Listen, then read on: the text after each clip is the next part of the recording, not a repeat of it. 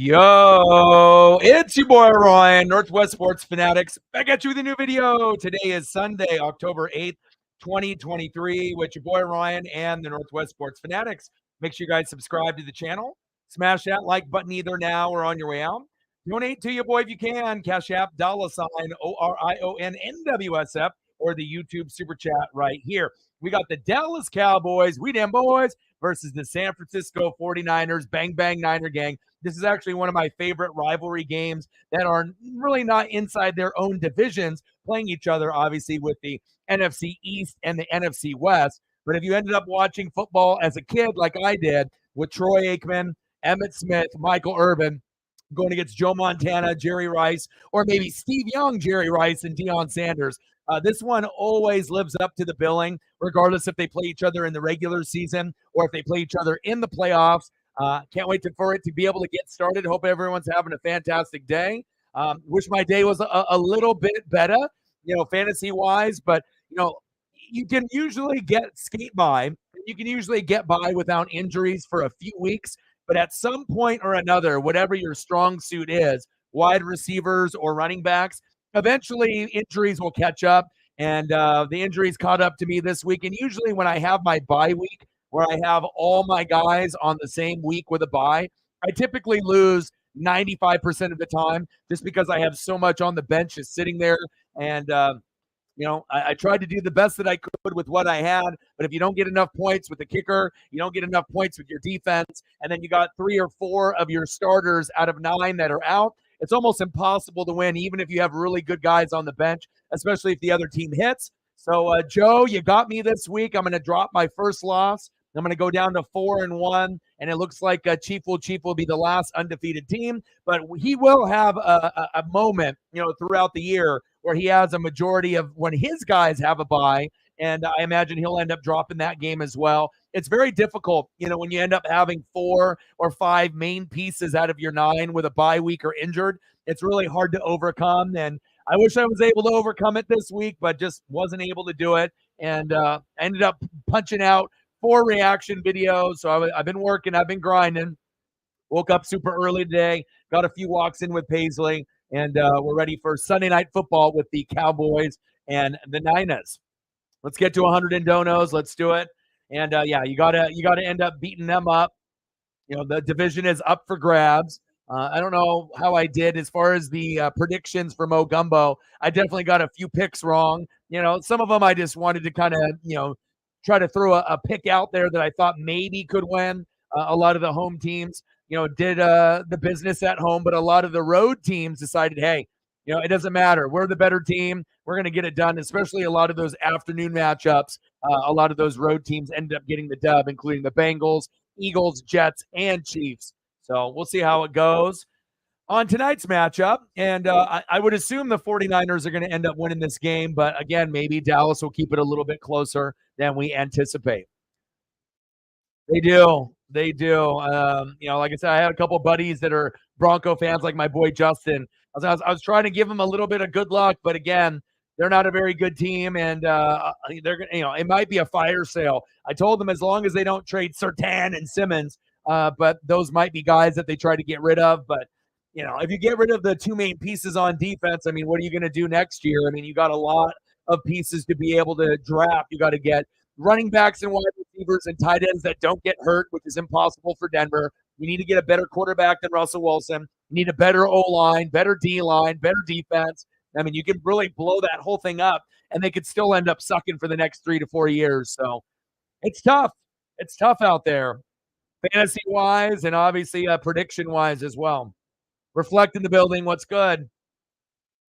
How are you doing, man? You ended up getting a pretty lineup, and it looks like the lineup that you chose. You got the dub. We got to get Sarah a dub in fantasy. This might be the first time she's ever done this bad in her life in fantasy. But again, if you don't have a good draft or you have people that get injured, shit happens. And I already knew that I was probably going to lose this week, and on top of that, not getting anything from my defense and my kicker. And it's not like I'm going to, give up my defense or give up my kicker just to be able to get 1 week so I can, I got to think long term and whatnot. And it didn't help that Jay Jetta has a hammy problem, and then he didn't get me any fucking points. And then I got fucking Rashad White, Amon-Ra St. Brown, Keenan Allen, and Mike Evans. So that's like 4 or 5 guys out of 9 that normally would be in my starting lineup, and sometimes you just can't recover. Mahomes didn't play well. Montgomery did good for me. Hollywood Brown did good for a filler. Laporta did great. Andrews did good. I had to go double tight ends, but I didn't get anything for my kicker, didn't get anything for my defense. Jay Jetta got hurt, and when you end up having those type of things that happen, and you go against a guy that has A.J. Brown, George Pickens, Alvin Kamara, and then you get 12 points from Gano. I mean, what can I say? There's just some things you can't recover from. And injuries, like I said, I haven't had any really significant ones, besides this week. And it bit me, And again, I had 3 running backs last year with Josh Jacobs, Nick Chubb, and Saquon Barkley, and I was able to use them pretty much the whole year without injury. But as you know, just because Saquon was injured, obviously this year, he wasn't injured last year. So it's kind of like injured, not injured, injured, not injured. And I got lucky last year. And I thought, well, I went wide receiver heavy. Things are going pretty good. I'm sitting at 4-0. Haven't really had any major injuries until Mike Evans, had a little bit of a hammy issue. And then that trickled over to Jay Jetta this week. So, and then Amon-Ra had an injury also on top of that. So it's like I got 3 of my 4 wide receivers with injuries that I normally play in my starting lineup. And what the fuck am I going to do? I mean, luckily I got Laporta and Andrews, but hopefully the hammies and the injuries from Mike Evans, Amon-Ra St. Brown, and Jay Jetta aren't serious. Otherwise, I'm going to start collecting some L's. I still think I'm going to make the playoffs, no doubt about that. But, it just sucks when you have guys get injured. And that's why it's so important to have depth. And even when you have incredible depth, sometimes that's still not enough to win when you end up having a majority of your lineup on a bye. Every, fantasy football player will have 1 week where they have a majority of their lineup on a bye. And I would say, 99% of the time, you're going to lose that matchup. It's too hard to overcome, regardless, if you're making 40, 50 moves up to this point. I typically make a lot of moves, but even with all the moves that I made, I'm not going to give up, certain pieces on my bench just for a 1 week flyer. And sometimes you just have to take the L and then move forward and hope that next week is going to be better. And then I peeked ahead and I looked ahead on the schedule. I'm going to have to play the number 1 team next week. So there is a possibility that I might draw 2 L's back to back, which is not ideal, but as long as you make the playoffs, that's really what matters. So I know the Rangers are the real deal. The Orioles are kind of the feel-good story, but that lack of experience kind of came back to bite them. And, it feels like it's going to be Astros, Rangers, and then we'll see if the Phillies can upset the Atlanta Braves. And I wouldn't be surprised if the Diamondbacks beat the Dodgers. I know my dad is probably a little shocked, but the Diamondbacks with Corbin Carroll have been playing pretty well. And it would be shocking, but it wouldn't be impossible. Allen in the building. What's good? Yeah, you can play tight end in the flex. You can play running back, wide receiver, or tight end. But I had no choice because I already had to put in Hollywood Brown for one of the other wide receivers. So it's like I didn't really have anyone else that I could even plug in. And if you want to go ahead and you want to have Ramondre Stevenson, you can have him. That guy's garbage. I'm not going to hang on to him. So he might end up being better throughout the year. But that whole scuffle about you wanting Ramondre Stevenson, you can fucking have him. He's terrible. I didn't play him. And the Patriots are some dog shit. And I know you have 6, 7, 8, 9, 10 running backs. And if you want to add Ramondre Stevenson on your fucking bench, you can have him because I'm dumping him after this week. And he might end up getting better throughout the year and putting up 10 points or more. But that Patriot team looks like shit. So I'm glad that I didn't play him, and whatnot. But I hate losing. I'm a fucking really competitive person. Most people know that. And I hate fucking losing, no matter what. And like I said, when you got Jay Jetta with a 5.8, Bills D with a 4, but then my other defenses, I couldn't use them, because I obviously had to give them up. And then I had either a choice between Maher and Moody, and they were both red matchups, number 1 or number 2. And even with that being said, I thought they would give me at least 6, not fucking 2 and a 4. And so even if I would have got 10 points out of the Bills, 10 points out of my kicker, I still would have lost this week. So, sometimes you just got to take your L. But again, not being able to play Amon-Ra St. Brown, Keenan Allen, Mike Evans, and Rashad White, that's just too much for me to overcome.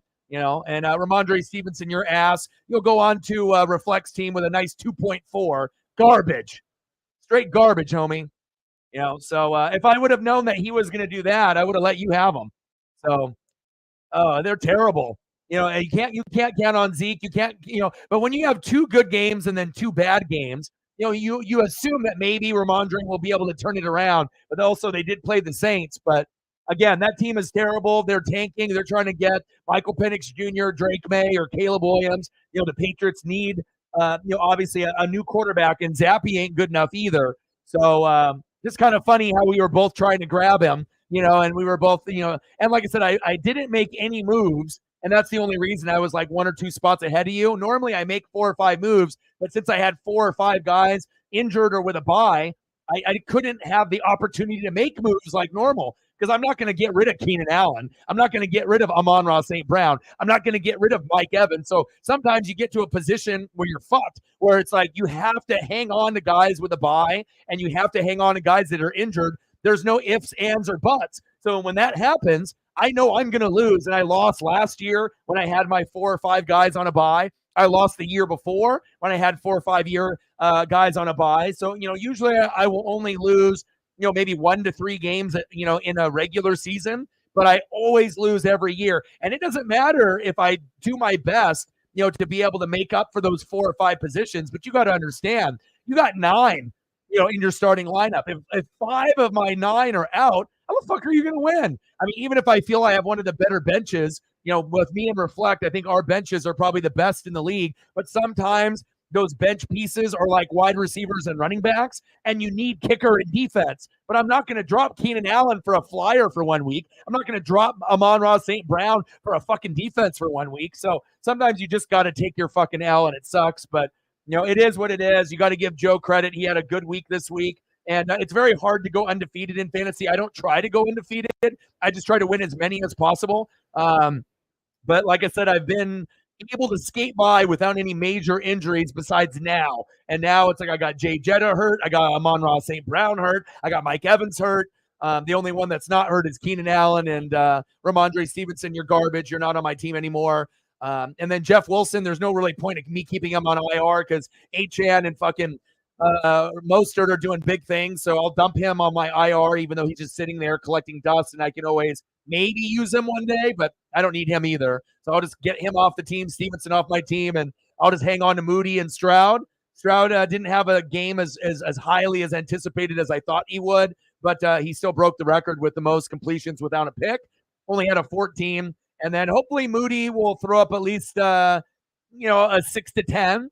Because I was considering about possibly dropping one of the kickers, and then that way I could, pick up some other pieces. But I don't know. When you have 2 top 5 kickers, it's kind of hard to drop one. You know what I mean? So it is what it is.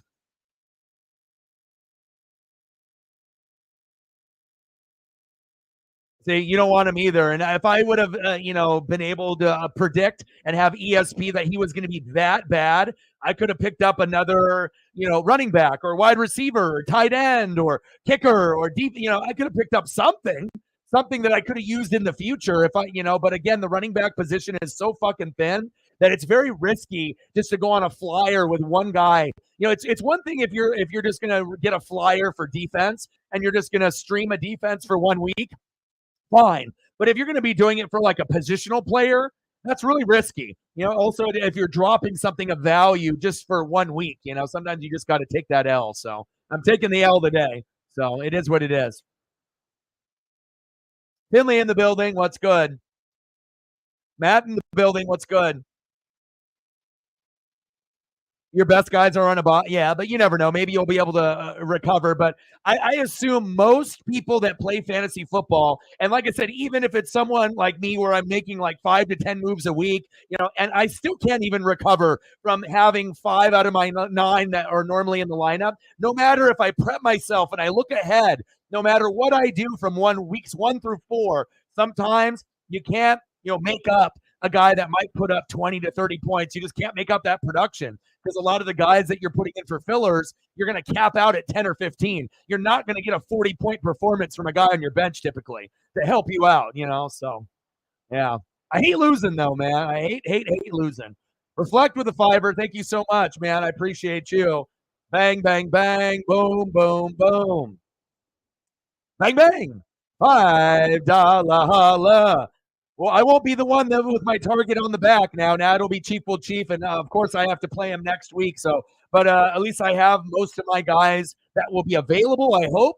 But again, if I don't get Jay Jetta or Amon-Ra St. Brown, I mean, what am I going to do? I mean, and Mike Evans might be hurt also, so I'll have to do what Hollywood Brown and Keenan Allen and hope that they can get me enough.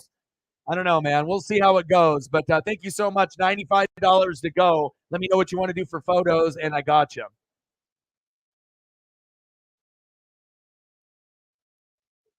Yeah, well, you got to understand with the Panthers, Finley, the team is bad. They're terrible. You know, your first pick in the draft. You can beat around the bush all you want. You were the number one pick like the Jags were, and even though they got the number one pick, they were number one the next year. And there's a good chance the Panthers might get the number, whatever, top five pick. Obviously you gave it up for Chicago and whatnot, but you're gonna need better players. But with that being said, at least Adam Thielen is doing something for you in fantasy. And Bryce Young, he's undersized. The O line isn't good. The running backs aren't good. Adam Thielen's been pretty good. Shark has been pretty good. Bryce Young at times has been good. Defense has been atrocious. Reich is terrible. So it's like you got a lot of terrible pieces, and you got a lot of holes that need to be filled, and younger players that you need to get. You don't even have a number one receiver. I mean, your number one receiver is Adam Thielen. Motherfucker is like 80. So it's like you need, new. You need like a DK Metcalf, AJ Brown for Bryce Young to throw to, a better running back than Miles Sanders, better O-line, get rid of Reich, more defensive pieces. You're not going to be good for a while. That's just the bottom line, and that's the honest truth. The Panthers, it may take 2 to 5 years for you guys to be in like wild card contention. And you just have to be able to be okay with that. And then you also have to be okay with Bryce maybe being a flop, and he might not pan out.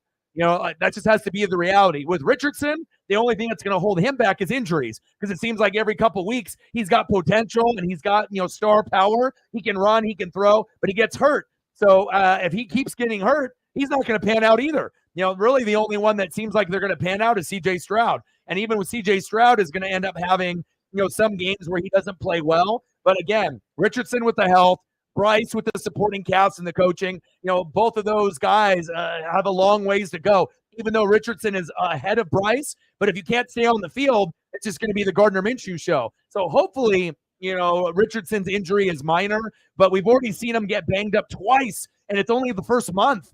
So that's not a good sign. If you're a Colts fan, you're like, okay, you're not durable. You got the Greg Oden syndrome. This is not good. And then Bryce is a little undersized. And again, the only way that the Panthers is going to work with Bryce is if you end up having an all-pro, Pro Bowl line like the Eagles or the Niners. And if you don't, Bryce will not pan out, period. They're going to end up having to look for someone else in like 2 to 4 years. And then Bryce will have to compete with that other quarterback, possibly get benched or traded. But it's too early now because all the pieces around him are not good. So, for now, it's going to be a year or two of shit football. And then hopefully you make the right adjustments to get the right coach in, the O-line built, better running back, better wide receivers, better tight end, better defense. I mean, you have a lot of holes. Like literally, you probably have like 17 holes out of the 21 starters that you need to replace and get someone better. So just keep that in mind. It sucks to be a Panthers fan, but you got the number one pick. No one thought the Panthers were going to win fucking 10 games. And if you're a Panther fan and thought that, shame on you.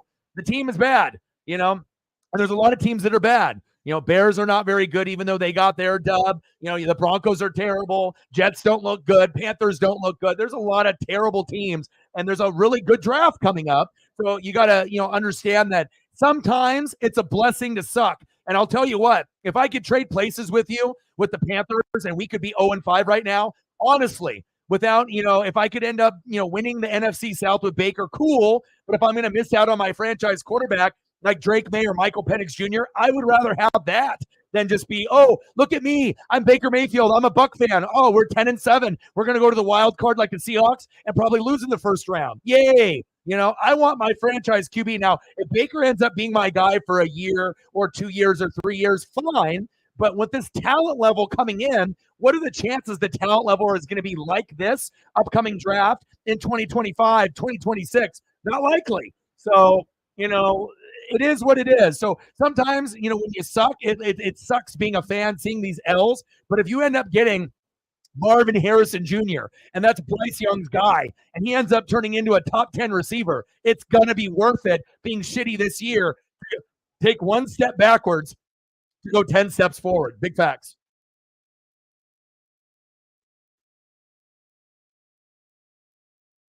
Yeah, we'll see. I think you're going to win. I mean, based off what you did, you got a very very good team. And I was looking at your team and my team. Your team and my team have the highest ranked players, top to bottom, than any other team in the league. So even our teams are better ranked than even Chief. Well, Chief, yeah, he might be undefeated. We might have a loss, but that doesn't mean necessarily his team is better. I feel like with him, Josh Allen, Devontae Adams, Christian McCaffrey, if he has an injury with one of those guys, you and me are going to leapfrog him. He's really banking on just those three. And then he's got, average to above average guys in the other six positions. I'm not intimidated by that team.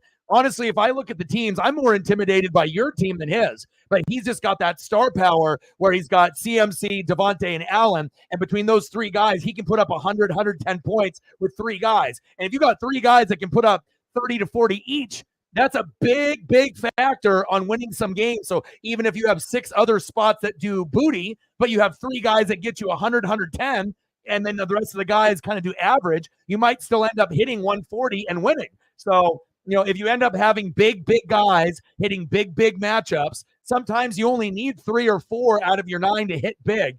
And we've seen Jamar Chase hit big.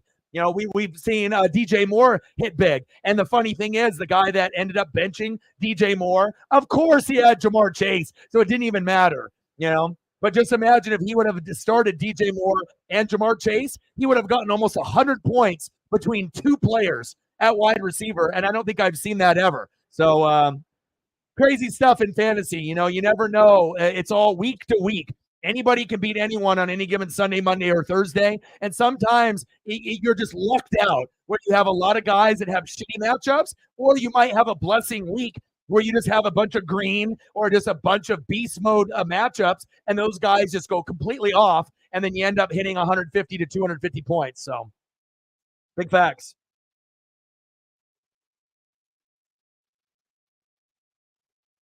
All right, baby, let's go. Predictions for the game. I got the Niners. Predict below what you guys think the score is going to be, or if you got a prediction. But I got Niners. Bang, bang, Niner gang all day, every day. Especially if I wasn't going to be a Buck fan, I would be a Niner fan. So obviously, if there's one team in the NFL that I root for, besides my own, it's the Niners, and it always has been. Big facts. And I'm a big Kyle Shanahan guy, and like I said, Brock Purdy is the truth.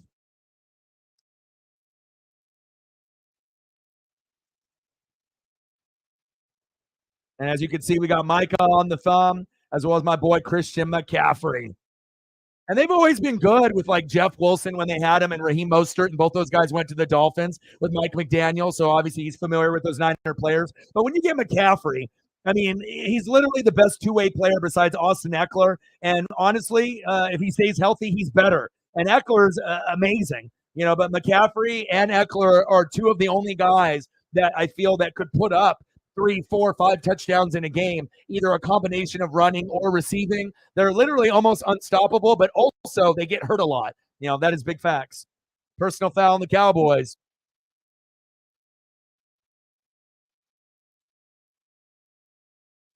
Yeah, but you had that nice play, to Tommy Tremble, Adam Thielen, and Thielen has been very underrated in fantasy. It's like, Adam Thielen, he's garbage. But if you actually look at his fantasy numbers, he's been money. Like, it would be kind of weird to be like, oh, my wide receiver 2 or my flex is Adam Thielen, and be like, oh, you're an idiot, until you actually look at the point totals, and you're like, holy shit, like, that's all Bryce can really go to. And respect, sometimes it's not about name recognition. It's just about who's playing well. Oh, Ayuk, let's go, baby. Yeah, and like I said, I don't claim the Niners, as my team, but like I said, if there's always been like, another team that I root for. Normally they'd be like an AFC team, but I mean, I enjoy watching the Chiefs, but not really so much this year with the whole Taylor Swift stuff. I don't mind watching the Eagles. I like Smash Mouth football, but I'm not going to claim them or any of their fan base. But again, if it's not Tampa, there's no other team that I root for week in and week out besides San Fran. So.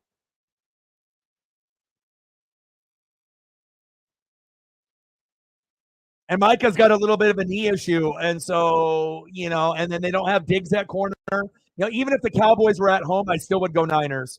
Like I said, the Niners and the Eagles are the two best teams in football, hands down. They have the balance. But again, if they're going to end up winning, right, they're going to have to end up beating that AFC Hall of Fame quarterback. And now with the Buffalo Bills, with all their injuries on defense, I don't know if the Bills are going to make the Super Bowl now. Because if Milano is out for the year, Tre'Davious White's out for the year, Patrick Mahomes, that defense looks like ass as well. I don't know who's going to come out of the AFC. And honestly, it could be a team like Miami, because if you think about it, Miami's defense isn't very good. But if the Chiefs' defense is still bootios, and then the Bills have all these injuries, like I would assume that most people would say Chiefs and Bills, and I agree with you. But if the defense keeps getting hurt more and more and more, and they can't stop anyone, this is going to be the year that the NFC wins the Super Bowl, 100%. Because you have way too many injuries on the AFC side, whether it be the Dolphins that represents, the Bills, the Chiefs. I don't have any comfort level, on any defense in the AFC at all. I don't give a shit if it's the Ravens. I don't give a shit if it's the Dolphins, the Chiefs, any team in the AFC. They don't have anything like the Eagles or the Niners defensively, or even the Cowboys for that matter. All the good teams that have defense and balance are in the NFC. And the only problem is they couldn't get any sack lunches or picks, right, last year. Is that a fumble by Debo? Flag on the play. You know what I mean? And again, as long as you get sack lunches and picks, you're going to be fine. They weren't able to do that last year. But this year, it's like injuries. So I think that there will be a pretty good chance, with these injuries, that Miami, Buffalo, 50-50. Miami, Kansas City, 50-50. And it maybe comes down to whoever has home field advantage to feed off the crowd. That might be the difference on who ends up representing the AFC. Unless you guys can think of another team besides those three that possibly could represent. Miami Dolphins, right? The Kansas City Chiefs, right? Or the Buffalo Bills. And I'm not really sure if the fourth or fifth team in the AFC has even a fucking chance. So their defense is not good, though. I mean, if Miami ended up beating those other two teams, they would get smoked in the Super Bowl. So that's why I'm feeling it could be an Eagle or Niners Super Bowl again. But again, if the Niners end up playing, anybody, and I was thinking it would be Buffalo, but it's like Tre'Davious White, bye-bye, Milano, bye-bye. It's like you're getting not only injuries that are a couple weeks, no, out for the year. So Bills defense, even though in fantasy they were ranked pretty high, I had them, they were ranked number 2, but they're going to start doing a downward spiral like I had them last year, and they were good for the first month, and then they went down the shitter the rest of the year because of injuries, and I think that's what's going to happen again, unfortunately. Halfback toss, 2nd down and 1, McCaffrey. But I would be 100% shocked if we get an AFC champion, Super Bowl champion this year. I'm pretty sure it's going to be Niners or Eagles this year, 100%.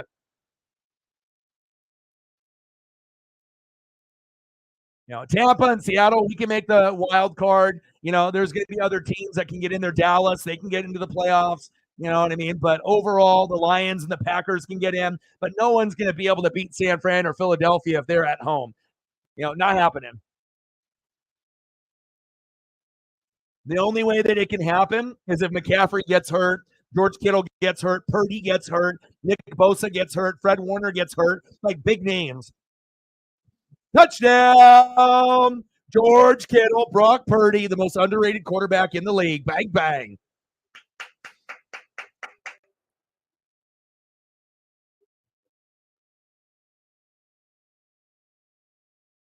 George Kittle, baby. And you're going against him, huh? So the only way that, let me look at fantasy, and George could put up 2 or 3 touchdowns tonight. I'm not trying to talk that into existence, but it could be one of those games where they, try to cover the wide receivers. Terrible defense by Dallas.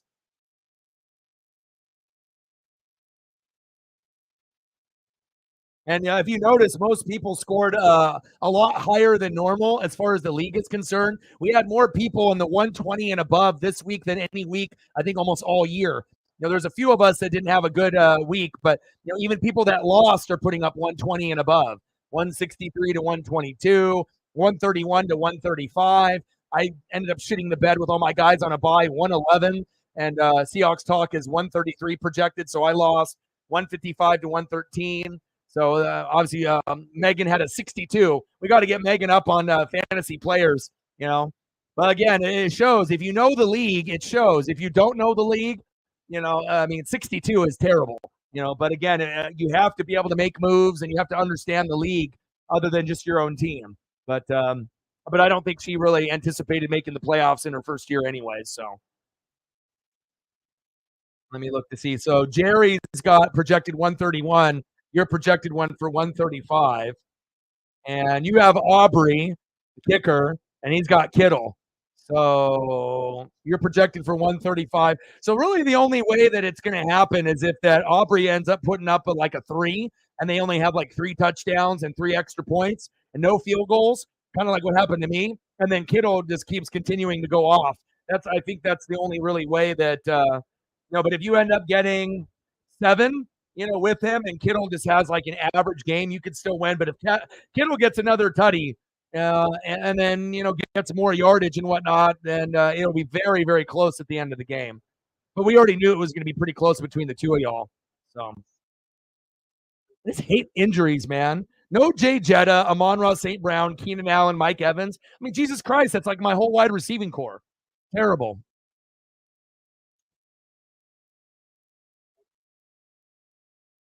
Yeah, we'll see. Like I said, Brock Purdy is super underrated, and we'll see how it goes. But you would think, with Aubrey, there's going to be at least a field goal opportunity, at least one. And then if it is only one in a few extra points, you got to hope it's a 40 or 50 yarder.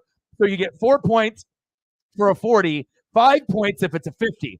And if Aubrey can hit a 50 and then get 3 extra points, touchdown, touchdown, touchdown, that puts you at 8, and then you're good. That's what I was actually hoping from Maher, and they fucked me, with 2 touchdowns, 2 extra points, and that was it. Thanks a lot, Rams. But again, I had a red number 1 and a red number 2 with Purdy, so I already knew I was kind of screwed this week with defense because I couldn't, and I couldn't pick up anybody else. Any defense that I wanted to pick up, I couldn't. So I was like, well, I guess I'm fucked this week, and that's just what happens. Well, there's a lot of bad teams in the NFL. I mean, I don't think it's just the Broncos. There's many, many teams that are terrible.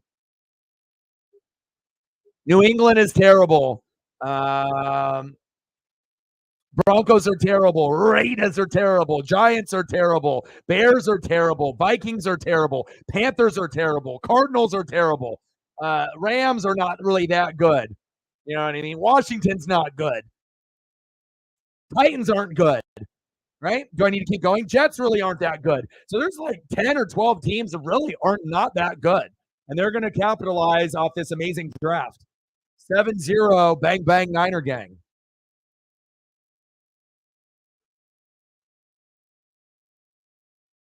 Yeah, and it's the first time that I ended up using Laporta and Mark Andrews.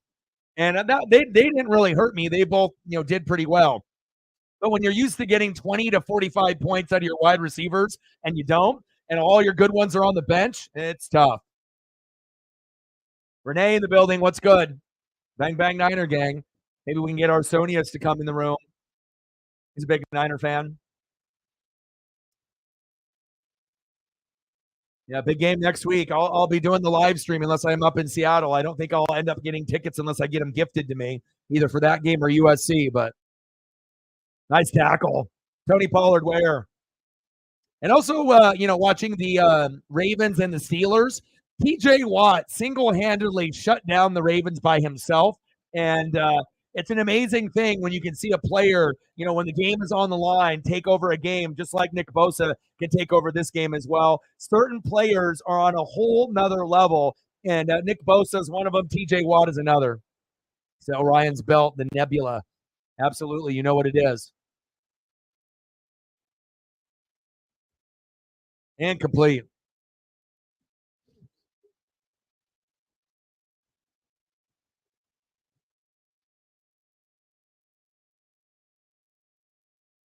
Yeah. I hear you reflect.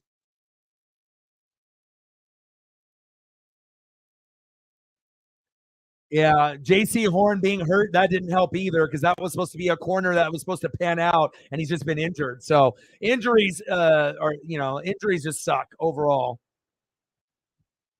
All right, Dak, floater, incomplete. And I think that we have to get to a point with Dak Prescott is that during the regular season, he's a pretty good quarterback. But as we get further in the year, he gets exposed. And I feel that, you can have like all these shiny weapons, around him. But ultimately, you're only going to go as far as Dak is going to take you. And Dak is limited. And he's gotten better from the 20 to the 20s, but still not a very good decision maker. He's a name. He's a Dak Prescott. He's a name. But at some point, you have to move on from Dak and try to get someone better. In my opinion, same thing with Mike McCarthy. The longer you hang on to Mike McCarthy and Dak, it's like being in a bad relationship that's toxic. I've been in a couple, right? And it's not good. You know that there's no love there anymore. It's terrible. It's just like a roommate situation. And it's just toxic, toxic, toxic all day, every day. And at some point, you have to make a hard decision and you got to move on. And if you actually can move on while Dan Quinn is still there and get someone better, then you might actually be able to make the playoffs, win a game, get to the NFC Championship, and then maybe, make the Cowboys fans' dreams come true and get to a fucking Super Bowl. But it's not going to be with Dak and it's not going to be with Mike McCarthy. And I know Cowboy fans, might not want me to say that, but that's the honest truth. I really don't think that Dak is it. I've had plenty of years to evaluate him with the offensive line, just like Zeke wasn't it. Zeke was a product of the offensive line having 3 Hall of Famers. And every year past his rookie year, he declined. So could he be a guy that could still get you 1,000 yards and get you 10 tutties? Yeah, but there could be someone that's better. But until they build the line, keep getting the defense better pieces, get a better coach, play caller, and a better quarterback, you're only going to be that team that wins 8, 9, 10, 11 games every year. When you underachieve, you're going to be 8 and 9, 9 and 8. When you end up overachieving, you're going to end up being 10 to 13 wins. But through and through, the same thing is going to happen every single year. Just like when Cowboy fans think they're going to win the Super Bowl, you're going to get to the playoffs, lose in the first round. Think you're going to go to the Super Bowl and end up 9 and 8. And it's just going to repeat itself over and over and over. It's just repeating. And, you can't repeat the same actions and think you're going to get a different result. So that's my kind of a breakdown I feel with, the Cowboys. I think they're a good football team, kind of like Tampa and Seattle, but a good football team will get smashed by a great football team or an elite football team like the Niners and the Eagles. And that's 100% fact. So, yep, I agree. Name teams that are inconsistent half the league.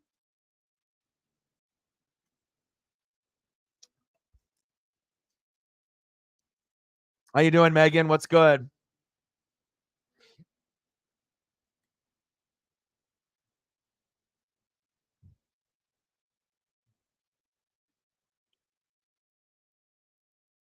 Yeah. Well, you know what? At this point, Finley, the defense isn't really stopping a nosebleed, so you may have to get rid of Burns and Horn and Dante Jackson. But the thing is, if you're going to get rid of Spider Burns and you're going to get a pick, you have to hit on that pick, because if you pick a person that doesn't pan out, like a JC Horn again, then it's going to set you guys back another 3 or 4 or 5 years. So you just have to understand that the Panthers are going to be in the running to be a bottom 5 team for probably the next 3 years. And if you guys can get the right draft picks in place, you'll be able to turn it around, but I think that even if Richardson was on the Panthers, he would struggle. If he ended up having CJ Stroud, he would struggle too. So it's not just like, oh, Bryce sucks, you know what I mean? Because he's undersized, and it's like, the coach and the supporting cast, everything they got there isn't good. So the same criticisms that Bryce is getting, CJ Stroud would get, even though he play a little bit better, in my opinion. And Richardson would play a little bit better also, but he would get hurt just like he is also on the Colts. So I'm not really sure if any of those 3 quarterbacks are going to turn into like franchise guys. I hope they do, but if Richardson keeps getting hurt, he won't. If Bryce doesn't get better coaching and supporting cast, he won't. And the one that looks like they will, CJ Stroud, they have probably the best supporting cast up to this point. But if things get injured, what's going to happen to CJ? We'll have to wait to see if that happens. So, but the quarterbacks, obviously, in this year's draft coming up, look like they're going to be better than last year's. And then the year before, we only had one guy that panned out, Trevor Lawrence, and then another guy in Justin Fields that maybe will pan out. Plays good and then plays terrible. Plays good, plays terrible. So Shows you how hard it is really to pan out in the NFL at quarterback. It's not easy. I think Steichen is a good fit. And like I said, you just need better supporting cast, better wide receivers, better tight end, better O line, better defense. But I think he is the right fit for the team. You just have to pray that Richardson stays healthy. And if he stays healthy and you guys can get a wide receiver one and get some more O line and defense, yeah, the Colts should be able to compete for that division. In the AFC South, it's pretty much up for grabs. So I would still say that that it's going to be between the Jags, the Colts, and the Texans. The Titans have 0% chance. You know what I mean? But the other three teams, the winner of the division might end up only getting 9 wins, or 10. So that's a good thing, I guess, if you're the Colts or the Texans. So that way, if you drop a few games, the Jags aren't going to win 14. So it's not like you have to worry about looking up at them. You guys are all kind of in the same group with each other. And then if the Titans get lucky, they might not be able to knock off a couple of those teams, that the Colts are rivaled with, to get you a little bit closer. So it's a team sport, No, Colts used to be one of the best O-lines in the NFL. They're nowhere near what they used to be. Niners O-line is good. Eagles O-line is good. Now, they have names, but they haven't produced in the last couple years like they used to. And they've had some injuries on the line, but Quentin Nelson is not Quentin Nelson anymore. But they are better this year than last year. So I will give them that. But they're not as dominant as years past where you were like, ooh, they're one of the best O-lines in football. Someone can look up their rank, see what they're ranked this season. But, it doesn't seem like they're much better than last year. But I wouldn't say like they're a dominant O-line. They're definitely above average. I'm not sure if they're in the top 12. I would assume they would be. But again, a lot of teams have been struggling with O-line play and with injuries this year. So, yeah, consistency is everything. Yeah. But if he keeps playing well, we'll see how it goes. Not good for Jonathan Taylor fantasy owners, though, with Zach Moss.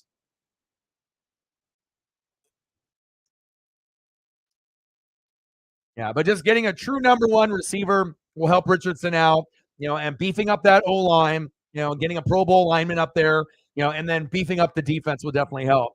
Michael in the building, what's good? Fly, Eagles, fly, brother.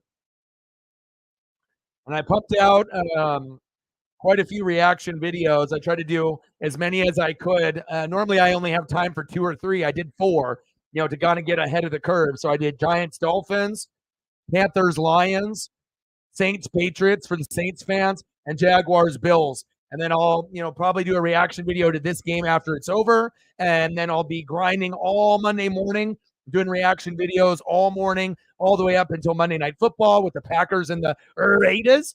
And then we'll do more reaction videos on Tuesday. And then after I do that, we'll end up doing baseball on Tuesday and Wednesday night. And then we'll go back to Thursday Night Football on Thursday. So Monday Night Football, Raiders and Packers. And then on Tuesday, we'll end up doing the Orioles and Rangers at 5. And Texas is up 2-0, but we'll see what happens on Tuesday. If they end up going up 3-0, it's a high possibility. I was hoping the Orioles would be able to play well, but the Rangers are hot like the Phillies. And then on Wednesday, we will end up doing probably Dodgers Diamondbacks because it's on at 6. That way I can at least see Corbin Carroll, unless we do the Orioles and Rangers at 4. But I'll kind of touch base with Sarah, and we'll see which one we decide to do. Shotgun set, Dak. And, I think Dak is a good quarterback. But, again, how many years in a row are we going to label him a top 10 or top 12 quarterback? But some of the simple things he doesn't do good at. And you would think after you've played 2 years, 3 years, 4 years, 5 years, eventually you would, get better. And some things in his game he's gotten better. But I feel he doesn't process information that well. He really relies on the running game to carry him and the defense. And also, too, he's not really that good a thrower of the football in clutch situations, in my opinion. A lot of the balls that he throws are high, low, not really in the target zone of the receiver or tight end. So I still think that he can win 10 to 13 games almost every single year, but we know what happens. Plays good in September and October, and then in November and December, he starts to fade as the cold weather starts to approach. And then when he goes to the playoffs, he kind of nuts up, and if anybody chokes in the NFL, it's Dak Prescott. I hate to say it, but, I think he's like a popular quarterback. He's a good quarterback, but he's not an elite quarterback. He's never going to be top 5. 12 noon, you know what time it is? Time for Nick Bosa sack lunch. Yum, yum, yum, yum, yum, yum. Game changer, Nick Bosa. Bosa bomb, baby. Bosa's like TJ Watt. They're unguardable. You know what I'm saying? And like I said, there's other quarterbacks out there like the Brock Purdy's, but again, if you don't have a Dan Quinn on the offense, you have booty-ass Mike McCarthy. Now, if you would have had Sean Payton there with Dan Quinn, got rid of Dak, right, and brought someone else that was better or even a lower name that doesn't turn the football over, then Dallas would go further. But they're so enamored with Jerry Jones and these certain players that it was political. And if you got rid of Zeke, it's about time you got rid of Dak. How many years in a row are you going to continue to do the same thing and fail over and over again? Why? Because he's a popular name and he's got marketing deals and whatnot. And he's Dak Prescott. You got to grow up, And the thing is, as long as Jerry's alive and Jerry's running the team and McCarthy's there and Dak is there, the same shit is going to repeat itself over and over, and it sucks. I feel bad for Allen and a lot of the Cowboy fans, but you have to realize, like, when the Cowboys are at the peak is when they have 3 offensive linemen or more that are above average or Pro Bowl, All-Pro status or Hall of Fame status. If you don't got 3, you're not going to be a good football team. You got to have a better quarterback, better head coach, better play caller, and then a defense. I don't really think you need to have too much improvement there. The defense and Dan Quinn, Micah Parsons has been pretty good. Really, Dallas's only problem on defense is injuries. Now, they have names that step up, and it's usually guys like, like Diggs that get hurt like unexpectedly, and then it hurts the team. But other than that, the defense I have no problems with whatsoever. The Cowboy defense is money. I'm a defensive guy. That's actually one part of the team that I love. Dan Quinn, Micah Parsons, love the defense. But special teams, quarterback, offensive line. Do I love CeeDee Lamb? Absolutely. I love CD. But the thing is CD doesn't get the ball enough to be able to put up top 10 numbers or top 8 numbers. If you had a better quarterback, CeeDee Lamb would be in the same category up there with like Jamar Chase and Jay Jetta, Tyreek, Devontae Adams, in my opinion. But you got a guy that's kind of just an average, above average quarterback where his popularity is bigger than his actual talent scale. So, and it shows you if you have someone like a Kyle Shanahan, he can beat you with a Brock Purdy. He doesn't need to have a popular name. He just gets a guy that doesn't turn the football over. Big facts.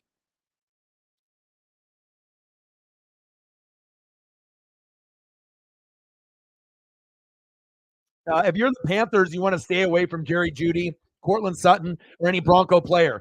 You have to understand certain players from certain teams are injury prone. So anybody that's a Charger, right, besides Justin Herbert, and anybody that's a Bronco, you have to stay away. Because if you get a Javonte Williams, a Cortland Sutton, a Jerry Jeudy, a Dulcich, a Russell Wilson, Bradley Chubb, Von Miller, all these guys get hurt. Mike Williams, Keenan Allen, Austin Eckler, Justin Herbert, Khalil Mack, Asante Samuel Jr., Joey Bosa. It's like these guys have talent, but all they do is get hurt over. It's like a bunch of fucking Greg Odens out there. And I'm sick of it. I hate it, man. I hate when guys get hurt. Well, it's true, though, right? I feel that fans need to hear it because I still think he's a good quarterback, but he's not great or elite. He's never going to be top 5. He's, rarely going to be top 8. Oh, so I'm going to get on time. It is top 5. Yum, yum, yum, yum, yum. And like I said, I think he's a great regular season quarterback, but when it comes into the clutch, I can't trust Dak. I would never bet on a game with the Cowboys, with Dak, as a quarterback in the playoffs. I just wouldn't do it because he's always interception prone, fumble prone, decision-making is not good, and he's had many years to fix those issues, and he continuously makes the same problems and same decisions over and over. And part of it is the OC, part of it's McCarthy, and part of it is the O-line isn't as good as it was in Zeke's rookie year. You remember that when they had 3 Hall of Fame linemen? That's a fucking wet dream. You know what I'm saying? And that's why everyone's like, oh my God, Zeke, the Ohio State University, he's so good, right? And then you saw him decline every single year, and you're like, damn, maybe it wasn't Zeke, but everyone thought it was because yum, yum, yum, yum, yum. He's always in the media. But the offensive line was actually good, not necessarily Zeke. He took advantage of a lot of the carries and the looks and getting more than Pollard, getting all the shit on the goal line, you know? I mean, all you got to do is lean forward sometimes and you get a touchdown. So, yeah, Dak is probably, the most popular game manager in football. And I know some people wouldn't agree with that. But again, once they get rid of the coach, Jerry Jones, McCarthy, and Dak, and if you got, better pieces, like imagine if you had John Lynch running that squad and you put Kyle Shanahan there and you had Brock Purdy on the Cowboys, you swapped, Jerry Jones, boom, you got Lynch there, Shanahan there, Brock Purdy there. I guarantee that they would win way more games and they would be way more effective moving forward. And that's just with three pieces, But again, they're the Cowboys is more of like it's a show, it's a movie. It's like they want to make money, not really win Super Bowls. You know what I'm saying? It feels like their priorities are a little out of whack.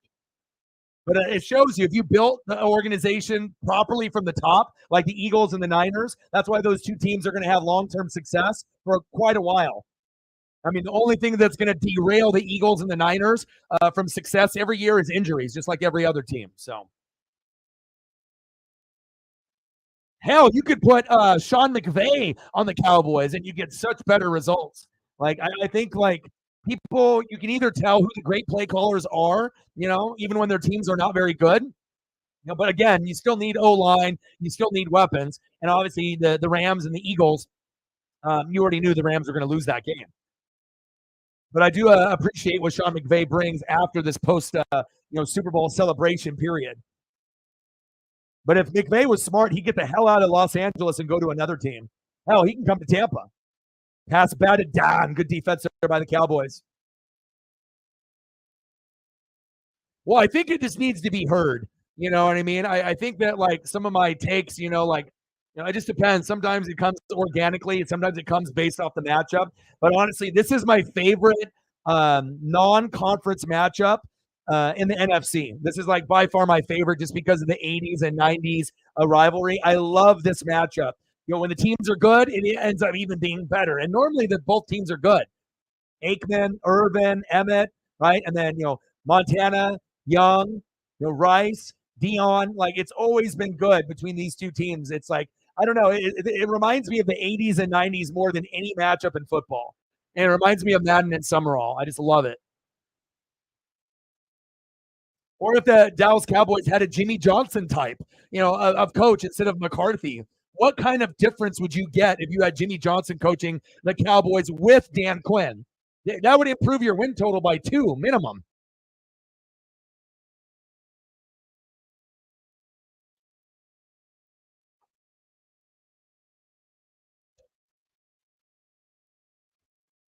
Every AFC West player gets hurt. A lot of them do.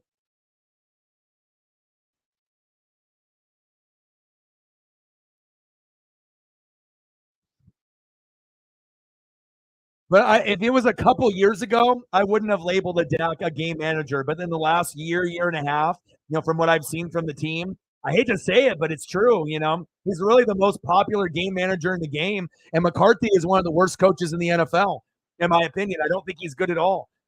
I mean, I think he's just a product of, the success that's around him. There's so many weapons in front of him. You know what I mean? There's so many shitty football teams. He's just kind of, able to keep his job because the talent level is there. But when it comes to the playoffs, that's when they nut up and they fail.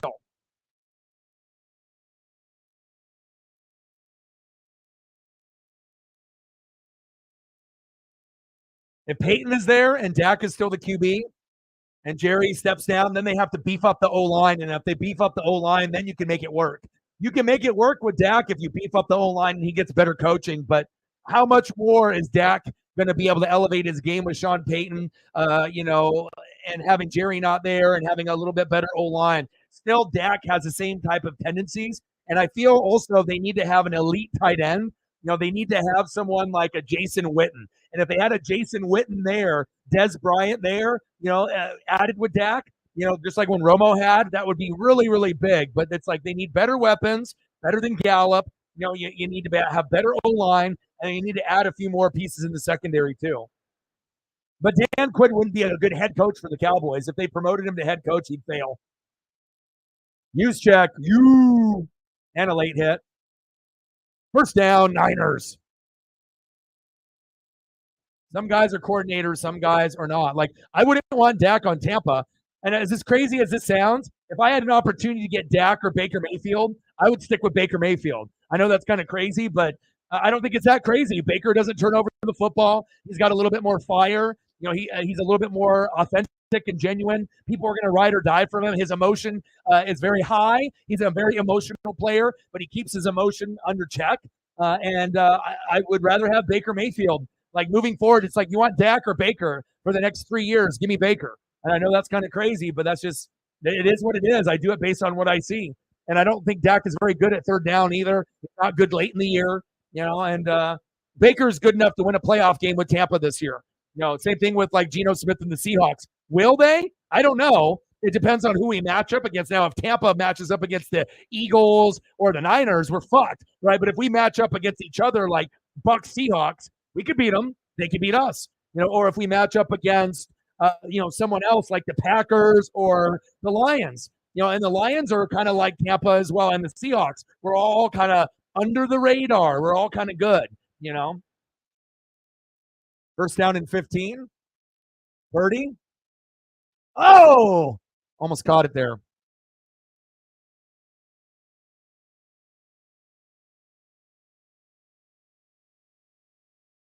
Got to get those likes up.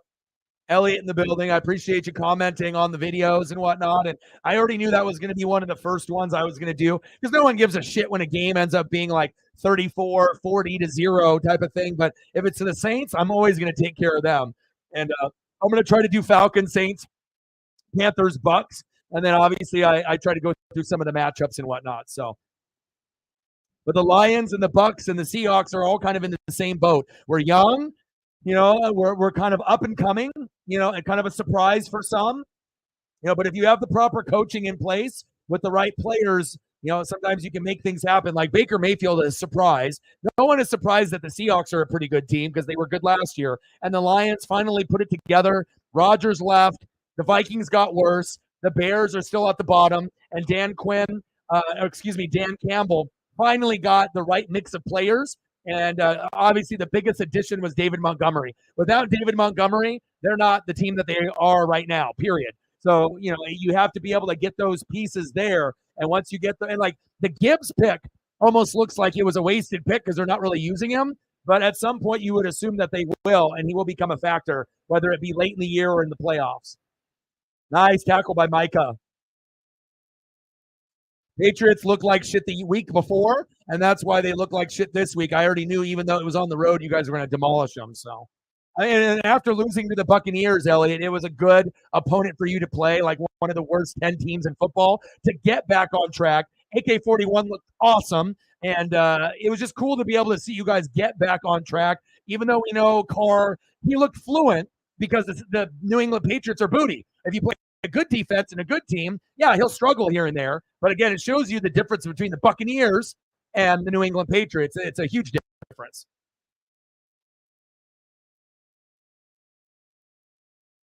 I mean, New England is going to be trying to get Drake May. I assume because, they like to be able to try to go for those Caucasian quarterbacks. So I would assume Drake May is the number one guy on Belichick's radar. Not that Bill Belichick wouldn't take a brother quarterback.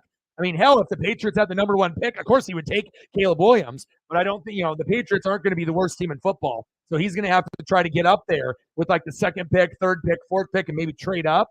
And I think Drake May actually would be a good fit for the Patriots. But the only problem is Drake May is not going to want to go to the fucking Patriots. You know what I mean? There's nothing there for him. Because a lot of the bad teams are just really, really fucking bad. Like a lot of the bad teams in the bottom 10 don't look like they're going to get any better anytime soon. That sucks.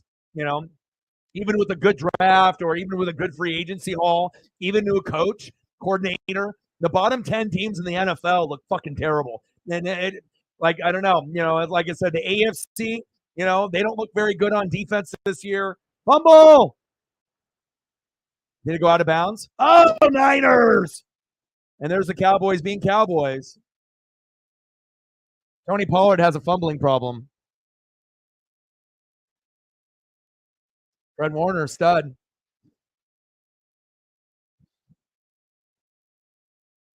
Yep, I agree. Yeah, if Judon played, he would have sacked Lunch Carr at least 2 or 3 times. He is the best player. He probably is the best player on the New England Patriots, like, period. And then they don't have Christian Gonzalez, so he's out for the year. So they were missing out on a lot, and you took advantage. So, but again, for Bill Belichick, he don't care if he can get Drake May, and then build around him properly. But the only problem is, by the time he builds that squad enough for Drake May is already going to be in his like 3rd or 4th year, and maybe they move on from him. If they end up getting a quarterback like that. But there might be another team that sucks worse than the Patriots that scoops out Drake May. I mean, like I said, there's a lot of bad teams that are going to be tanking. Oh, that's a recovery. 5 doll hairs. Let's get to a hundo so your boy doesn't have to eat chicken nuggets.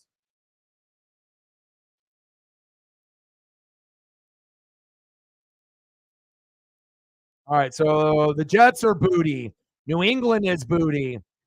The Bengals are at the bottom, but that whole division is kind of neck and neck. And then you got the Titans are booty.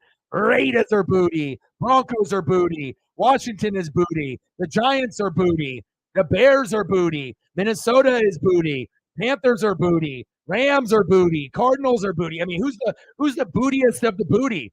The Panthers? The Giants? Raiders or Broncos? I mean, who is the bootiest of the booty? The Patriots? I mean, it's got to come down to either the Patriots, the Broncos, the Raiders, the Giants, the Bears, Minnesota, Panthers, or the Cardinals. I mean, that's a lot of teams that could be arguably the worst team in football. That's not a good sign, but I guess it is a good sign when you have all these good players coming in. And I was just hoping that Tampa Bay would be joining those teams, but I guess not. So, well, yeah, of course they're inconsistent. They're young. They have injuries and they're young. You got Jordan Love. You got guys with Aaron Jones and Christian Watson, Romeo Dobbs, guys that I like, but they always have injuries with Bakhtiari. Offensive line's always hurt, right? Jordan Love is young, right? Even though he's been sitting behind Aaron Rodgers. The wide receivers always get hurt. Line always gets hurt. Defense always gets hurt. And Jair Alexander always gets hurt. So it's like you got good players on the Packers, but the thing is like they've had their time, and the Lions are going to pass them. The only thing the Packers can hope for is if they get the wild card, get to 10 wins, and then they end up losing to somebody. It'll be the same kind of scenario probably with the Packers and then the Buccaneers and the Seahawks. I think the Lions are in the upper echelon. The Lions are with the Eagles and the Niners, in my opinion, this year. It's like if I'm doing like a pecking order, Niners, Eagles, and I would say Lions are the 3rd best team in the NFC. And that was Marquise Colston, correct?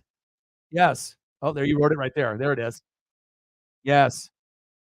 AK-41. And then he was injured all pretty much last year, and then he had the suspension. Imagine if AK didn't have the suspension trying to curb stomp the dude in the fucking elevator with his boys. That was stupid, Fumble recovery, baby.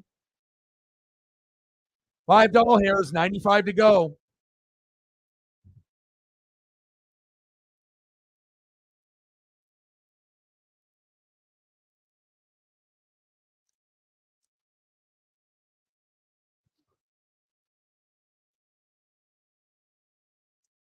Warner, Talanoa Hufanga, Nick Bosa. Name 3 better players on each level on defense. Very difficult.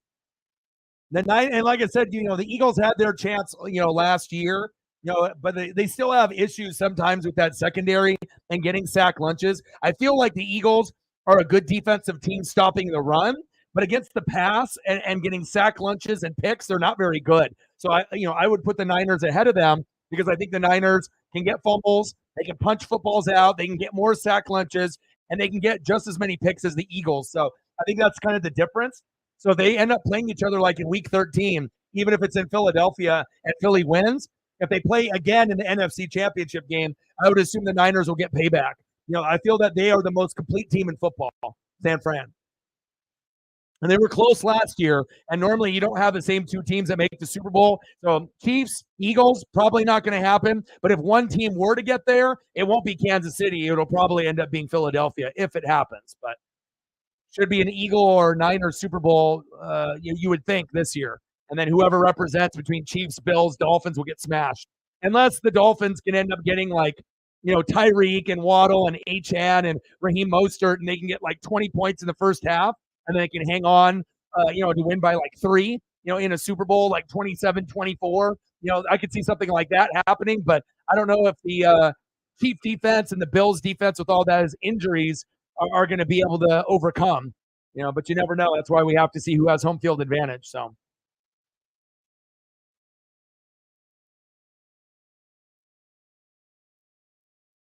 yeah, Hawks are good. Hawks are good, but based on the product that you've seen overall, like if you see every game that you've watched of the Lions and Hawks, who's the better team? You might have beat them one-on-one, but who's the better team? No one is going to say Seattle's better than Detroit.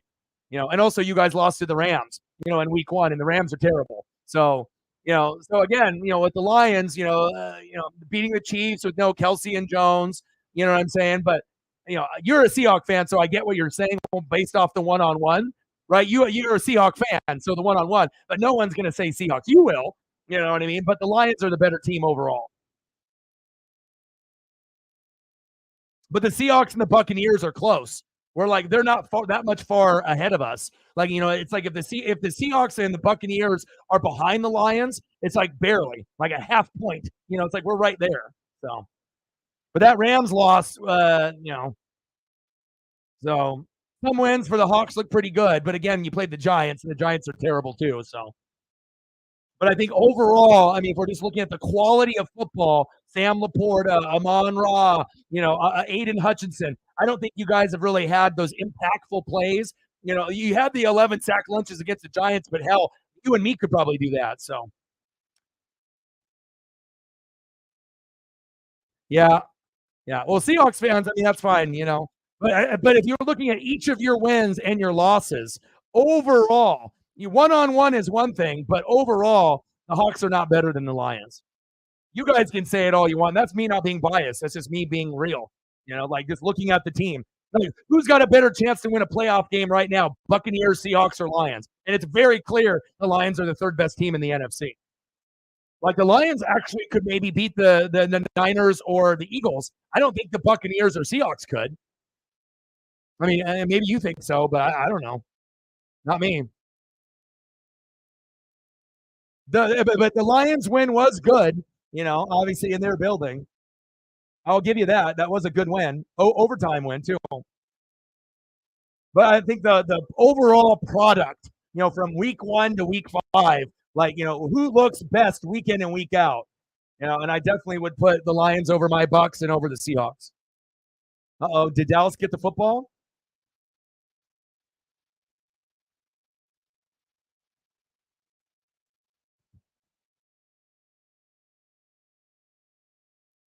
Yeah, but even in years past with Chris Jones and Kelsey, right? In years past, the Lions would have lost that game 99% of the time.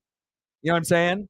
So it's like, getting David Montgomery was a really, really big thing. Like, offensive line has been very, very good with Penei Sewell and Ragnow. You got two studs up there up front. Josh Reynolds has emerged as a very underrated receiver, like Nico Collins for the Texans. Aiden Hutchinson, you guys don't have anybody on the defense like Aiden either. Like a game changer on the line. So I'm just saying, if you ask 100 fans of the NFL that aren't Seahawks fans on who they think that is the third best team in the NFC, I don't think anyone says Bucks or Seahawks. Yeah, he's not as good as Aiden Hutchinson though. But you guys got some dogs though.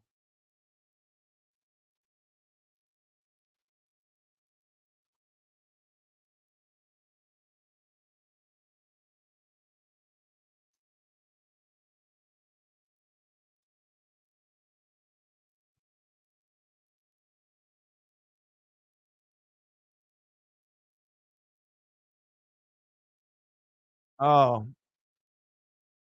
fumble for McCaffrey. Oh, yeah. Geno ain't going nowhere.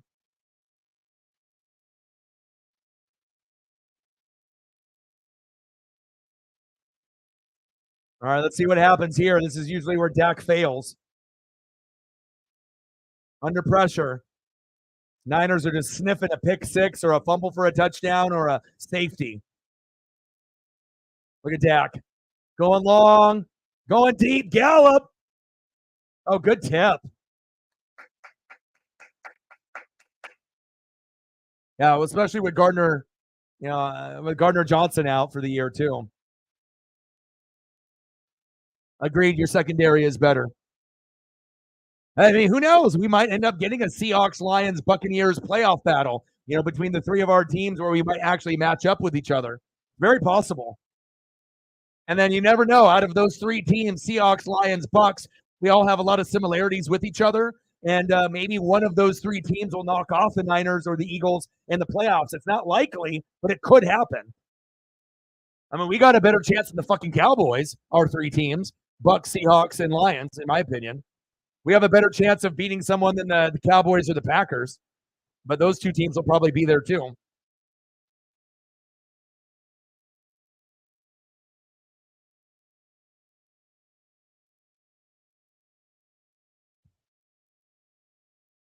Yeah, no Dalvin Cook, no Adam Thielen, offensive line, defense terrible.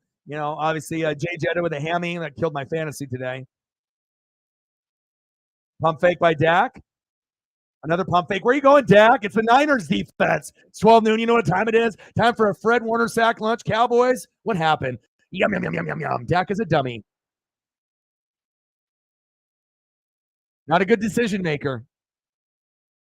I mean, I'd rather have Geno Smith than have Dak. I'd rather have Baker than Dak. I'd rather have there's a lot of guys. I don't know if I would say I'd rather have Jordan Love than Dak. That might be a stretch. I don't think I would go that route. Definitely Jared Goff over Dak. Dak over Carr, Dak over Kirk Cousins. Maybe going over those guys, but that's not really saying a whole lot. Trevor Lawrence over Dak. There's quite a few. So it's like, it puts Dak like around 10 to 13. Nice return.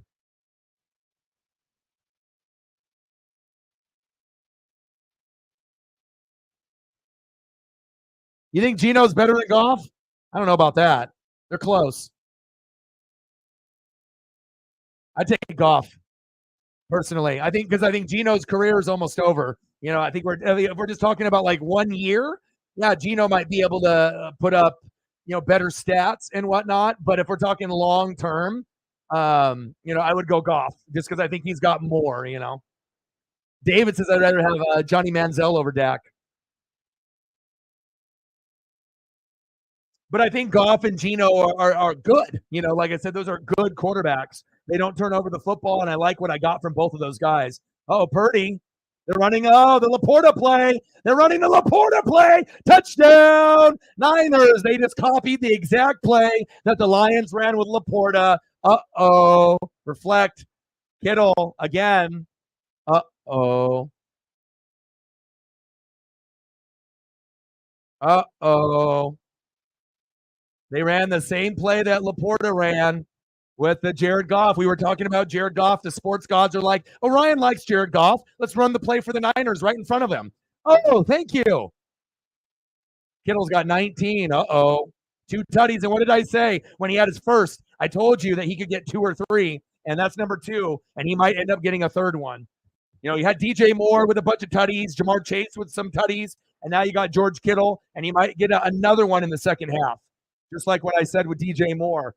Sometimes you can kind of have that feeling, and Reflex kind of had that feeling too. That's crazy that they ran that same exact play, but Kyle Shanahan is fucking smart, He knows. Moody with only 2 points in fantasy wouldn't have helped me out either. Now it's 140 to 134. Aubrey's got nothing. That's tough. And like I said, you picked up Aubrey, and I ended up picking up a couple kickers too. After the draft, I ended up getting Maher and Moody, and it just sucks when you have a hard matchup. When you end up only getting like 2 points. 2 points is nothing. Like you're not even going to kick a field goal, and then now the Cowboys are down. So they're probably not going to be kicking that many field goals unless it just happens to happen. They're going to be trying to get field goals and whatnot. So, yeah, let them know.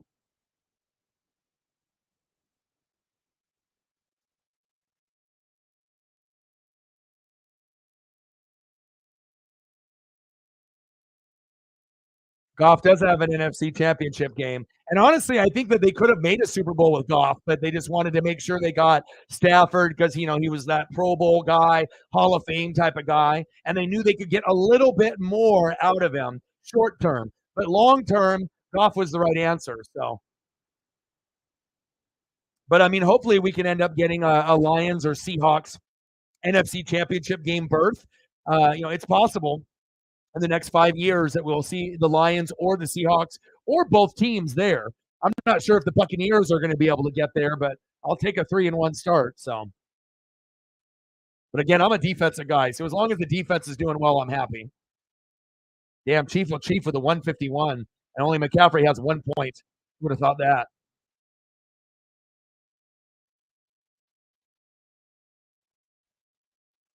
Go Faux King money, right? He had Jamar Chase with 52, and then on his bench he had DJ Moore with 49. He could have had 100 points with two guys. That's crazy. I don't think I've ever seen that before. Two wide receivers that combined for 100. Wild.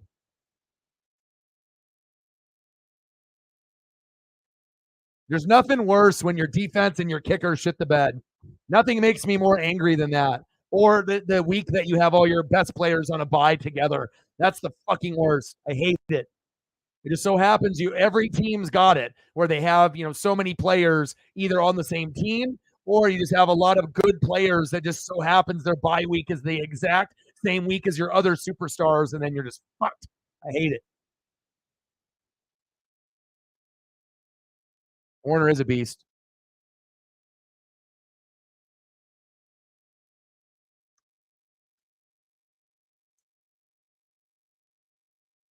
Cowboy defense versus the Chargers. Where's the game being played? In Dallas or in LA?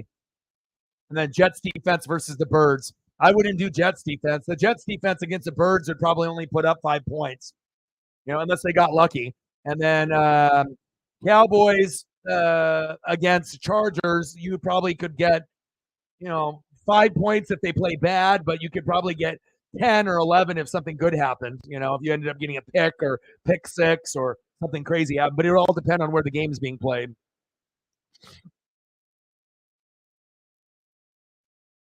That'll do it. And when you end up getting, 20 to 35 points from your kicker and defense, you typically win every week. That's usually the deciding factor. So even if you have a couple guys shit the bed, tight end put up 2, wide receiver put up 4, but if you have 30, with your kicker and defense, that'll make up for the bullshit that you had up above. So, and the only problem is like when you have 4 or 5 guys that are starters on your bench, you can't make moves for those other weak spots because you don't want to take a flyer for 1 week. It's like, oh, I'm going to get rid of Keenan Allen for a defense that probably won't even get me points. Not happening. 36 from ETN. Yeah, he had a monster game.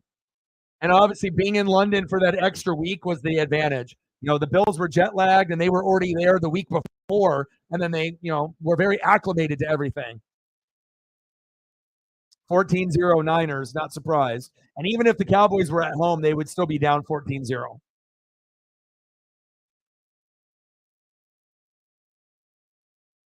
I just hate losing, man. I hate it. And all 4 of my wide receivers have to be like either hurt or on a bye. I can't handle that.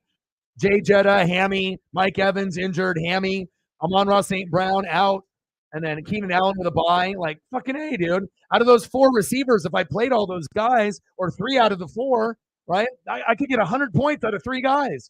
Gone. I couldn't even use them. Terrible.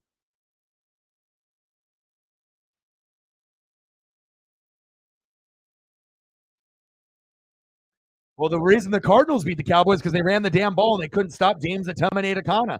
And then Dobbs was making the good throws after that. If you can't stop the run, then you're going to end up losing the game, period. And, James Akana isn't the best running back in the league, but at times he'll play like a top 12 running back, sometimes like a top 5. Not every week, but he can put up top five, statistics from, week in, week out, here and there, depending on if they go to him heavy. Just like Hollywood Brown, he can put up probably better stats with Kyler if Kyler's healthy, but Dobbs is going to go to him a lot, Hollywood Brown, and they're going to hand the ball off to James Atemaneta-Kana. Jet sweep, hit him. First down, Cowboys.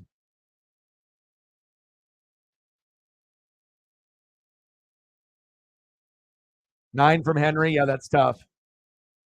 5 from Jay Jetta. Yeah, it's terrible, man. Can't predict injuries whatsoever. Brandon Cook's on the screen, and your boy got cooked in fantasy this week. Tush push. First down, Cowboys.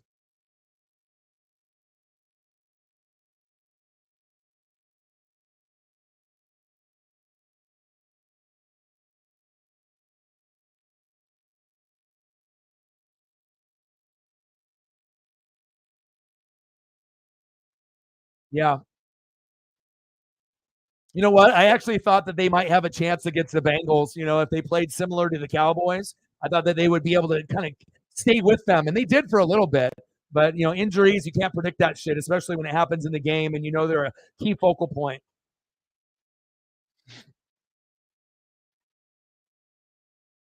But reflect, in the playoffs, it's going to be you, it's going to be me, it's going to be Chief Will Chief, right? And it's going to be probably Jerry. The team that you might lose to. Those are probably going to be the 4 teams that get in, unless someone that's below that gets on a fucking tear.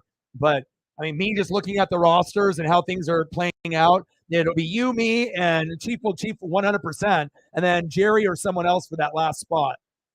But your team is built too strong, and so is mine. You know what I mean? Like we have if you look at my roster, I don't have anybody that's ranked lower than 25th on my roster. If you guys look at your rosters, you guys have people, not necessarily you reflect, but other people have like 60th ranked guy, 55th ranked guy. You don't win fantasy by having fucking guys ranked that fucking low. You have to have as many top 25 players on your roster. And I literally have nobody ranked lower than 25. And if it's ranked 25, it's probably a running back, like a Jalen Warren or like a Rashad White. But as far as everything else, kickers, defense, starting wide receivers, quarterback, that's how you end up winning. You collectively get the most top 10 players, and if you have, many, many top 10 in your starting lineup, chances are you're going to fuck up the other team. And, usually that's what you got to do. But I think some people don't look at that, and that's going to be their bad. If you don't look at those stats, then you're going to lose in fantasy every single year. You have to make sure you're utilizing all the tabs. And if you don't, then you'll realize, but I got number 10, number 10, number 25, number 2, number 19, number 3, number 5, number 2, number 2. That's just in my starting lineup. I have a 19 and a 25, and everything else is top 10, 7 spots, right? And on my bench, 12, 22, 3, 10, 5, 12, 23. That's how you end up being 4-0, but now I'm going to be 4-1. So, yeah, we'll see. But like I said, based off rankings, no other team is ranked on my level besides yours. Reflect, everyone else's is not even close. It's like you might have some top 5 players, but then you got some fucking top 46, 38. You're never going to win in fantasy when you got guys ranked in the 30s, 40s, 50s, and 60s, unless it's someone that is like injured and they're just playing, But if it's like you got guys on your roster that you're not touching, and they're ranked that low, why? Why the fuck do you have those guys on your team? Why didn't you substitute those ranked number 40 and grab someone on the wire that was ranked 24th and throw them in and substitute them? You can't just continuously have shit players on your bench and on your starting lineup and think you're going to overcome that. It just doesn't fucking happen.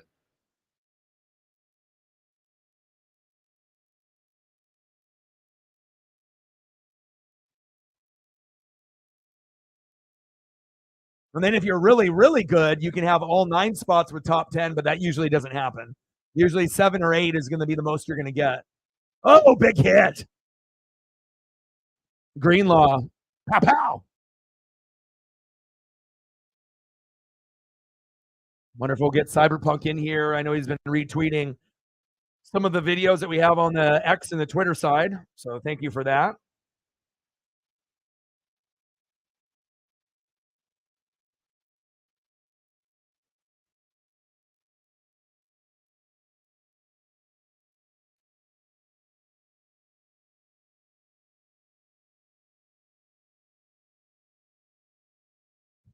Yeah, you got some fantastic numbers from your team this week. And like I said, the only reason I know who's ranked what because I fucking spy on all your guys' teams. I know exactly when you guys have your bye. I know exactly what players you have, what you have on the bench, what your needs are moving forward. Like that's how you end up taking your fantasy game to another level.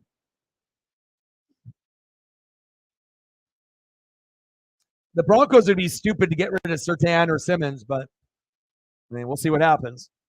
I mean, if they want to give up Jerry Jeudy and Cortland Sutton and Javonte Williams and all those other guys, fuck it. Those guys really aren't that good anyways. They're injury prone. They have talent, but they get injured all the time. The key pieces that you do not want to move if you're Denver are Surtain and Simmons because you're not going to replicate those players ever. Touchdown, Cowboys! There we go. There we go, Dak. Beautiful throw. One of the best throws I've seen from Dak in the last 5 years. Beautiful to put them back into the game. There we go. I'm glad we actually have something for the Cowboys there. Turpin, he's like, you know what? I'll end up doing punt return, kick return. He's like, well, instead of doing punt return, kick return, how about you just run deep and we'll throw it to you like Dion? Boom, shakalaka, and it worked. It's just doing like a Deion Sanders thing. And it's really cool on Twitter X. They've been showing a lot of the Dion footage when he was on the Niners and the Cowboys. It's one of the coolest highlight reels. I typically like or retweet it when I see it. But it gives me that vibe, from back in the 80s and 90s when the Cowboys and Niners ran football.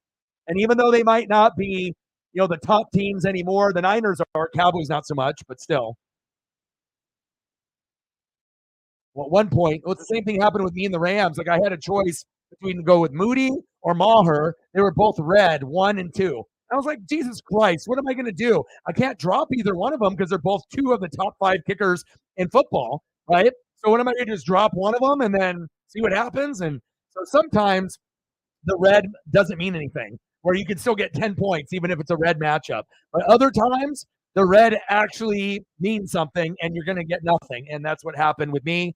And it looks like it might happen with Reflect, but maybe you can get at least like a 50-yard field goal to get you 5 and, maybe, be a little bit closer than you think. So.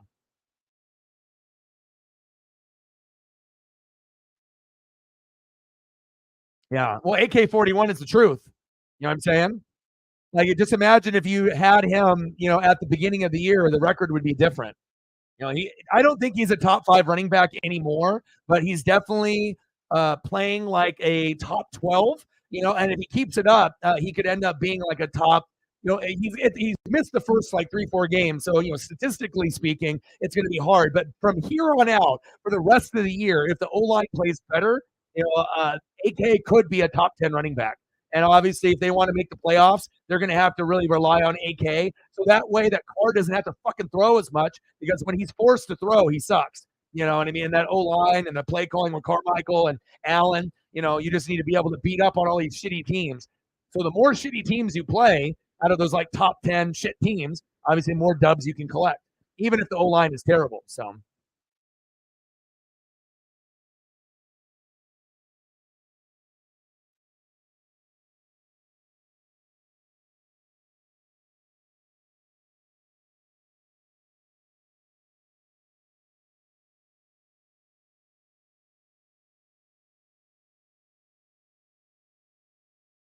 Nice touchdown by the Cowboys to make it not like over. Like I want to make sure that we're actually having a fun time and it's not just like a complete blowout. AG in the building. What's good?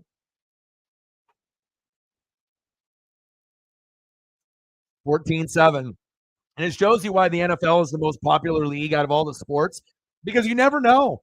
Like even the shitty teams can beat the elite teams. You can't say that in the NBA. You can't say that in MLB. You can't say that in the NHL.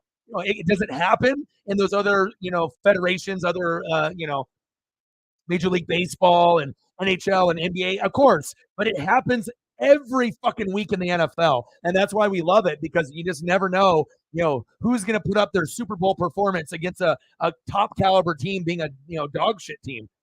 Cardinals beating the Cowboys, like what? But that shit happens often. A guy in the building, Raiders. You going to beat the Packers tomorrow or what? What's going on with the Raiders? And is it going to be Jimmy G or are we going to get the Rook? Twins have no shot. They're done.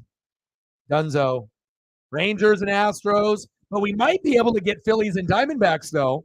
Right? We might, Rangers are hot, though. After they beat the Mariners, I kind of knew that, that the Orioles might be out of their element there.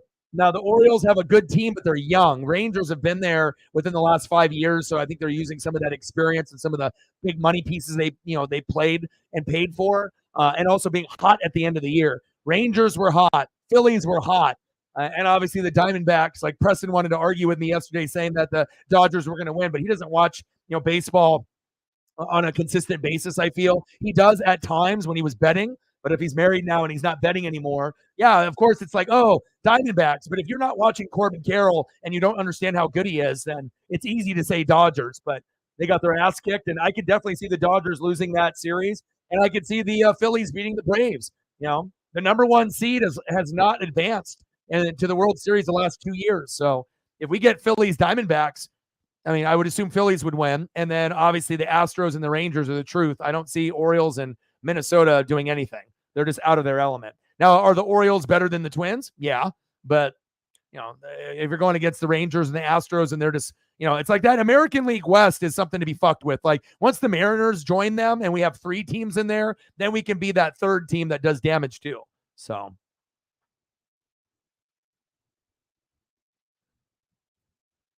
But you don't want to fuck with the American League West.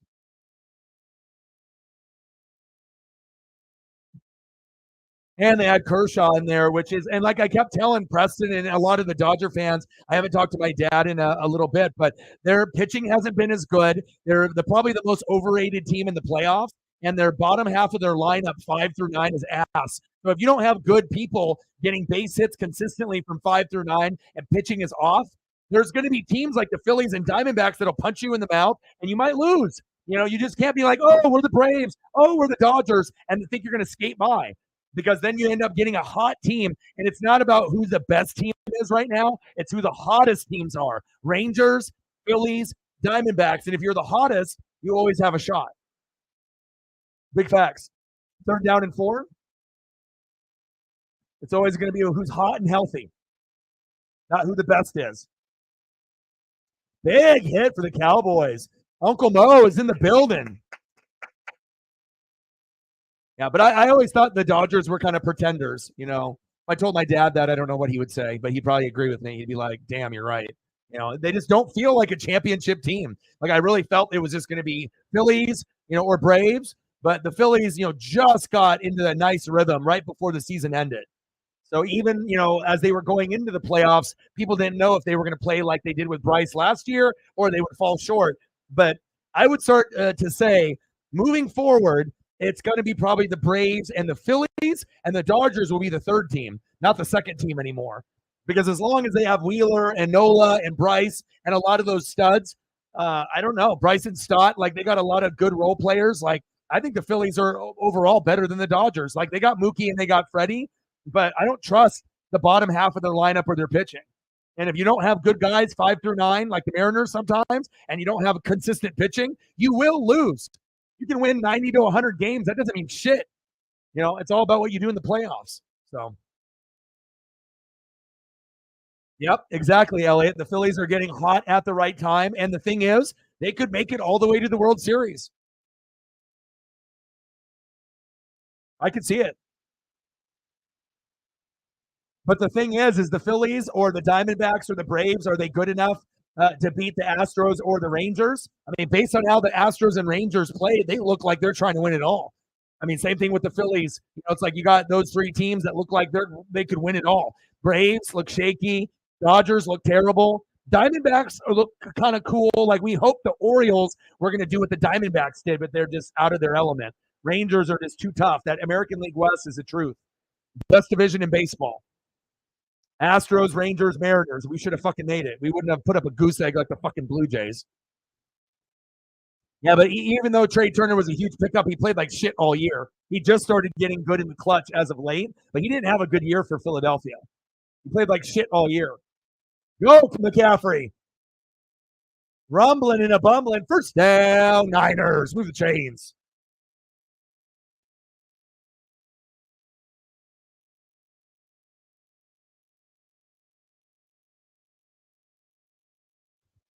Yeah, but one thing about Trey Turner is he always plays big in big moments.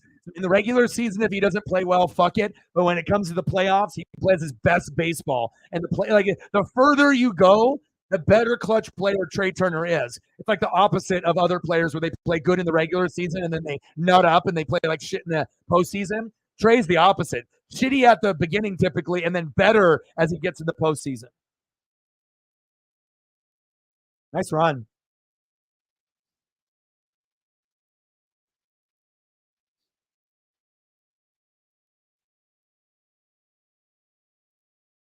Yeah, but I think that once the Mariners figure out what we need to reflect, that's going to be the best division in baseball for many, many years. Obviously we know, the A's are going to be some dog shit and whatnot, Angels too. But Mariners, Astros, Rangers, it's going to get to a point where all three teams make the playoffs every single year. But we're just not there yet.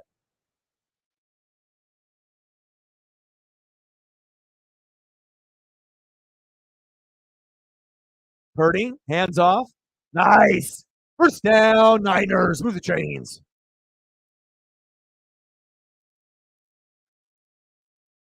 Goats, where are you? It's a good matchup, too.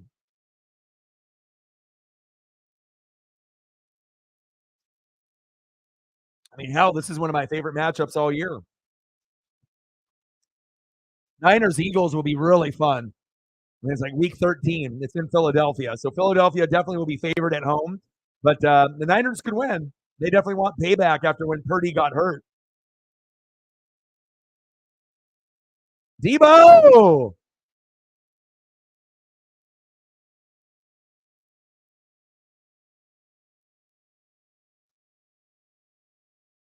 100% I agree with you. Yeah, but it seems like Dipoto is the cheapest, mofo on planet Earth. You know what I'm saying? Reflect with another fiver. Appreciate you. We're at 10. 10-piece nugget. 90 to go. 90 nuggets to go. Bang, bang, bang. Boom, boom, boom. Bang, bang. Appreciate you. Appreciate the people that are loyal to this channel that didn't disappear. Big facts. Handoff. Touchdown, Niners. 14 straight games with a tutty. Christian McCaffrey, he's kind of good. As long as he stays healthy, that gives them a little bit of an advantage over the Philadelphia Eagles, unless it comes to be in Philadelphia for the NFC Championship game. $10 hairs. Let's get to a hundo. Loyalty means everything to me. The honesty, the loyalty, the respect. It means a lot. We need more mod representation, and hopefully we can end up gaining some new goats. Still haven't been able to really get into the algorithm with the reaction videos. Usually it's about 1 or 2 a week. I'll take that. We at least hit the 20,000 sub mark, so I can't complain there. We actually got over. But if we were in the algorithm more, where I had like 5 or 6 of the videos that hit the algorithm, then the subs would be much, much higher, and then we might be able to get some, goats out of that. But again, some people that just watch reaction videos, they don't do live streams, like they're allergic or something. Like they don't realize that live streams are cool. Like all they do is just watch reaction videos and that's it. So you are. I wish others were. You know, it's one thing for like popularity, but like we actually have something like really, really special here. It's either you either realize it or you don't, but I got a lot of people on YouTube are sheep, and they just go where the popular people are, you know what I mean? Which is that's just bottom line. They see a popular channel and they sometimes they'll just sub to it just because they're popular, even if they don't even know the host or the content, you know. That's just what out of the 140 million channels that are out there. That's just something that we're going to have to, deal with. But again, I'll still continue to grind, doing many, many different things, and eventually we'll have our time. We're going to have to be like the Niners or the Buffalo Bills. Like there's going to be all these other channels or all these other teams ahead of us, but at some point, it's going to be our time. At some point, it'll be us.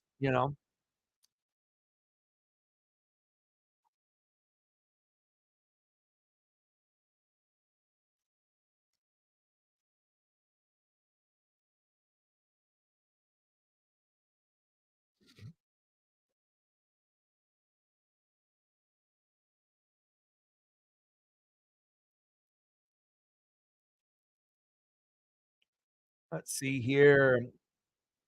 Twins, Astros 5-0. I love that. Rangers 11, Orioles 8. And then Monday, we got Phillies, Braves. Will the Phillies win again? Let me see who's pitching tomorrow. Max Fried and Zach Wheeler. Woo, shit. Like if the Braves lose that game, it's over. If you don't win with Max Fried, it's over. And then the Diamondbacks and the Dodgers, and it is Miller versus Gallen. Ooh. I could see the Diamondbacks actually winning that series. I really could. And then on Tuesday, we got Astros Twins at 1, Orioles Rangers at 5. So we'll do that game at 5. And then on Wednesday, we have 4 games. Astros Twins at 11, Braves Phillies at 2, Orioles Rangers at 4, and Dodgers Diamondbacks. So on Wednesday, what would you guys rather do? Orioles Rangers at 4 or do Dodgers Diamondbacks at 6? I guess it depends what the series is at that point.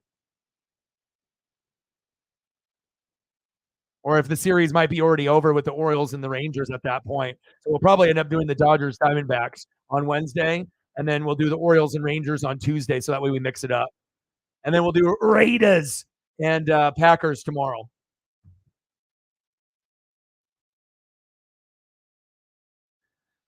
Yeah, yeah. There's a lot of terrible teams in the NFL right now. Hopefully, you can end up, getting something out of it.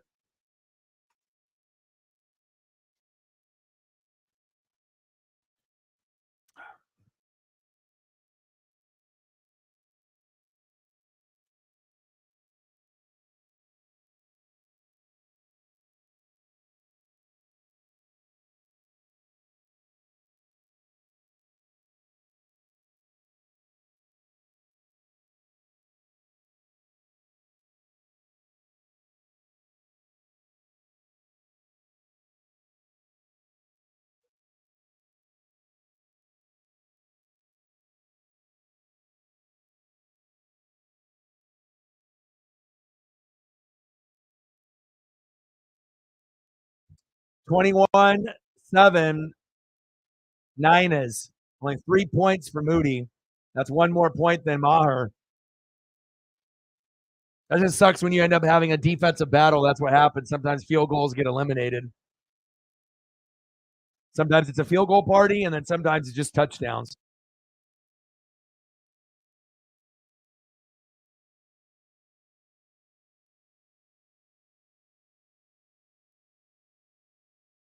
Isaiah Oliver covering the shit out of CeeDee Lamb because Dak ain't a good quarterback.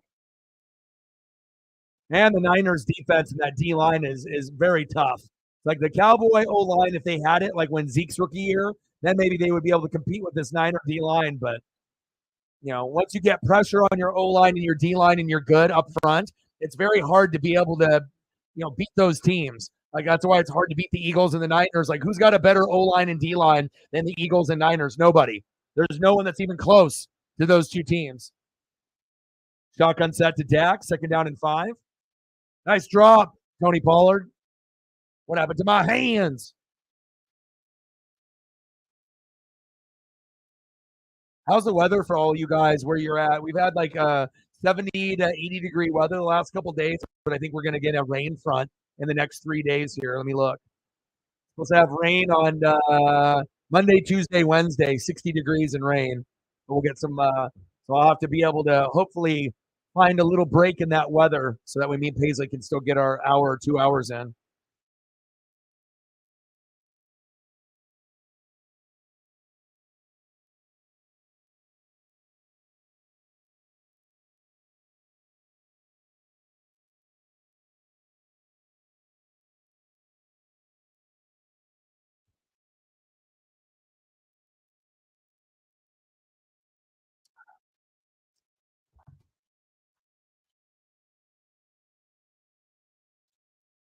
So I think that's what we're going to do. I'm going to look at the schedule. So we're going to do, I'll be doing obviously reaction video to this, and then I'll do reaction videos in the morning, try to pump out as many as I can.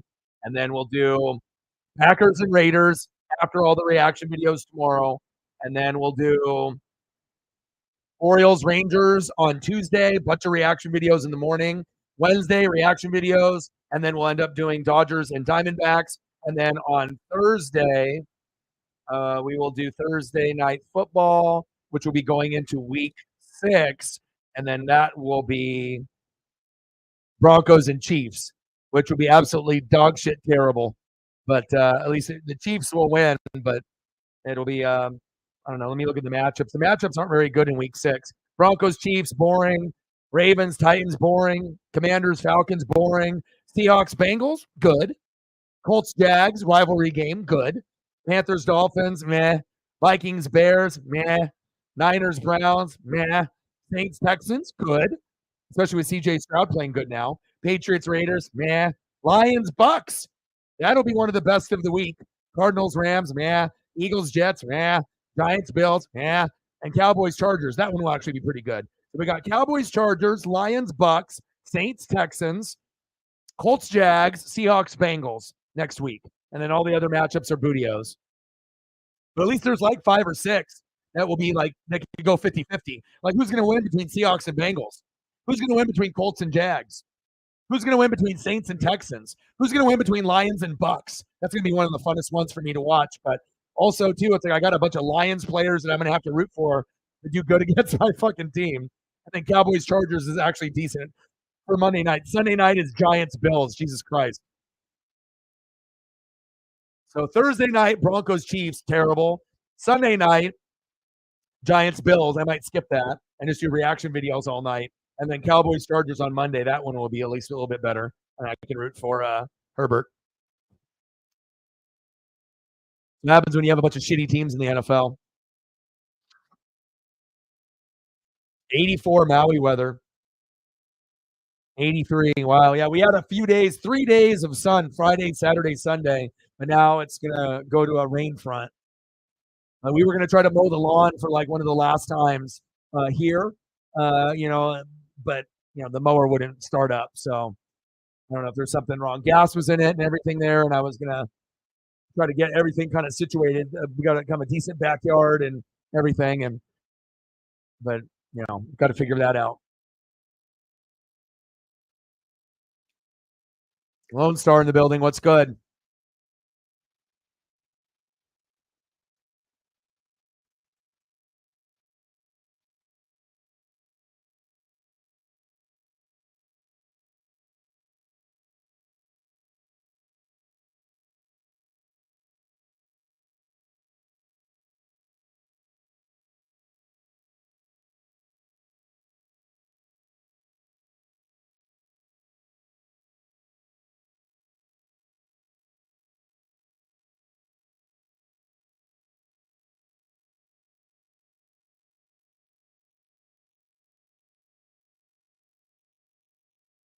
TD in each of the last 14 games for the Niners. And again, being able to get a player better than Raheem Mostert and Jeff Wilson, they needed that. They needed to improve the quarterback from Jimmy G. And even though Purdy isn't necessarily McCaffrey, if you look at Purdy's stats, a lot of his statistics going into this game were number one, for quarterbacks. So it shows you Kyle Shanahan likes guys that don't turn over the football, that can make the throws. And they just lucked out with the whole Trey Lance situation. But it really doesn't surprise me, just because Kyle Shanahan can develop players very, very well. Just didn't work out with the Trey Lance.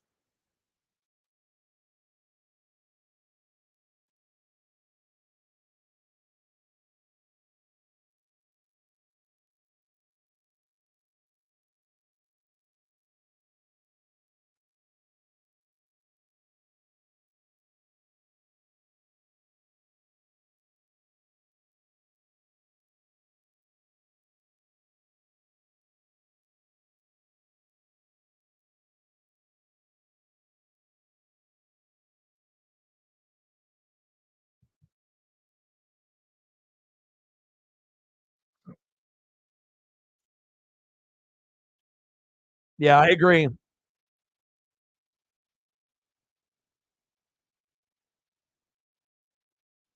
Yeah, and then eventually, Devontae and Jacobs and Max Crosby. You only have like a few guys left that you can really root for. Yeah, but it's all about at the top. You got to have a good owner, good GM, good coach, good play callers, and if you don't have that at the top, then nothing you bring to the product on the field is going to be good. It's just going to be terrible every single year. So. Yeah, and I'm very familiar with Purdy too because Purdy played Oregon Ducks in the bowl game, and I already knew who he was. I didn't watch every Iowa State game that he was in, but I watched a couple. Based on who they played. Like Ohio State or Michigan, and I was like, oh, who's this Purdy guy? And then they beat the shit out of the Ducks, so I was like, oh, Purdy, I remember him.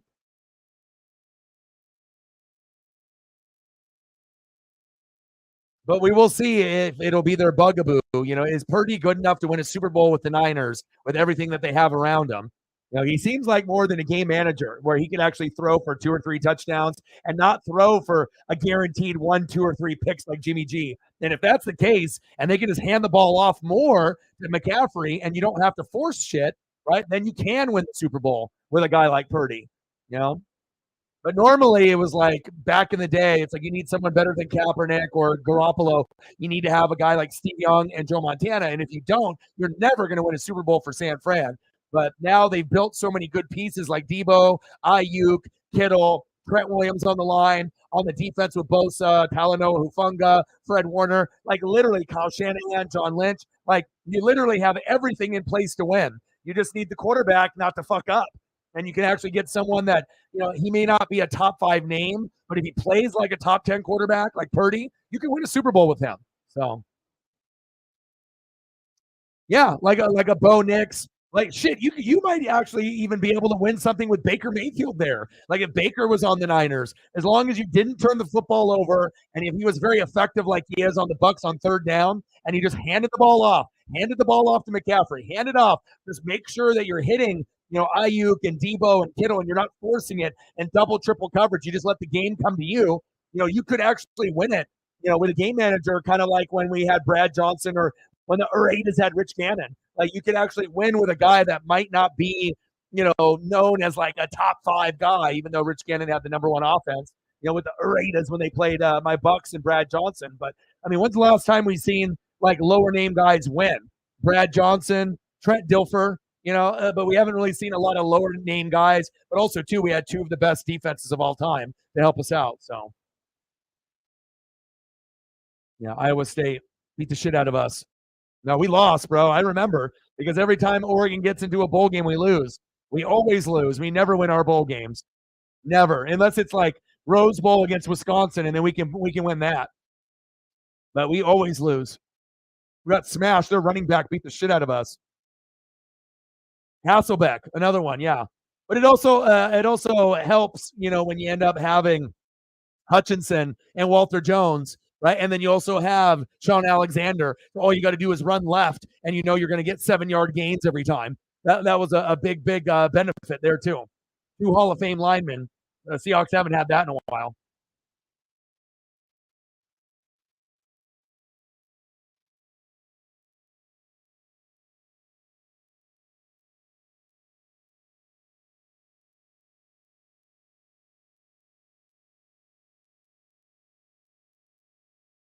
Yeah, and then I'm trying to think. Was that Kayvon Thibodeau decided not to play in the game? Like a lot of the key pieces decided to opt out. And if you don't, I mean, it's like we weren't really that good anyways. We had Kayvon Thibodeau up front and then McKinley at safety. You know what I mean? But it is what it is. I don't expect us to really win in bowl games that often.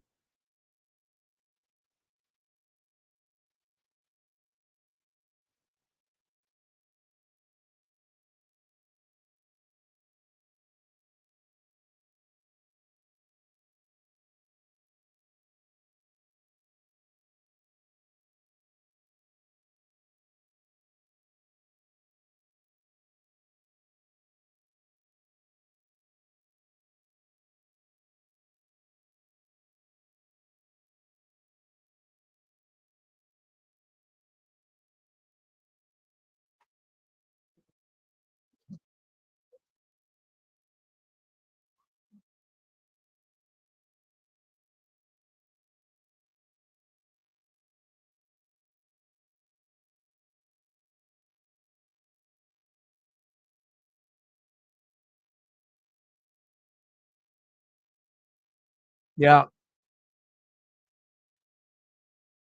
I could watch Sean Alexander highlights with Walter Jones and Hutchinson all day.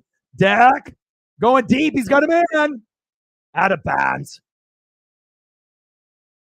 Oh yeah, I would assume you guys are going to win. You're going to feed off that crowd, but it all depends on like injuries and momentum. But again, you guys beat us last year, but I think we would have beaten you guys at home at Autzen if obviously Bo Nix didn't get hurt. When Bo got hurt, you guys took advantage of that, and he couldn't run, and that would have been the deciding factor in the game. I think we would have won that game, but again, coulda, woulda, shoulda. But this year, we're both very, very good. And it looks like it's either going to be UW or Oregon winning the Pac-12 because USC barely beat, Arizona, State. So I mean, if you can barely beat an Arizona State type of team, your defense is terrible. So I think the Ducks and UW should both beat up on USC.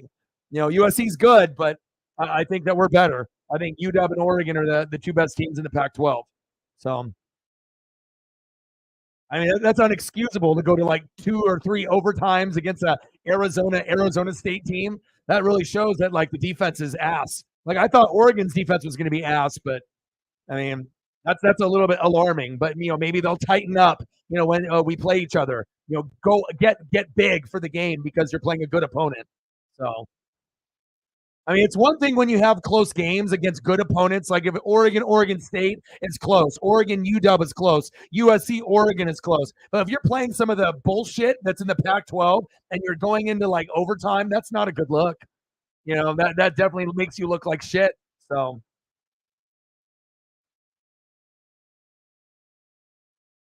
Yeah, I agree, A guy.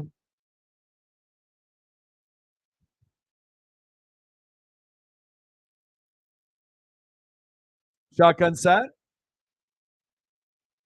Dak avoids a sack lunch. 12 noon. You know what time it is? Time for another sack lunch. Yum, yum, yum, yum, yum. One of the fastest defenses in the NFL. It's the San Francisco 49ers. Dre Greenlaw might be one of the dirtiest players in the NFL. Like Avonte is perfect. All right. But most of the time he controls his emotion. But Dre Greenlaw is nasty with Fred Warner. Those are two of the best linebackers in the game, just like Devin White, Levante David with that pairing. Look how fast he is. Yeah. Now USC's offense is great, but Oregon State looks pretty good. Oregon looks good.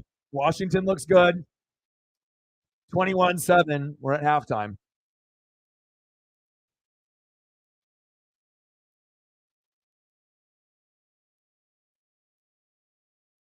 Probably jealous, that he's getting all the pub and the love,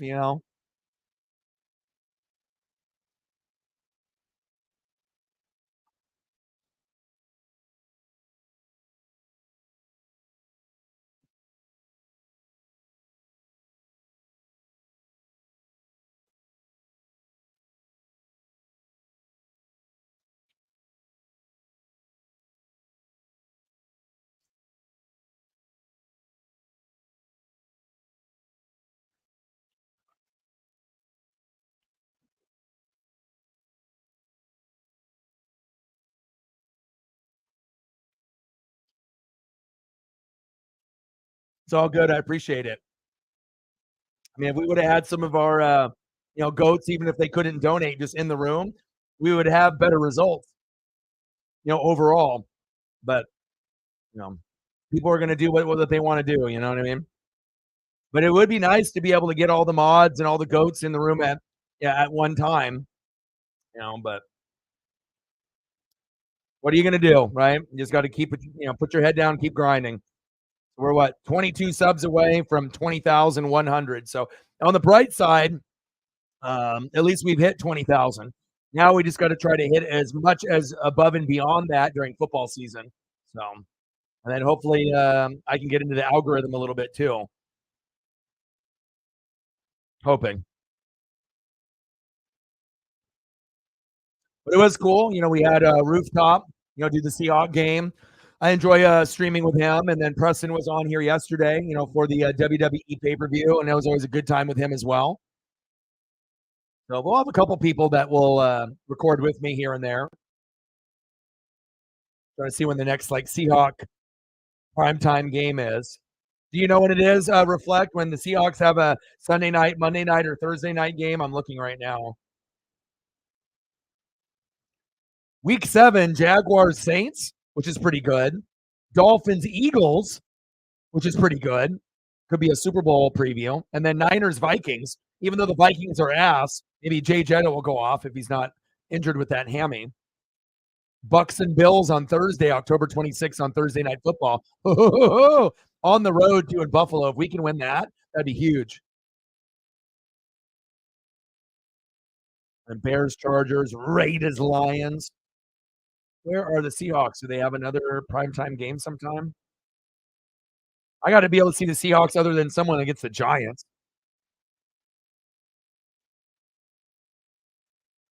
I'm looking. Seahawks, Rams, but it's not primetime on week 11. Thursday before Thanksgiving, we got Packers, Lions, Commanders, Cowboys. Oh, maybe that is Thanksgiving. Is Thanksgiving on the 23rd this year? I think it is. So we got Packers, Lions in the morning, Commanders, Cowboys, and then Niners, Seahawks. And I'll do that stream. I'll be back and I'll eat leftovers and so we got Niners, Seahawks on Thanksgiving night. So that'll be fun. And then on Friday, we'll have Dolphins, Jets the day after at noon, and then some games there. And then we got the following week on November 30th, Thursday, we got Seahawks, Cowboys, which will be fun on Thursday night. So you got to wait a little while, but they will have some games later on. So.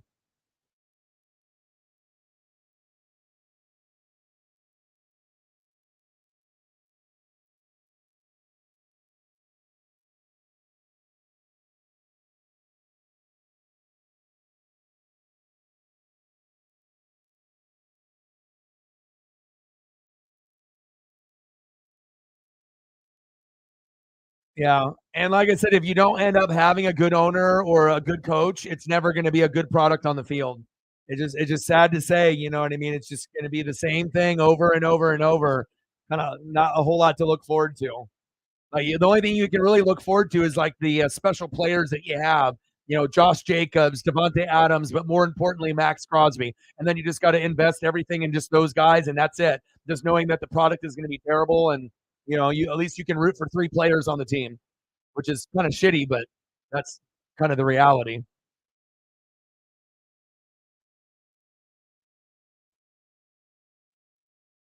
Shit, Jerry's probably not even watching.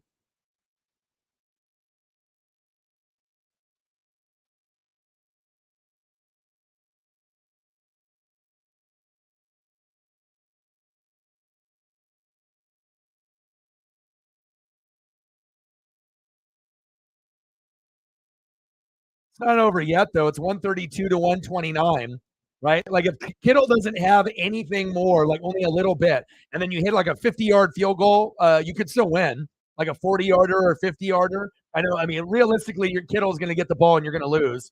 And he also was. Oh, he didn't play Dallas D. He played Philly D. All right, so you just need to. Well, you're down 21-7. The chances of them getting field goals is pretty slim. But like I said, the only way that it could happen is Kittle gets either injured or minimally used, and then Aubrey hits a 40 and a 50-yarder. And if that happens, then you get to 10, and then you actually could have a chance. But that would be the only scenario I could see you possibly getting the dub. You'd have to hit a 40-yard field goal and a 50-yarder. And then if Aubrey does that, that'll get you to 10. And then you have to hope that Kittle doesn't really do anything else after this second half. So,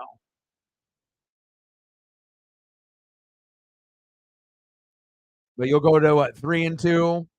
Jerry will improve to 3-2. I'll drop down to 4-1, and Chief will go to 5-0.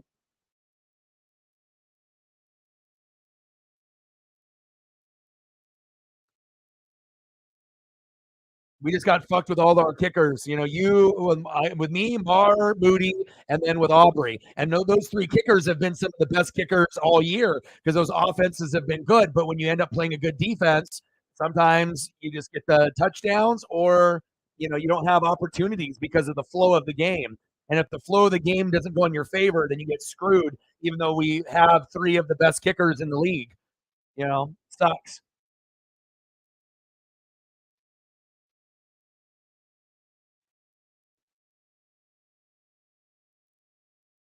I mean, Aubrey's number 2 rank, right? Maher was number 2. Moody was number 5. So between the three of us, we have three of the top five kickers, and we can't get anything. We're getting like a point, 2 points, 3 points. You can't win fantasy like that. And then with all the other needs that we have with running back and depth with wide receiver, it's like we're not going to drop a really good running back or a wide receiver for some rando for 1 week. You know, fantasy is tough. Tough decisions to make. 21-7 Niners. Let me know what photos you want. Reflect with your two $5 donos. Hopefully, we can get someone to come in and rescue us here and get us to the goal. Out of the goats. Hopefully. Um, but let me know what you want. We can do Seahawk players. We can do whatever you want.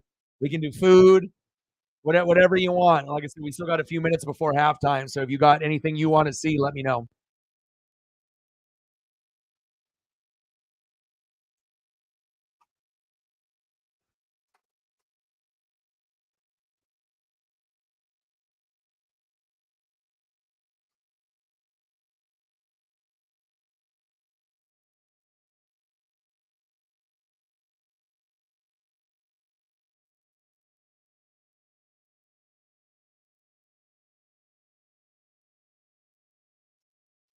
Starting over, he says. Yeah, Maria is always dressed up as a highlighter. She's so bright. Like her outfits are always like highlighter yellow, highlighter green.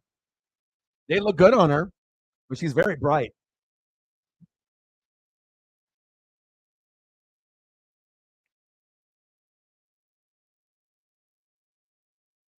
Simone, she's kind of good.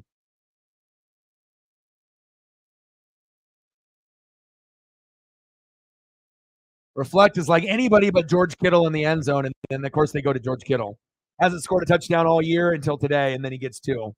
But that's what George Kittle does in fantasy. I had a chance to draft him because when he ends up playing throughout the season, he'll end up getting more touchdowns than Mark Andrews. Like Mark Andrews might have more consecutive, 10 points, 12 points, 14 points, and then Kittle is kind of sporadic. But when Kittle booms, he booms for like 20 plus. You just have to be lucky enough to start him on that. So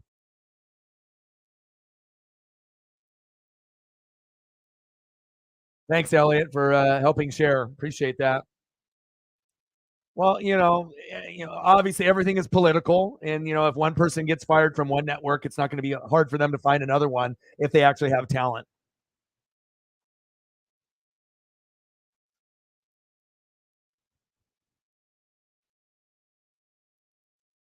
I'm gonna go check up on Paisley real quick.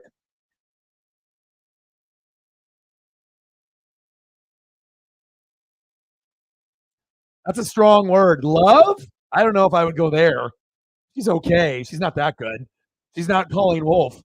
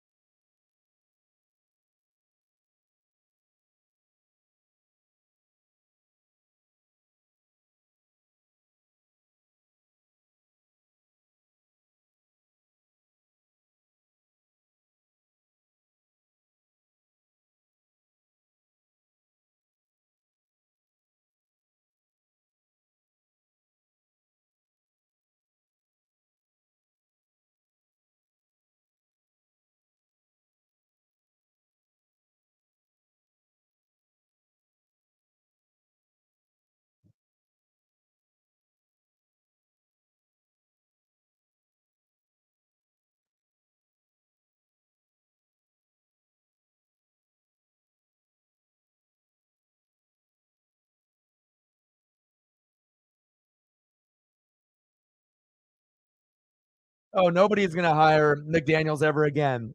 He's just a play caller. Should CM Punk return to WWE? I guess if they want to, if they're desperate for ratings, but it's just going to be something that's going to blow up in their face. Because, we already know CM Punk cares only about one thing, CM Punk. So, if it was, I mean, since if Vince is running it with Shawn Michaels and Triple H, it's a hell no. But since they're bought out, with the UFC, the entertainment company and whatnot, it could be possible they bring him back for ratings.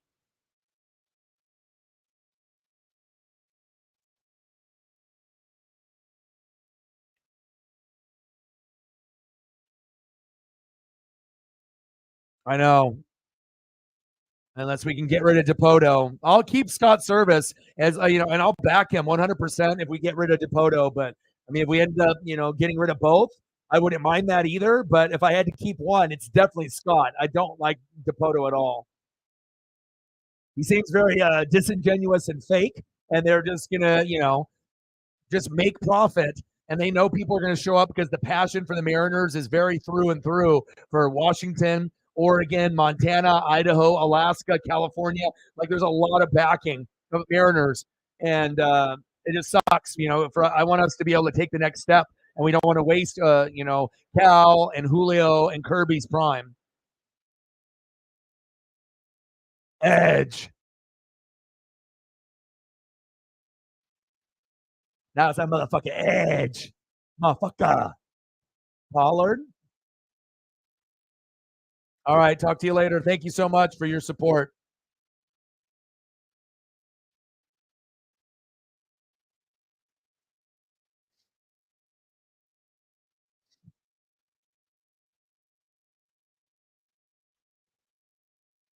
Injuries, injuries, injuries. Dak. There we go. Finally, you get it to see D Lamb. First down, Cowboys. Move the chains.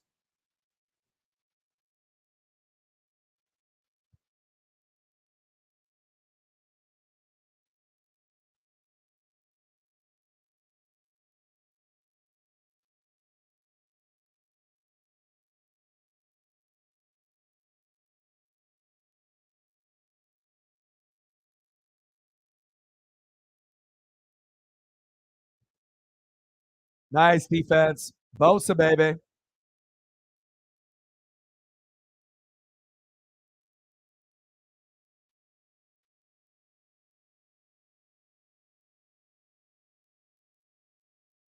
Yeah, it could be a Super Bowl year this year. Like I said, I've always liked Shanahan and John Lynch, and it just feels like if it's not going to be the Niners, it's going to be the Eagles, and those are going to be the two teams that are the most well-rounded.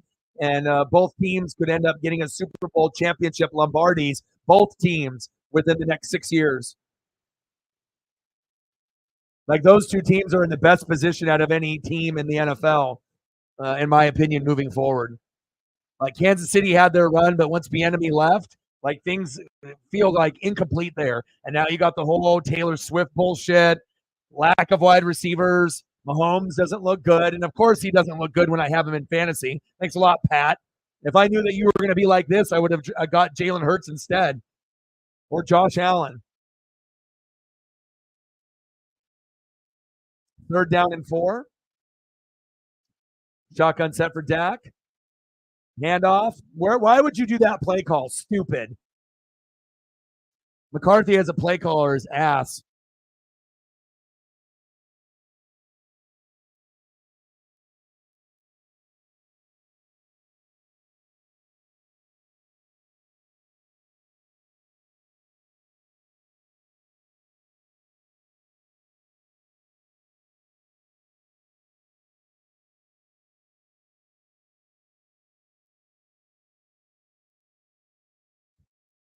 Oh, here we go. Field goal attempt. 50 yards, like I said. 50. 50. Look at this. ESP. And it's good. I told you. And Reflect's not even here to see it.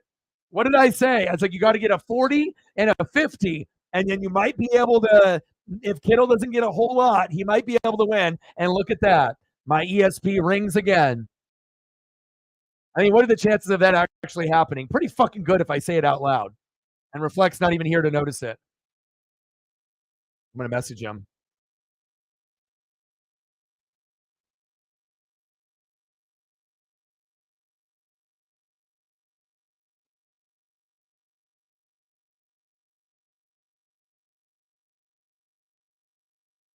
That's crazy. I don't know, man. I don't know how I predict that shit, but it just like I just have these like things that I'll say it, and then sometimes it actually happens. Unbelievable. That ESP is strong with me. I mean, like, how many 50-yard field goals really happen? Let alone in this game, nothing suggested that there was going to be any field goals in this game whatsoever, let alone a 40 or 50. There we go. ESP, baby. It's just more than Tony Romo that can predict shit. I'll tell you that. He actually has a chance now. He thought he lost for sure. But if Kittle, doesn't have a whole lot, let's see where that puts him. It puts him ahead now, 134 to 132.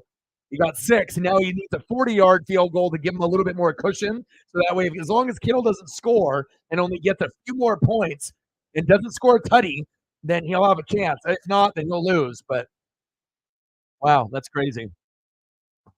Like, watch Aubrey gets another 40-yard field goal, and then Kittle doesn't get a whole lot, and then all of a sudden he ends up winning by like 0.1. Crazy shit happens in fantasy all the time. Wish I could have got a 50-yard field goal with fucking Maher or Mooney. Damn it.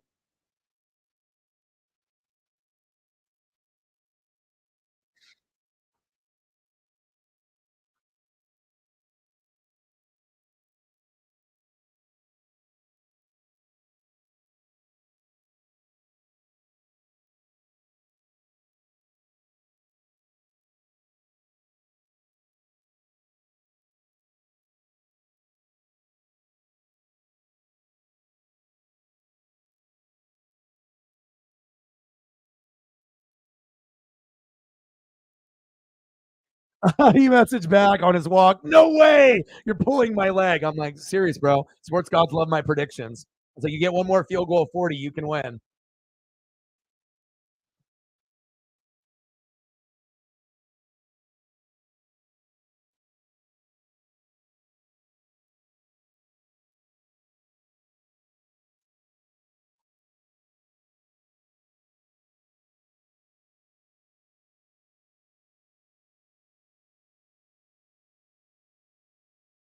He's in shock. He's like, no way. I don't know, man. I mean, I just come up with scenarios in my head, and then I say it out loud. And then it's just up to the teams to do it. And a lot of times they do.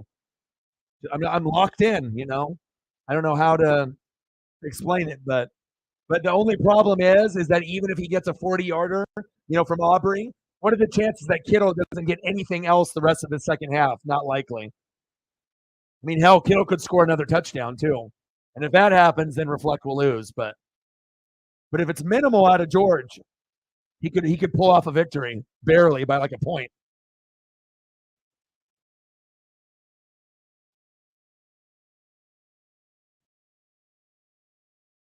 Now you guys are having some fun in the chat. That's what I'm talking about.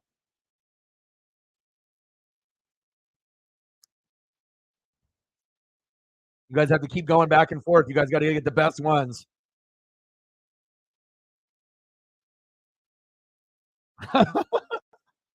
First down and 15. Purdy pass. Ayuk, make him puke. Ayuk, first down, Niners. Move them chains.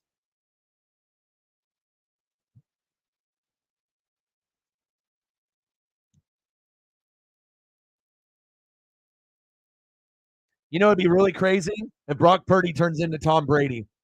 Like if Purdy ends up, leading the Niners to like 3, 4, 5 championships. Like that's the guy, Joe Montana, Steve Young, Brock Purdy. They thought it was going to be Kaepernick. They thought it was going to be Jimmy. They weren't good enough. Maybe Purdy's good enough.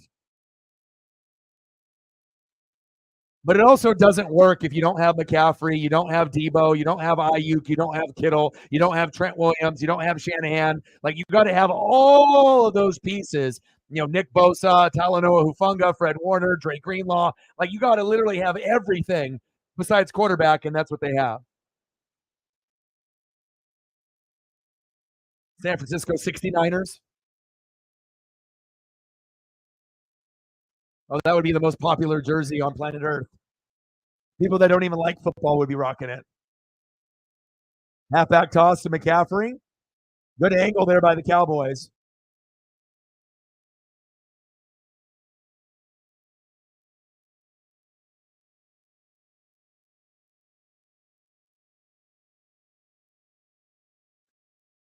I'm sick and tired of all the Twitter X bots. Like out of the last like 50 people that have followed me, they're all robots. Like they got like 10 followers and they follow like 4,000. It's like Diana 4300022. You're not real.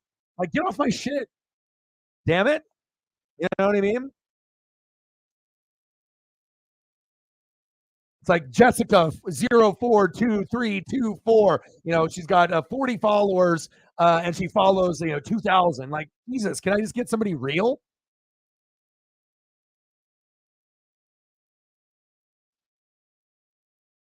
Like I'm not even exaggerating too. Like literally the last 20 to 50 like followers that I've gotten on Twitter X of bots. And it never used to be like that until X happened. Insta bots. I don't get a bot problem besides on the Twitter X though. Third down and 4, 21-10 Niners.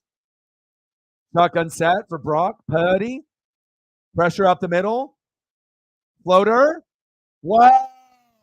Tom Brady-esque type of throw. First down, Niners. Brock Purdy, Tom Brady, Brock Purdy. A lot of similarities. Late round. No one thought they would be anything. Except it would even be bigger if it was Brock Purdy because he's fucking Mr. Irrelevant. Like literally, the Niners end up winning a Super Bowl with Joe Montana, Steve Young. Haven't won a Super Bowl since '94, and then the guy that does it is Kyle Shanahan with Mr. Irrelevant. How wild would that be? Could happen this year.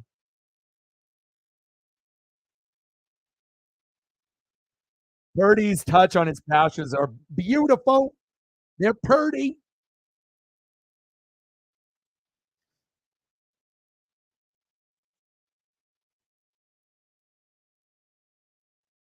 I love underdogs. I will always root for the Brock Purdy's. Wow! Look at that throw. Cowboys defense, where are you? Debo Samuel, first down, Niners, move the chains. He's much better than people are giving him credit for. Like, I'm saying, he's just, got running back, CMC, offensive line, these weapons. But when you're looking at the touch on the throws, he looks 1,000 times better than Dak Prescott. Like, he literally is playing like a top 5 quarterback in the league. So much confidence. Kyle Shanahan has got him playing.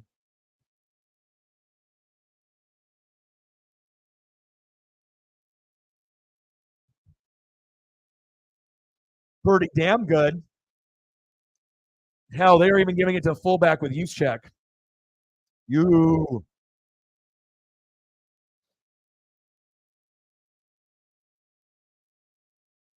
This is the most fun Matt has had talking X-rated on a chat in his whole life.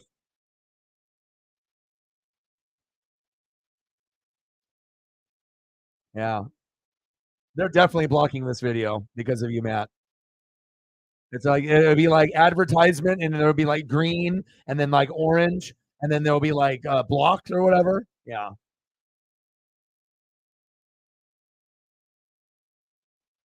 Matt Payton owes me his soul.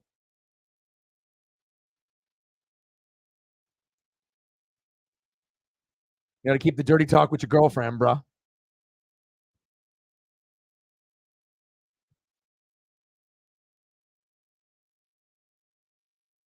Horn dog.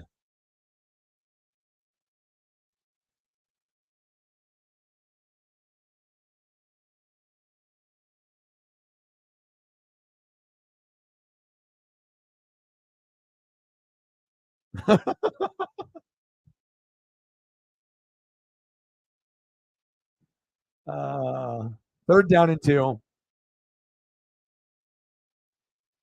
Purdy. Oh, there it is. Kittle with the third touchdown. I predicted that shit.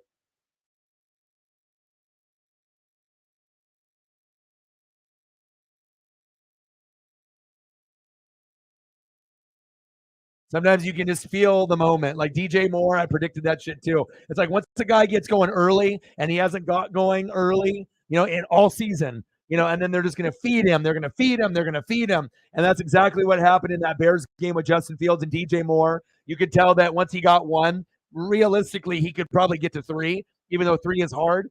And right here, Kittle had one early, looked like he was going to get 2 to 3, and there's the third. 2 in the first half, 1 in the second.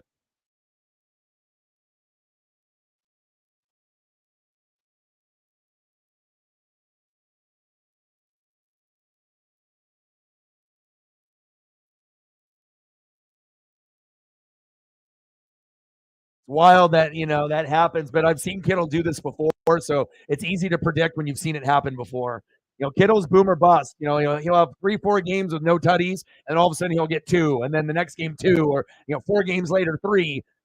That's how he ends up getting 10, 11, 12 touchdowns. In certain years because he'll double up in like half of the games that he scores. That's message reflect. I was like Kittle third touchdown.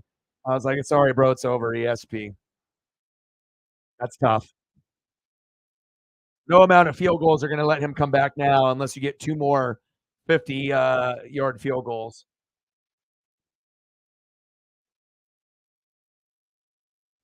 $140 to $134.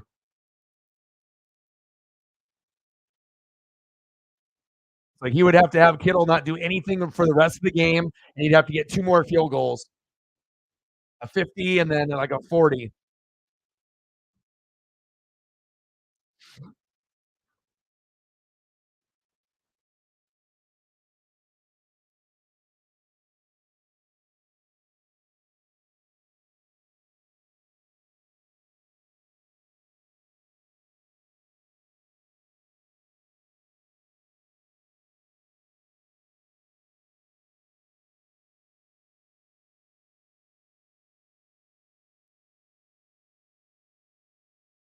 Add suitability. Orange. We'll see what happens.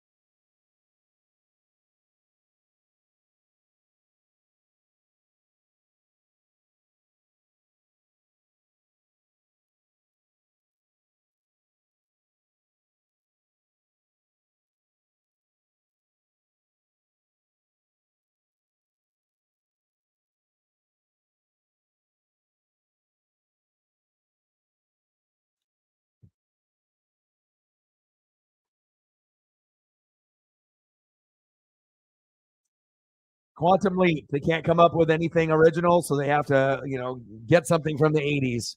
What's new?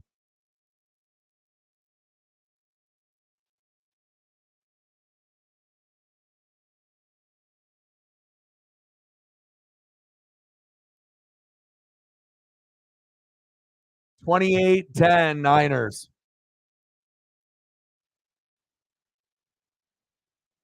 Some vitamins.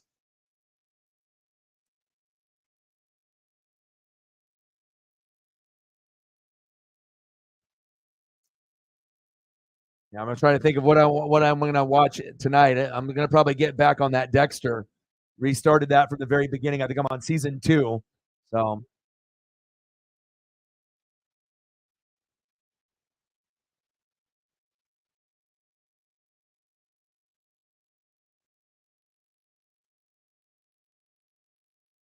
yeah, but I think we knew that was gonna happen. Like I said, they're not on the same stratosphere as the Niners or the Eagles, not even close. Hell, I would take the Seahawks, the Buccaneers, and the Lions over the Cowboys too, regardless of record.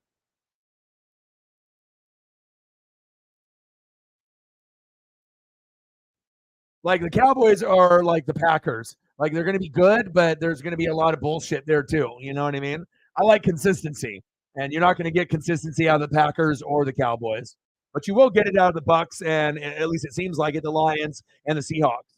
We might not be the Eagles or the Niners, but who the hell is? You know, it's not like anyone in the AFC is on the fucking the 49er Eagle level. It ain't the fucking Chiefs. It ain't Miami. It ain't Buffalo. Not with all those goddamn injuries. Like, is there even a good defense in the AFC? Like, Pittsburgh plays good once in a while, you know, but is there actually like a team that actually has a good defense and a good offense? Like what, Ravens? Sometimes. Steelers a good defense, horrible offense. Miami doesn't have a defense really. Chiefs doesn't really have a defense. Buffalo did have a defense until all their guys got fucking hurt. This was Buffalo's year to go to the Super Bowl and maybe win, and now they're not. Intercepted. Nice throw, Dak, you dummy. Stupid ass. But he's the best though. It's a pick potty. It's a pick potty. My name is Dak. I'm better than I think I am. I suck. I don't know what was worse, that pick or Tua's earlier today. Jesus Christ.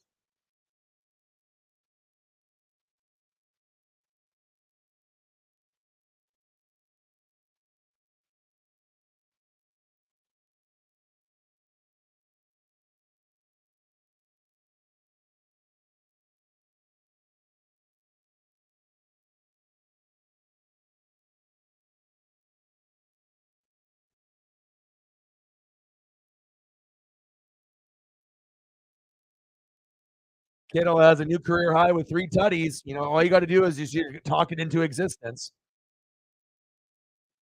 Big performances. Jamar Chase, DJ Moore, George Kittle.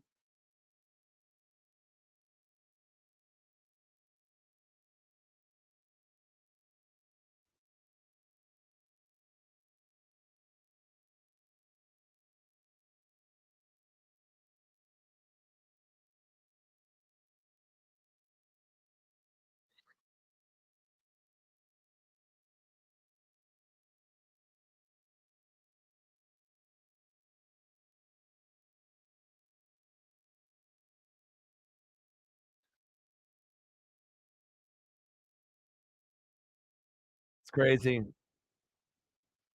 They're showing the replay of the Kittle Laporta, you know, exactly the same play that they ran earlier in the day. You know, Shanahan watches. He's not stupid.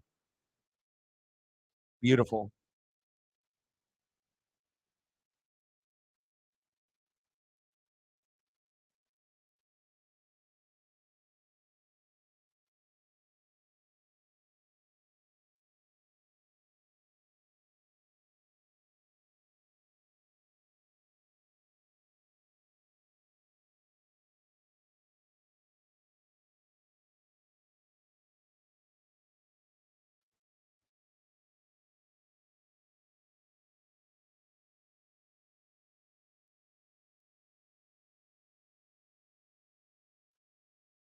Kittle.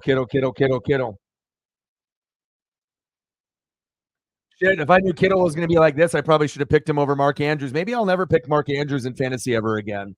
Like maybe I won't pick Patrick Mahomes ever again. Seems like whenever I pick Mark Andrews and Patrick Mahomes, I usually pick them both, and then they both like fucking suck for me. Like maybe I need to do that. Maybe I need to be like Jalen Hurts or Josh Allen, and then I need to go Kittle over Andrews if like Kelsey's already off the board. I've never had Jalen Hurts. Obviously, there would only be, you know, this year and the year before to have him, but $5 holla. Well, I know what you need to do. You know, we got to shake everything up. But at least you got Max Crosby. Nothing can take that away from you. I appreciate you. Thank you so much. Bang, bang, bang, boom, boom, boom. We need some Raiders turn around. But ultimately, you got to fire Josh McDaniels, right? You need brand new ownership. You need to get a whole, you revamp the whole team. Instead of spending money on Darren Waller or Hunter Renfro or Devontae Adams, you focus on the offensive line first, and you get the offensive line figured out first. Get rid of everybody else except for Max Crosby, and then get a D line and add to Max Crosby, and then work your way inside out, not outside in. And if you do that, then things could improve. But I mean, even if you had a contingency plan, it would probably take 5 years to turn that shit around. But at least you have Max Crosby, and no one can take that away from you, ever, ever, ever. Devontae Adams is a rental. Josh Jacobs is out the door. But Max Crosby, you might be a Raider for life for your sake. Yeah. Well, obviously the Dallas hype train fell off when Diggs went out for the year. If you don't have a piece like that, then the defense isn't as good. You go from having a defense that was a 9 or a 10 that goes to a 7. Yeah, that's how impactful Diggs was on that side. So they're, again, they could still end up winning 10, 11 games, but they're going to get bumped in the first round. I got no confidence in the Packers or the Cowboys. I honestly think if the Bucks or the Seahawks or the Lions played the Cowboys or the Packers, we'd beat the shit out of them. First down and 10. Purdy. First bad pass all night.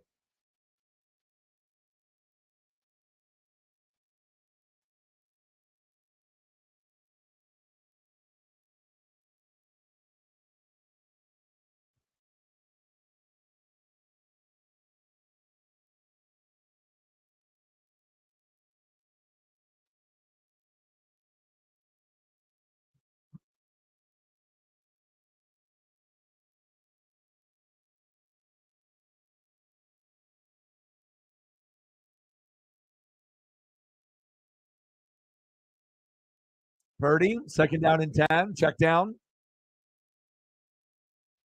Like you don't really have to do a whole lot as Brock Purdy. You just don't throw in double coverage. Don't make stupid decisions. Hand the ball off. Don't take a lot of sack lunches. Throw the ball away. Very simple. Don't try to be the hero. You can be the guy that gets the least amount of pub on the team, but as long as you do your job, the Niners can win a Super Bowl with a Brock Purdy. Garoppolo, too turnover prone, was never going to happen, right? Same thing with Colin Kaepernick, too turnover prone, too much of a gimmick player that likes to run first and be the man, right? Garoppolo, turnover machine, right? Game manager. Purdy's more than a game manager because he's not a game manager. He's a guy that can win you a game. It's just that he's Mr. Irrelevant. And then, a lot of the Tom Brady talk will come into play. I'm not saying that he's going to get as many Super Bowls as Tom Brady, but just the simple fact that they both got drafted late, both went into great systems at the right time, good pieces around them. There'll be a lot more Brady Purdy talk in the future. And especially if the Niners end up winning, let's say, like 3 Super Bowls with Purdy, that would be huge. Especially if he ends up turning himself into a top 10 quarterback, because guess what? He already is. He's playing like a top 5 quarterback this year. I mean, shit. Times get tough. Hand off to Christian McCaffrey. What's hard about that? Just make sure you hand it off to him. Don't throw in double coverage. Okay, I won't. Don't take sacks. Throw the ball away. Okay. We got an all-star team all around you, including the coach and the GM. I mean, there's literally no weak spots on the Niner team. Eagles, though, that secondary linebackers, they got some holes. But besides the linebackers and the safety and the corners, they're right there with San Fran. But I have to give the edge to the Niners. But if it's home field advantage and it's in Philly, it's going to be hard to beat them there.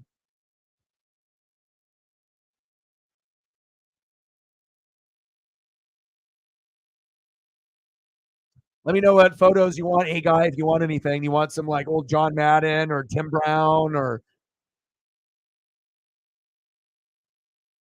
Bo Jackson. Let me know.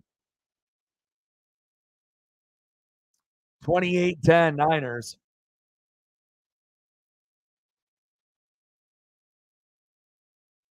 85 to go. McCaffrey unstoppable. First down, Niners. Yeah, they're very likable. I don't know what it is about teams in red, but I mean, I like the Chiefs up to this year. I like watching them playing. Like the Niners, the Bucks.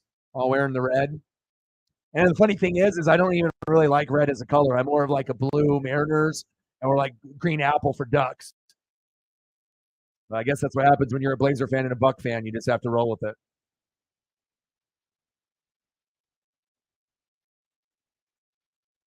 And Micah Parsons, with that knee injury, irrelevant. Have we seen Micah make any plays?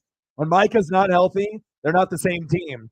You know what I'm saying? Like they feed off Micah Parsons. Micah's not even in, he's not even a part of the conversation. Has he made any plays? Has he made any tackles? Do you remember anything Micah's done? And even though Micah is one of the best players in football, he can't win the game by himself.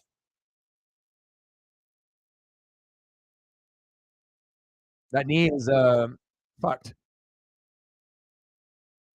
There he is. They're like, oh, O-Dog's talking about me. Shit, I got to do something.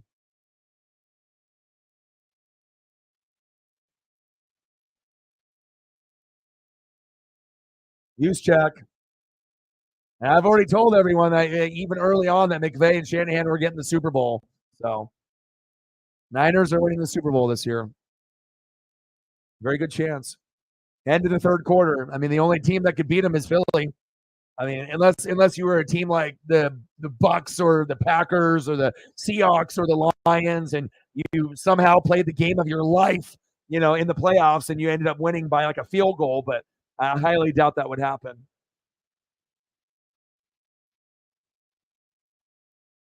Dak always throws a pick in an important time in the game. Yep, he does. All right, let me try to find some like Tim Brown or Bo Jackson or Madden for you here.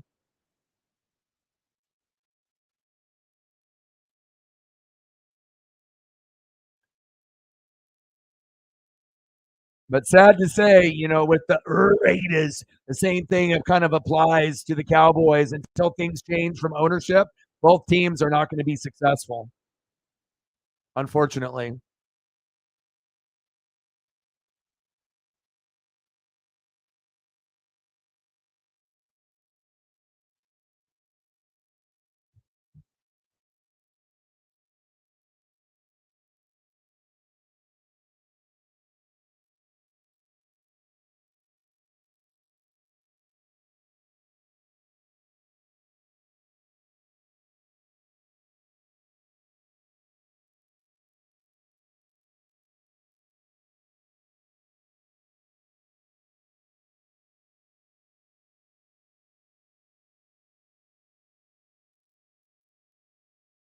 The good old days.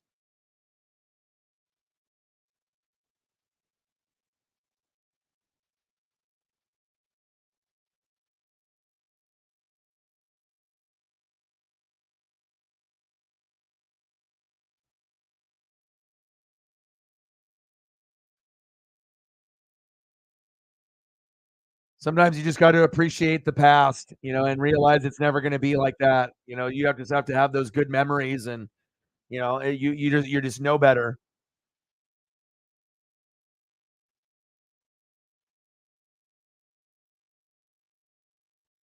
John Madden is in heaven.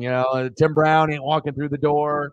It's just Bo Jackson not there, Marcus Allen not there. It's just you got to appreciate the good times while they were there. And if the franchise makes the bad moves and you got bad ownership, it just never is going to get better. It's just sad to say until those guys are out. Just like with Washington finally getting rid of their owner, it took a long time to get his ass out of there, Daniel Snyder. But there's a little bit of hope now. They got to get rid of Riverboat Ron. That's for damn sure. His ass needs to be fired. Should have been fired 2 years ago. The good old days.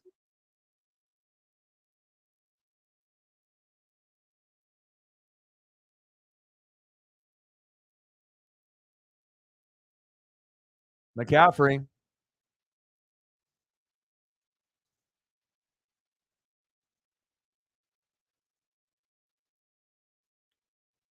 Oh, here goes Chris Collinsworth, some mumbling and rambling of something we'll never remember.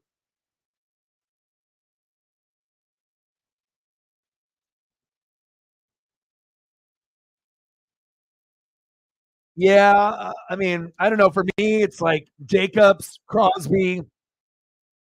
You got Devontae Adams, but Yeah, I mean, I hope things work out. I don't like seeing people suffer.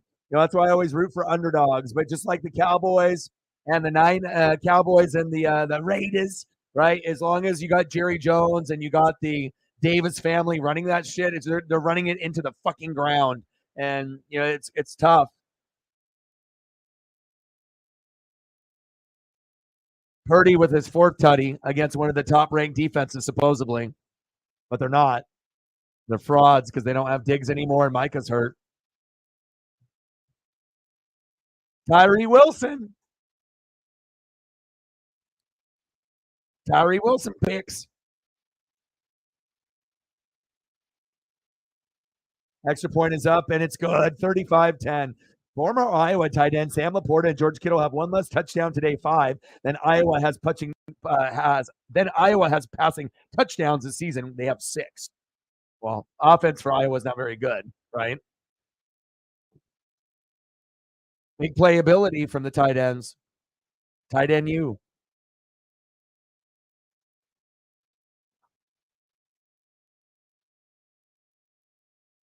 Yeah, but I don't like seeing people suffer. It's the worst. But Bo Jackson, Tim Brown, John Madden, Marcus Allen, people can never take that away. Charles Woodson, you know,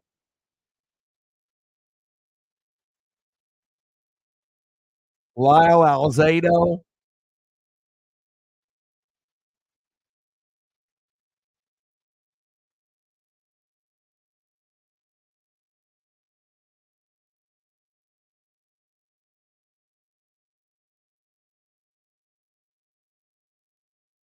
Sad to say, ownership is everything. GM is everything. Head coach and OC is everything. DC is everything. Like, it doesn't even matter who the fuck you have for players. If you legitimately have a good owner, with a good head coach and a good offensive and defensive coordinator, you could have average pieces and below average, and then in a year or two, those guys will be above average, and you could be a playoff team. Like, you don't even have to have superstar names, and that's the honest truth. If you have better pieces in the front office, it'll trickle down to the players. If you have a bunch of star players and a horrible front office, you're only going to be able to get to like 10 wins and lose in the first round, or underachieve every year. You choose what you want. You know,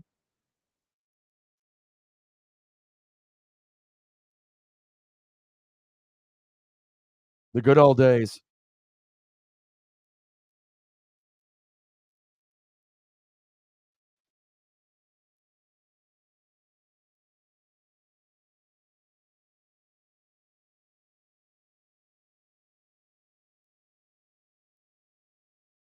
Yeah, Trey Lance is probably bitter that he got moved though. He ain't gonna give the Peter Griffin give him the play calls.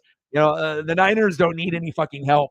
You know what I'm saying? Like, the Niners are good enough. They don't need anybody's play call or play sheet from any side.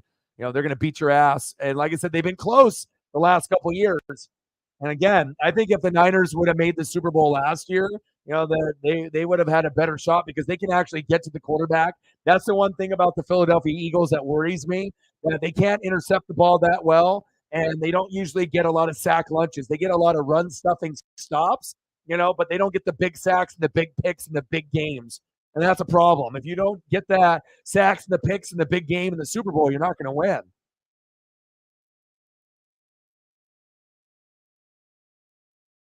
Muffed.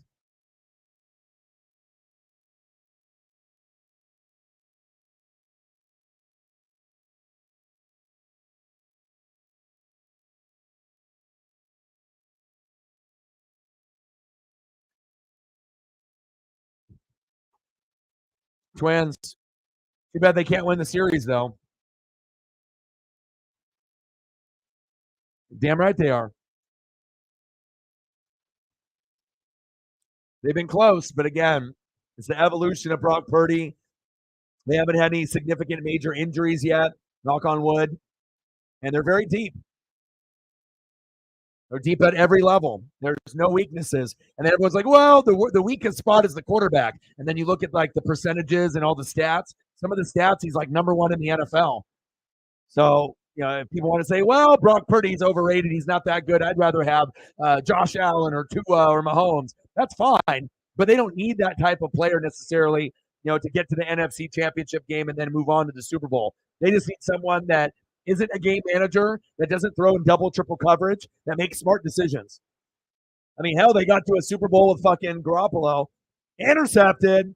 Cowboys are terrible. It's a pick party. It's a pick party. Pick potty, pick potty, pick potty.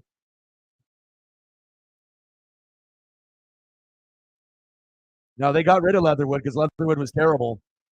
That was a horrible draft pick, one of the worst ever, and then they got rid of him, and he's terrible everywhere he's got. So things were okay for you, Reflect, with that 50-yard field goal. I tried to talk into existence, and I made it happen. But then also the 3 touchdowns for Kittle that we talked about happened also. So I guess the sports gods listen to every little detail that comes out of my mouth. They're like, oh, 50-yard field goal for the kicker, the Aubrey, so that way that Reflect has a little hope. Yeah. And then they do it. I'm like, oh my God, holy shit. And then the Kittle, 3 touchdowns, boom, it happened. Like 2 things that never happened in a game happened. But that's what happens. Yeah, but again, until the Davis family sells, that's the only time things are going to get better. Or if they relinquish the power so you can actually get someone that knows how to evaluate talent. Look at this. Touchdown, Niners. This is embarrassing. Yeah. Now, if Kittle was only able to get 1, right, then I could have probably talked into existence another 40-yard field goal for you, but even the 1 field goal, considering I only got 2 points and 3 points out of my guys. Well, actually, no, Moody's actually at, 5 now. 2 with, so I should have went with him, but.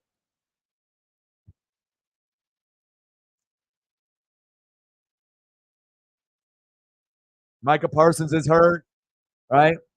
And Diggs is out. And then you went from being one of the best defenses, 40-0 against the Giants, where you can't stop a nosebleed. And if the Cowboys play the Packers, the Seahawks, the Buccaneers, or the Lions, it's very highly possible that they lose. Sometimes it's like the team itself is bigger and more popular than how they actually are. It's like there's so much love and pub and people bragging about the franchise, but they fail to realize as cool and popular as the Cowboys are, the same shit tends to repeat itself over and over and over again. And these fans get disappointed over and over and over again. And at some point, you got to open your eyes and realize what the fuck the problem is. But again, if Jerry doesn't pass away, and even if he does, he's going to pass it down to his sons, and they'll be just as crazy as him. And it's just like, if you're a Cowboy fan, you're fucked. It's never going to get better, until the whole Jones family does not own the team anymore. And by the time that happens, all of us will probably be dead. So, unfortunately, we all will be passed away by the time the Cowboys will be good again. Why did you go Connor in the flex? Something told you. You usually make good decisions, and usually I do too, but every once in a while we fuck up, right? But sometimes it's a paralysis by analysis because you got like goddamn 10 running backs. So if you can only play 3, right, and you keep scooping up running back after running back after running back, if you would have had some more wide receivers or another defense, then that would have not happened. But sometimes it's good to have options, but sometimes it's bad if you have too many because then you got like 7 guys you can choose from and you don't know what to do. Right? You got so many options, you don't know what to do.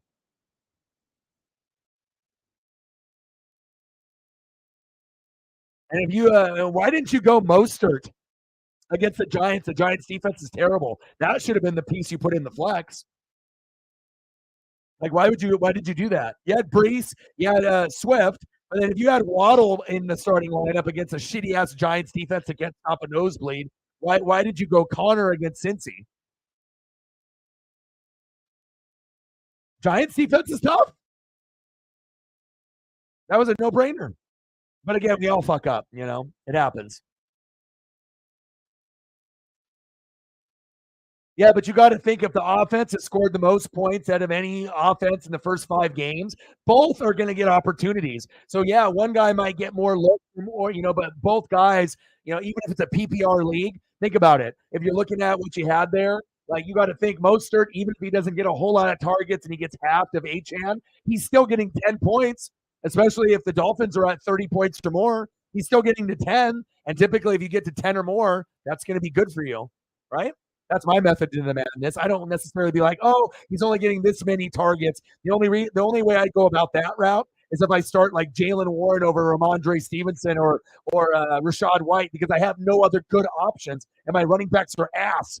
So I have to go with Montgomery, and then I have to go with the guy that's going to get looks in the passing game over shitty ass Ramondre Stevenson or Rashad White on a bye. So it was just get easy for me to make that choice. You know what I'm saying? But if you got Dolphins players, depending on the defense, roll them. I mean, every once in a while they're going to get fucked up, by like a Bills defense. But hell, the Giants, they can't stop a nosebleed.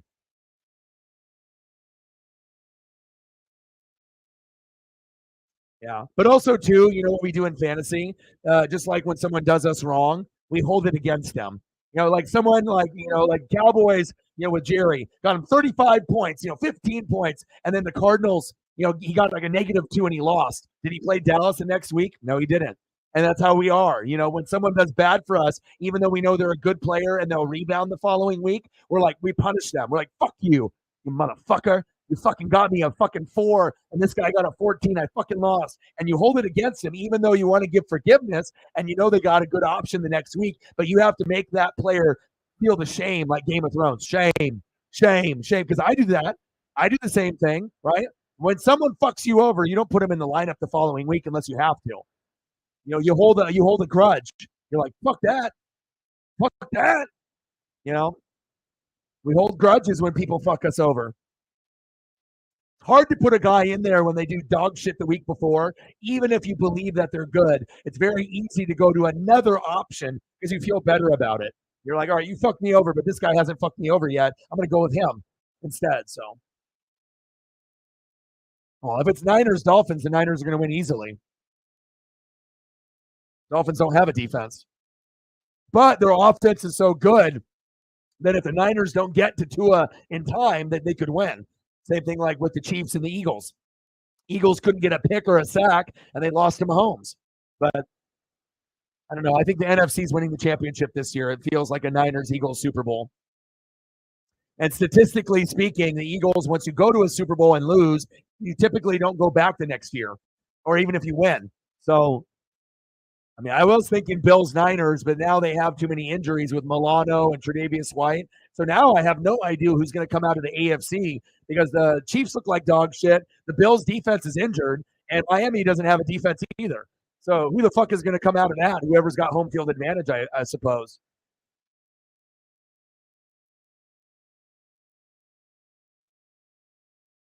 Nice run by Pollard there. That was the best thing since sliced bread that we've seen. All right, man. I'll be here. Raiders. Appreciate you and the dono, brother. Chris Collinsworth never says anything of significance in any broadcast since he's been born out of the womb. You guys remember anything that he said that is like meaningful, knowledgeable, or anything that you remember? Never. Not even one time. Intercepted. But Dak is good, they said. It's a pick body. If the sports gods are like, you know what? Orion is right. Dak does suck ass. And then we're going to make him look like really terrible this particular game. How about it? Sports gods? Oh, okay. Agreed. Okay, boom. They're like, no. Dak is good. Dak is good. Is he? Because this is the type of shit that he does late in November and December. He's 1 month early, and he does in the playoffs. And it also shows you how much better the Niners are. Despicable. Sorry, Alan, and all the Cowboy fans, but again, that's tough.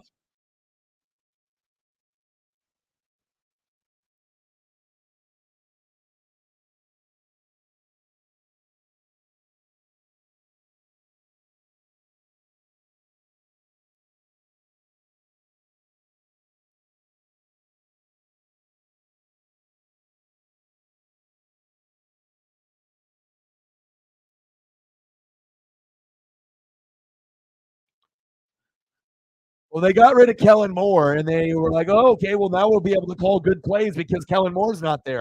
McCarthy ain't a good play caller. He's trash, man. Like, what the Cowboys need to do, is they need to get to a point where they actually go like, fuck, man. They have to go 5-12, or something like that, and then they can fire people. But as long as they're hanging around 500 and they go like 8-9, 9-8, they probably won't fire them. And that's the problem. The Cowboys need to understand it's Jerry Jones's fault that this organization keeps burying themselves over and over. They don't care about championships. They care about making money like a movie theater. They don't care about winning. They can say they care about winning championships, but if you did, Jerry would step back, right? You'd let other people control. You'd have better coaches than McCarthy, someone on the Dan Quinn level on the offensive side. And hell, Dan Quinn, defensive coordinator, a good offensive coordinator, and then a head coach, But if you're not smart enough to realize that, then it is what it is. A pick party. It's a pick party. Toby, Duval, Saxonville, Jaguars. They're fun to watch, bro. I did the reaction video for you. That was the first one. I know the other one took a little while to get pulled up and whatnot, but I did that one first for you this week. So,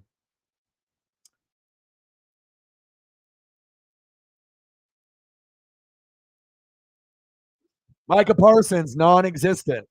Especially when you go against a team like the Eagles and the Niners. They have a way to show, hey, our players on our O-line, like you might be a Hall of Fame player and you might be the Lawrence Taylor, a 2.0. But guess what? We have Hall of Fame people that are on our line that will fuck you up, Like a Trent Williams. Trent Williams is one of the best offensive linemen we've seen in a long time.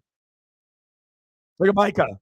0 sacks, 0 QB hits, 1 QB hurry, but he also has a knee injury too, so.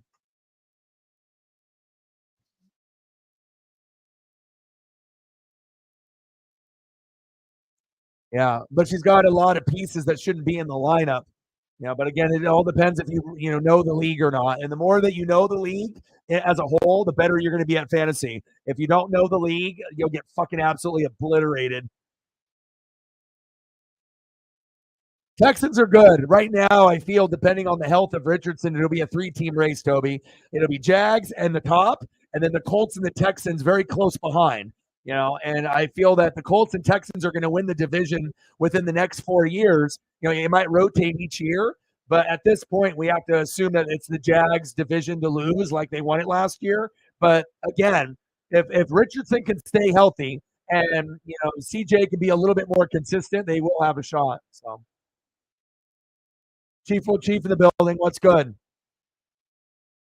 Hell, I think I could fucking coach or fucking call plays better than some of these people on the high school, college, or NFL level. Or hell, just let me be like the fucking guru, like the fucking analytical dude, on the computer. Like, I feel that, like, if you know football to a certain degree and, depending on what you watch and what you can see, like, I don't know, some of these guys are terrible. How are you, Chief? You're the only undefeated team left, bro. I had my majority of my bye week was this week. I had 5 guys that were either hurt or on a bye out of my starting 9, and it was just too much for me to recover, and I lost. So I always lose every year. I never go undefeated, but the best I've done is 13-1 many times. But again, 13-1 doesn't mean you're going to win the championship. So, but even if I lose next week to you, I'll be okay. I'm in the playoffs. So you're in the playoffs, I'm in the playoffs, and probably Jerry and Reflect. So we'll see how it goes unless someone else can creep up there. But congratulations on being the last undefeated team, even over me. That's saying something. But I got nothing from my kicker, nothing from my defense. 4 of my top receivers were injured: Amon-Ra, Jay Jetta, Mike Evans, Keenan Allen. Out of 3 out of those 4, I could get 100 points. So if I don't have 100 points out of those 3 guys, well, yeah, you're going to fucking lose. So, especially when Keenan Allen was throwing up 40s and Mike Evans was throwing up 20 to 40s, and Jay Jetta normally is putting up 20 to 35, and fucking Amon-Ra was putting up 15 to 30. That's a fucking big blow to lose that many points and that many options. And Mahomes looked like shit. I had him starting. He looked terrible.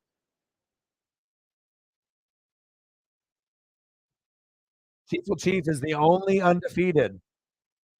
Injuries are terrible, and you had injuries last year, so this is a little karma, a little, But again, you're very top heavy. If you get Josh Allen, Run CMC, Christian McCaffrey, or Devontae Adams injured, you're fucked. And me and Reflect are going to pass you. And I think you know that too, because if you look at his team and my team compared to yours, the other pieces you have are just above average. Like you got names, but you don't have depth like me and Reflect. Like we have more depth than you. We have more heavy hitters than you. But it just depends if those three guys can carry your team all season. And if they can, you're going to win the championship. But if they get hurt, you're going to be fucked because you don't got anybody behind those three guys that can carry you.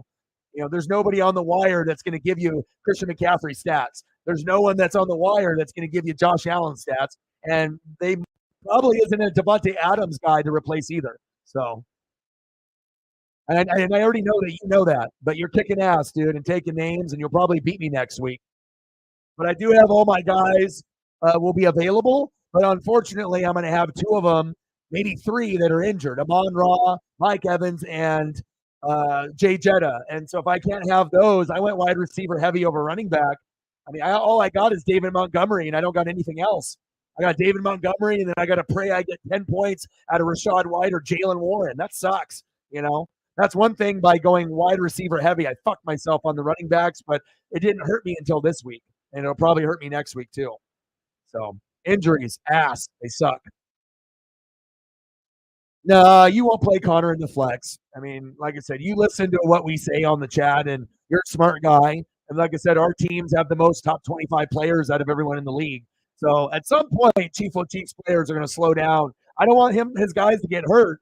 You know what I mean? And I don't think it'll be CMC or Allen. It'll probably be Devontae Adams. We'll have a little bit of an injury, or he'll slow up a little bit.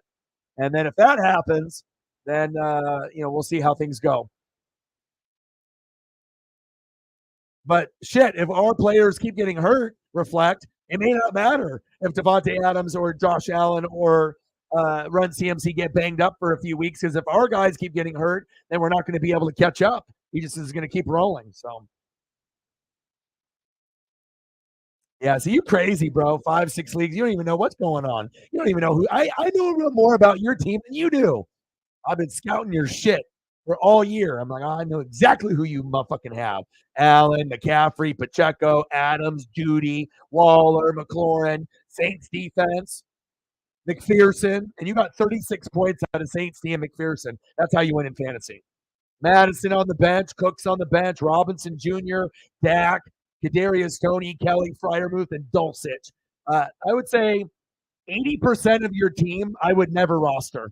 The only people I would roster on your team, and I'm not bullshitting, Allen, McCaffrey, Devontae, Saints D, McPherson. That's it. Everyone else that you have rostered, I would not roster on my team.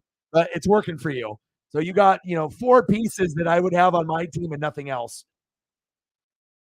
Saints D, McPherson, Devontae, McCaffrey, Allen, and that's it.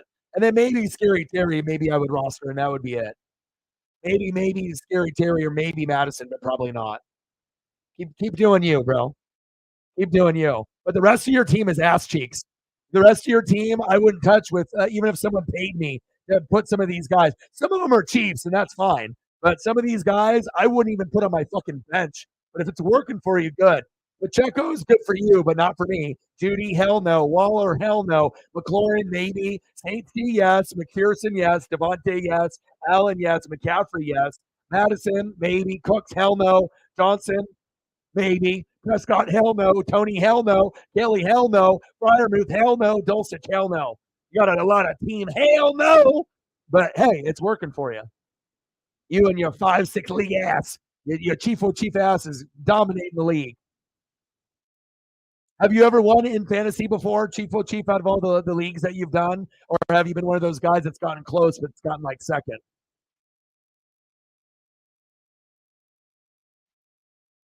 I don't know. You want to see if you can stack up with the big boys? You think you're smarter than O-Dog and Chief and Reflect? You know wide receivers and tight ends, but what about the league in general? Then we will see, Matt Payton, how smart you are. Are you smart at wide receiver and tight end and that's it, or are you smart everywhere? I feel that you're probably smart, pretty well-rounded. You could probably do pretty good in fantasy, but if you don't know how to draft, you're fucked. Because if you don't draft well, you're not going to make the playoffs. You have to have a draft in the top 6 out of 10 teams. If you're not in the top 6, there's 0% chance you're making it. Unless you're a fucking wizard guru, and you can find a way. But if you're not active on the wire in the first month, you're fucked too. Because there's going to be guys on the wire that you pick up within the first 3 weeks that you can keep for the whole year. And you can't say that about the wire the rest of the year. There's going to be guys that didn't get drafted that are sitting there waiting for you to pluck, to grab like I do, right? And reflect in certain people, right? I pluck them. I get amazing pieces that I should have drafted, or that you guys gave up on too early, or that are just sitting there waiting for me to grab them. But I ain't grabbing them like like certain people. I ain't grabbing them like Deshaun Watson grabbing them. Okay, not like that. No unwanted grabbing. Okay, let's scoop them, suited and booted. Yeah, you probably get fucked, dude. You get like too many wide receivers and too many tight ends. Then you have some booty ass quarterback, or maybe you have a good quarterback, right? But then all of a sudden, in that your running backs and your defense and kicker are ass, and then we kick your ass because you got to have a good defense and kicker. That's the most underrated thing about fantasy. Like I said, if you can get 20 to 40 points with your kicker and defense, you typically win 90% of the time, maybe 95. And so that's why it's very important not to take those positions for granted. Most people are like quarterback, running back, wide receiver, running back, wide receiver, tight end, and they forget about the defenses and kicker. Sometimes it's better to have more kickers and defense than it is backup running backs, wide receivers, and tight ends. You have to understand. You have to know how to play. You got to be like Chief O'Chief and draft with Allen, McCaffrey, Devontae.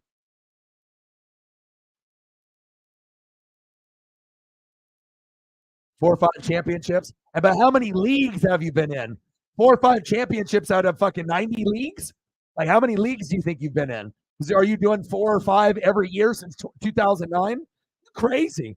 I'm so focused on fantasy, I can't even do more than one because I focus so much time every week, like 3 hours a day, on spying on the motherfuckers in the league like you guys and spying on the wire in my own team. I couldn't even imagine really focusing on 4 or 5. I feel I'm good enough I could do it, but I just like to focus on one. It's like my baby. It's like Paisley.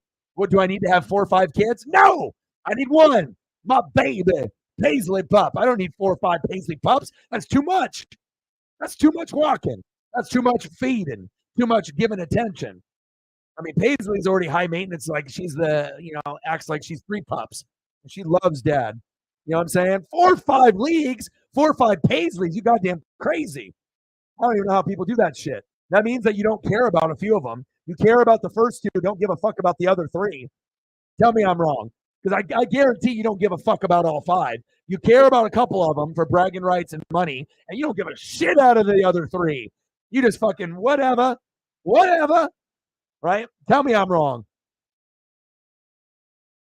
You crazy, Chief O'Chief. I'm glad it's working for you. And the more leagues that you're in, right, the more practice you're getting. So you actually have an advantage because I guarantee no one else in the league is doing as many leagues as you. That's good, bro. And you've been like when you do it with us, you've had bad luck with injuries, not necessarily with drafting. I think your drafting has usually been pretty good every year. Like you and Shep, I feel like your drafting typically isn't that bad, but the more you do, and then also too, it's scenarios. So if you do one team that's got a certain wide receiver running back vibe, maybe you have another team and you can mirror that. And you can see like what's working in this league with this. Okay, I got good quarterback and wide receiver in this league, and I can copy that strategy in this other league. But this team's got more running backs and tight ends and defense and kicker, so I'm going to focus more here. And you probably see some similarities. Like every team is different, but I guarantee out of the 5 teams, a couple of them are similar to each other. Like you probably have 2 teams that are similar, and then the other 1 or 2 are kind of similar, and then you just got some rando one that you did for you were fucking.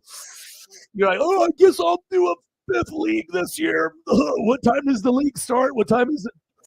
Draft? Okay, I'll do that league. Auto draft.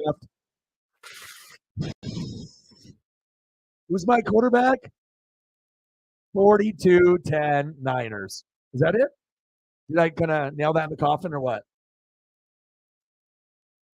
There you go. And it's working out for you.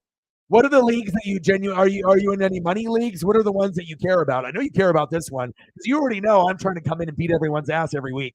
You know what I mean? I'm hold no prisoners. I always try to get first in scoring, give up the least, score the most points, best win-loss record, and I try to obliterate every single person I play every week. Yeah, you are engaged. It's like you got 4 or 5 wives. What you doing, bro? You got wife on Monday, wife on Tuesday, wife on Wednesday. Like Mormon out there. It's like you from Utah. You say you're a Chief fan. You got 5 fantasy teams. You got 5 wives. You got 5 Paisley pups. I don't know how the hell you do that. He said, it keeps me engaged. You got 5 rings. You got Kobe Bryant. You got 5 rings. And another thing, Chief loves Kobe Bryant. 5 rings. He's like, oh, dog knows me. Damn, this guy knows everything. He knows where I live, my real government name. He knows my Facebook profile. He knows everything. Paid in 4 money leagues. Good for you. Good for you, bro. How much are you doing? 20 up to 150? What are you doing? Are you doing any 50 or 100 buy-ins, or are your buy-ins a little bit cheaper? Because typically when people do the money leagues, it's typically $50 and up, but 50 to 150. If you're in a serious league, if you're in kind of a friendly league, then it's 25 or 20. And then if it's like fun, then we do, like ours. So basically, Chief don't give a fuck about this league. He's just like, I guess if I win, fuck it. I get bragging rights, but I'm not getting any money in the league. But if you do win the league, you will get a prize from me. So even though your 4 money leagues give you money, you might get something cooler for me, like something out of my personal collection, or I'll get you something, from NFL Shop. You might get something cool from your boy, unless I obliterate you. A few are 25 and 1 is 50. Oh, the 50. Because then if you do the 50, then you got like, okay, first place, ends up getting, like 250 or 200. Second place gets 100. Third place gets the money back. 200, $150. So your boy's got an ESP. So like Chief is like, damn, is this fucker in the league? How does he know? Because your boy knows fantasy. He's like, I got blasted in your league last year. I got to redeem myself. But if you do win the league, I will hit you with something cool. Same thing with Reflect if you win, because it's going to come down to the 4 of us. It's going to be me, Chief, Reflect, probably Jerry. Yeah. Well, dude, imagine going 13 and 1, Chief, and losing by 0.5 to Shep, literally on the last play of the game, where Michael Pittman has to catch the football for like 5 yards, and then he wins. And if he doesn't, then I win. And then he caught the fucking ball, and I lost by 0.5. 13 and 1. The only week I lost is because of the week that I had 5 guys on a bye or injured, like this year. I always lose that week, always, but I can win everything else beyond that typically, or get close to.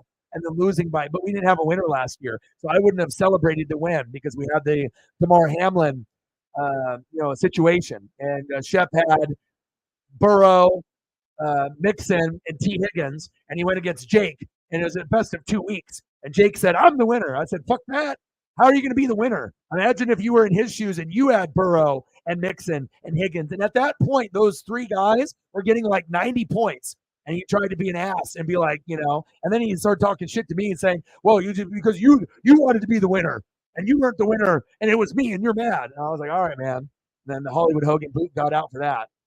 That's the first time we haven't had a winner in the league or any league I've ever been in. But we have to give respect to Hamlin, and we also have to respect someone that's got fucking 3 people on the team out of 9. And last year, Burrow and Higgins and Mixon were fire. If Jake had those 3, what do you think he would be like? Oh yeah, this is bullshit. Of course, that's what he would have said. Anyone would have said that. So Chief with the fiver. He says, I want to have some nuggets for O-Dog. I don't want him to be homeless and eat air sandwiches and eat fingernails Monday through Wednesday. Thank you. I appreciate that. Bang, bang, bang, boom, boom, boom. Bang, bang. O-Dog can never buy anything for himself all year long. Always has to take care of everything else. Appreciate you.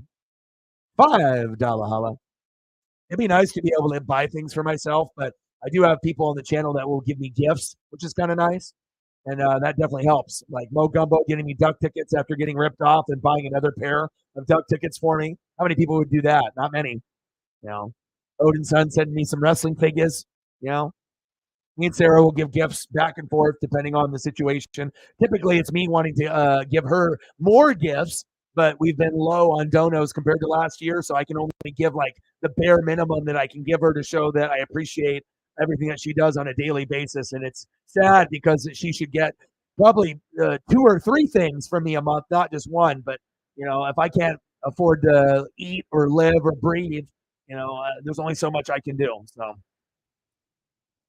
7 more likes to 20. But one thing that is going to happen is that we have the swagger and we have the skill set, right? As far as we have everything, the thumbnails, the people, the mods, the knowledge, just a cool vibe. Like, we're like that. We're like Tech Nine, or like we're like under the radar. We're like independent. Like there's all these other channels that have more subs and they have more popularity, but they're not better than us. If we had those fans here, we would just be like them. It's just a matter of getting the right eyeballs, knowing that we're here. You know what I'm saying? Like, and if I didn't believe that, I wouldn't say it.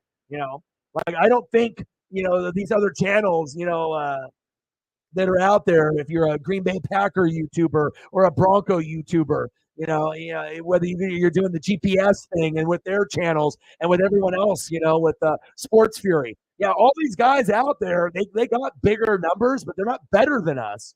That's the thing that you guys need to realize too. It's just a matter of popularity and getting the proper sheep to come over and get the fucking recommendation on YouTube, and then we'll end up having those people here too.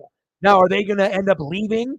Denver Bronco YouTuber, fucking Packer YouTuber, and fucking Chicago Bear YouTuber and his boy. No, they'll be a part of those still, but they can add us to the group. And then once we get those, then we can start expanding. But you know how it goes. Everyone's got kind of their favorite or favorites. So, but if there's a next man up, we're like the sixth man. It's like it's almost kind of shocking it hasn't happened yet, but I know it will. And then you guys will be along for the ride, and it'll be cool because I'll be able to hook you guys up like heavy. Like for the people that actually stuck with me and didn't leave, and the people that kept being real, and the people that kept, keeping it real. I will take care of you guys more than you know, better than any other bigger YouTuber that's got more subs, because those people don't spend money on the mods and they don't get cool gifts as like, okay, if you want a fucking pencil, or you want a, fucking t-shirt, or you want to get a Mitchell and Ness jersey from me, I think it'll be a difference, and I'll be able to do shit like that. How many people, okay, you get gifted a jersey, but it's like a screen print, $100, that's cool and all, but wouldn't it be better to get like a 160 jersey that's sewn, or get a Mitchell and Ness for like 250? I mean, how killer would that be? I know I would be excited. Chief with a 15er. And I promise you, for people like Marcos, the only one in Oregon that really supports me through and through, and for some of y'all, I hope to get to a point where I can actually pay Sarah enough money where she doesn't have to work anymore. That's literally my goal, to be able to get to a point where I have so much money coming in that I can actually pay a couple people not to have to work their job ever again, and they can just work on the channel with me and just enjoy life, and then just be the mod, show up, and I'm paying you, and then you don't have to work any other job ever again besides being a mod on the channel here if you choose so. Now, if you want to work, fine, but if I can give you enough money and enough merch and swag where you don't have to work a regular job and you literally can just stay home and chill and hang out with me every day, I know a lot of y'all would probably consider that, especially if the money was good enough. That's a goal, to try to get to that point, which would essentially be at least 500 a week to Sarah, which would be like $2,000 a month, something of that nature, like 1,000 to 2,000 a month for me. We would have to be making a lot, but that definitely is some of the goal. Chief with the 15.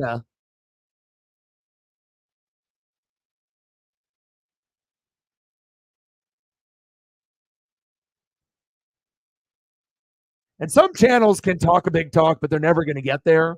But we're different. You know what I'm saying? Like, I mean, I obviously want to open up a YouTube studio here in Oregon to make other people's dreams come true. That will bring in revenue, because if you have like 5 or 6 computers and you have green screens and you have people that can assist with thumbnails and editing, right? People will pay, $15 to $25 an hour to come in. And imagine if you have 100 people coming in or more. You can make a lot of money by helping people. That I could also do it like nonprofit where I make it free, and that would be ideal, where I wouldn't have to charge anyone and they could just give me donations and I can use that to buy more equipment, flat screen TVs in the waiting room, all the channels. Like I want to have the YouTube studio be like the YouTube studio in California, but in Oregon, but underneath Northwest Sports Fanatics. So that way people could just like I could pay someone like Marcos to answer the phones and he would never have to work again. And then he just plays video games all day and helps out with people making videos on TikTok or on YouTube. I mean, there's not a lot of people that are able to do something like that, but that's what I want to do. I want to make other people's dreams come true, including kids. So obviously though, I've already thought of all this, and then Northwest Sports Fanatics Bar and Grill, but only Southern food, no chairs, only couches, all the video games online, all the TVs, all the flat screens, all the 4K. That's the vision. So 3 dreams, 10 years ago. You got to dream big. You got to think big. Chief with a 15. And we'll get to a point where we'll have so many goats, it'll be ridiculous. Where we'll get like $100 dono, and then we'll get 9 more in a row after. And all of a sudden, we'll get like $1,000 in donos from like 10 different people in a matter of 10 minutes. And then when I do get that to happen, we will give away a jersey at halftime, and that will be that will be one of the goals too. To get to a point where we can give away a jersey at every game that I do at halftime.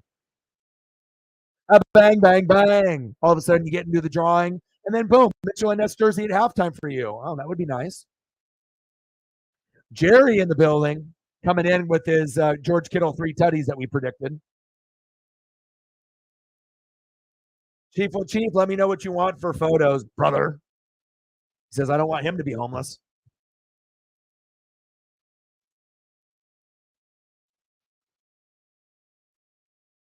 These guys are kind of good. Micah Parsons injured. Cowboys overrated.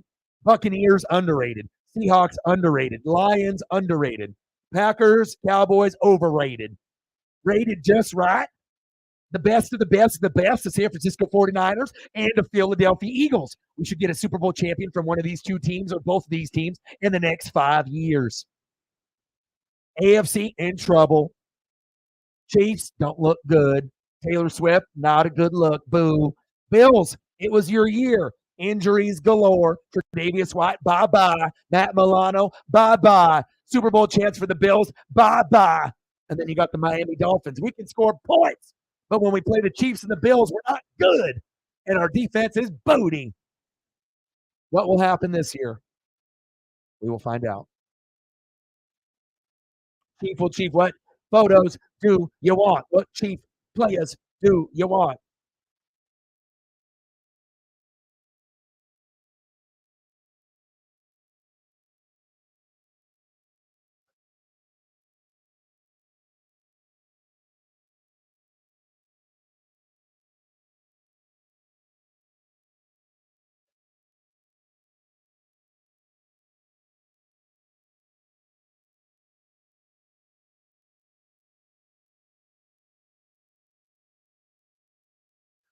Dallas Cowboys.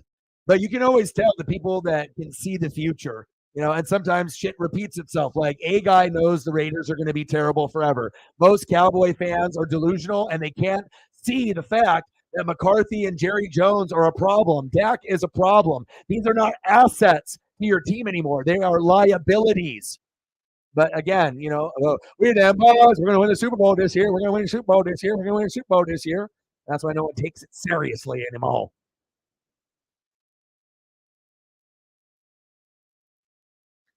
Where's up for you, Jerry? Jerry. He's my boy. Elliott is doing above and beyond. I'm locking on so many accounts, even more than me. Elliott Evans Jr., E. Evans, double E. It's me, double E. That's who you are now. That's your nickname. Double E. It's my boy, Pep Double E. My boy. And you've been with me since you were like out of the womb. It's like when I first met Elliott was like, I don't know what I'm going to do about this channel. And all of a sudden, 4 or 5 years later, I'm a mod now and I'm young. This is fun, brother. He's like, Saints, Bucks, Saints. Yeah.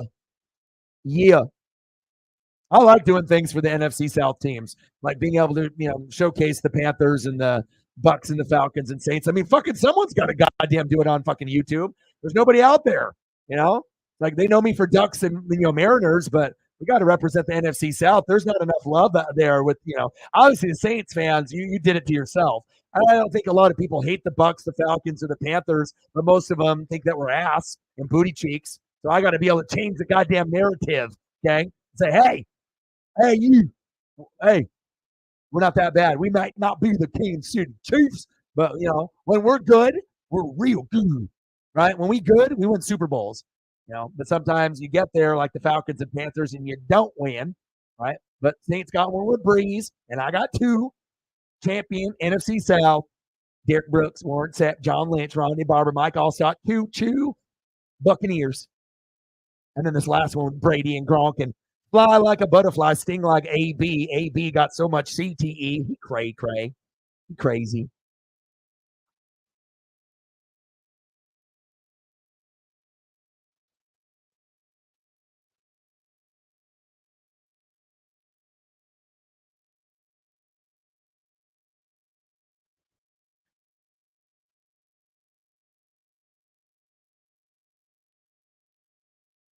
Kittle's going to be in WWE. The guy is one of the best personalities, and for him to explode like this is awesome. Gronk spike, and it's going to be Kittle spike. Bufangas, he's a team player. That's why the Niners are going to win a Super Bowl. They're together like the Eagles, and you can feel it. Like normally, I'm not wrong. I was wrong for the very first time in 20 years picking the Eagles to win the Super Bowl because I thought they were going to play like Aaron Donald and how the Bucks played, where we were going to get it done. And the Eagles fans and the Eagles let me down. Like you made me look like an idiot picking you in the Super Bowl. But again, all you had to do was get one sack and one pick, and you couldn't do it. So, but it happens. When you go against Patrick Mahomes, anything can happen. But I did predict the Eagles beating the Patriots big by 9 or 10 my very first year on YouTube, and people thought I was a time traveler, and I told them, yes, I am. Like, to be able to pick Nick Foles to win, but let alone to win big, they thought I was crazy. And obviously, the other went for the New England Patriots, of course, like most people did. The safe route, Tom Brady and the Patriots, where I was like, nope. Slick Nick Foles, better O-line, better D-line, and better running backs. They got 4 of them. Jay Ajayi. They're going to do it, and they're going to do it well. And they did.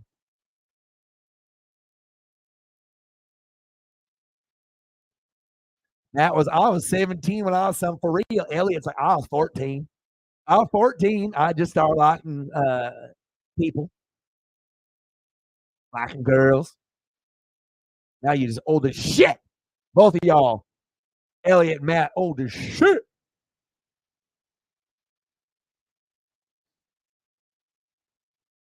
Oh, yeah.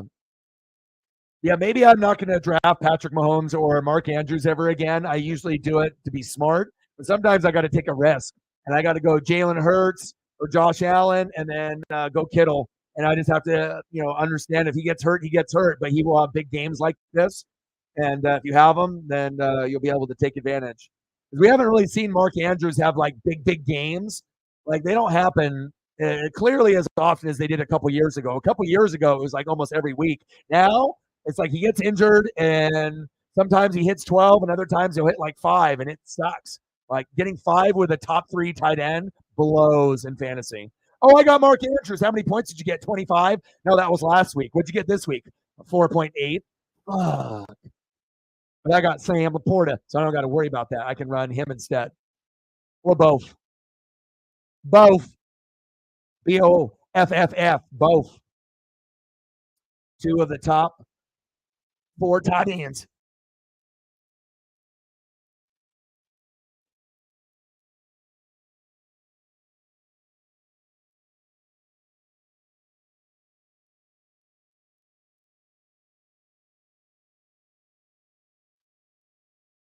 This guy's pretty good. But I always keep it real with you guys with like coaches and coordinators because that will determine the success of a lot of teams, not just the players themselves. And if you know who the good GMs are and who good coaches are and who the guys are that you need to be on the radar for if you're making bets or just wanting to be smart and in front of the friends, there's a reason why certain organizations have success. Niners, Eagles, Chiefs, it all starts at the top. And if you don't have good ownership at the top, Cowboys, Raiders, you're never going to be good. You're always going to fail. You have to have good people. It's like if you don't have good owners and managers at a place you work at, it sucks. You're like, fuck this place. I'm quitting. Right? And you only stay at shit jobs like that because of the friends, the employees. The people at the top are a bunch of bullshit, right? But you stay because of the friends, right? Not the money, but the friends. That's why you stay at certain jobs that suck. Tell me I'm wrong. I'm not. Real talk. Kittle, 3 tutties. I could have used that today. I don't think I'm going to draft Mark Andrews ever again. Maybe Mahomes never again either. I mean, even if I win the championship this year, I might have to move on. I might have to move on. Because Kittle's the closest thing that we got to Gronk. And I love me some Gronk. But never bought the Brady or Gronk Buccaneer jerseys. I wasn't like those bandwagon people. Never bought it. Brady, no. I'm not bandwagon. Gronk, no. Not happening. I'd rather have defense. And if I'm going to buy an offensive jersey, it's going to be Mike Allstott. Choo-choo.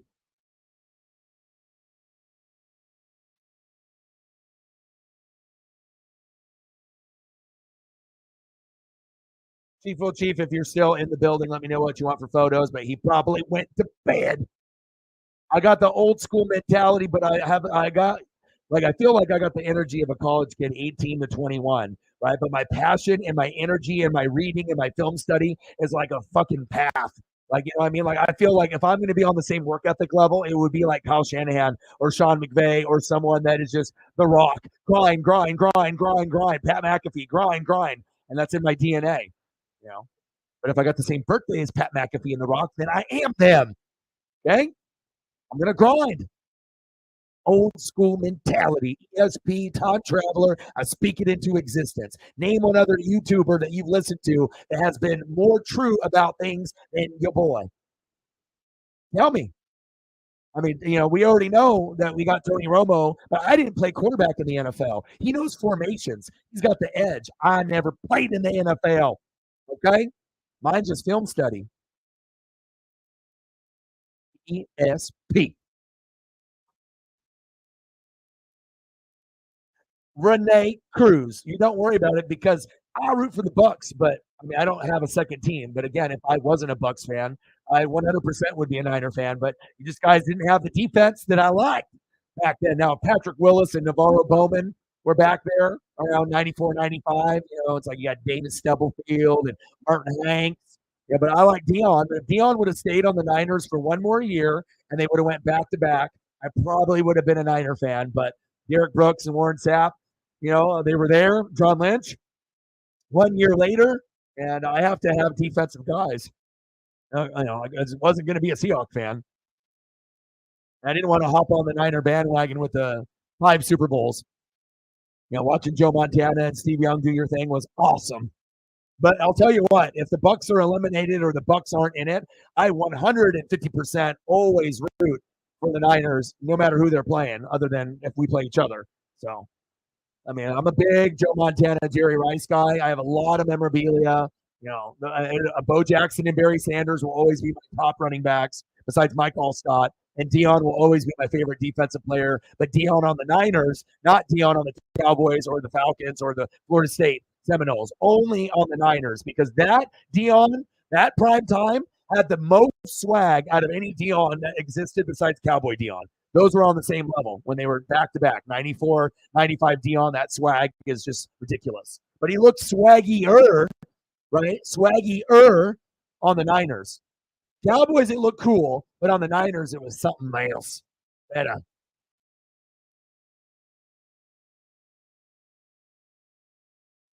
Chief went to bed. I was going to give him some more things. Still will, because that's what we do.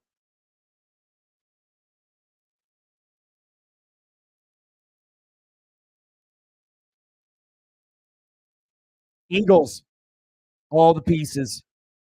Niners, all the pieces. Chiefs, no Eric Bieniemy or Juju. What happened? It's not the same. You want to trust Kadarius Toney or Sky Moore over Juju? No Juju on the beat this year, but I do love me some Andy.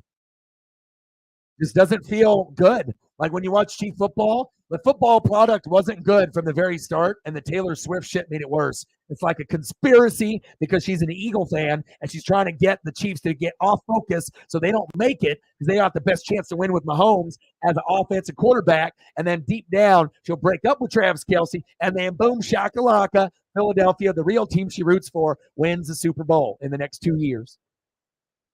Conspiracy. You don't like Travis Kelce. You're just trying to get the Eagles to win.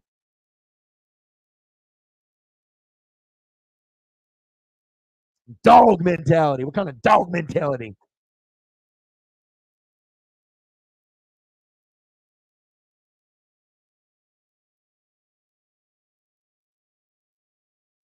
I mean, there's a lot of channels out there, but I feel that like you'll learn more here than any other channel. Like, if you actually listen and pay attention, to the people and, what they're saying and what the knowledge is dropping, I don't feel there's any other that you're going to get more knowledge. And that includes Pat McAfee show, Good Morning Football, because hell, they come to this channel to get their shit. That's truth. I mean, we're grinding here, every team, as if it was ours. The best of the best. The best, sir, with honors. Men in black. We're not second place here.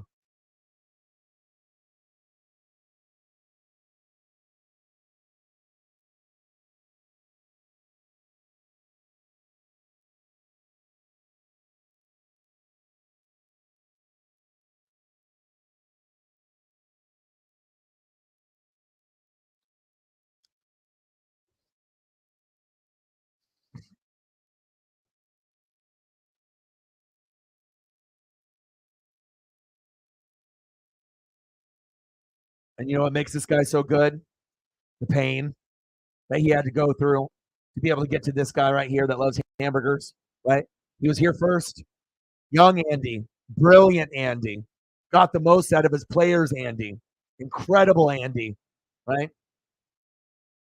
4 NFC championships in a row with a Super Bowl. And if Belichick wasn't cheating, they would have won with T.O. with a broken leg.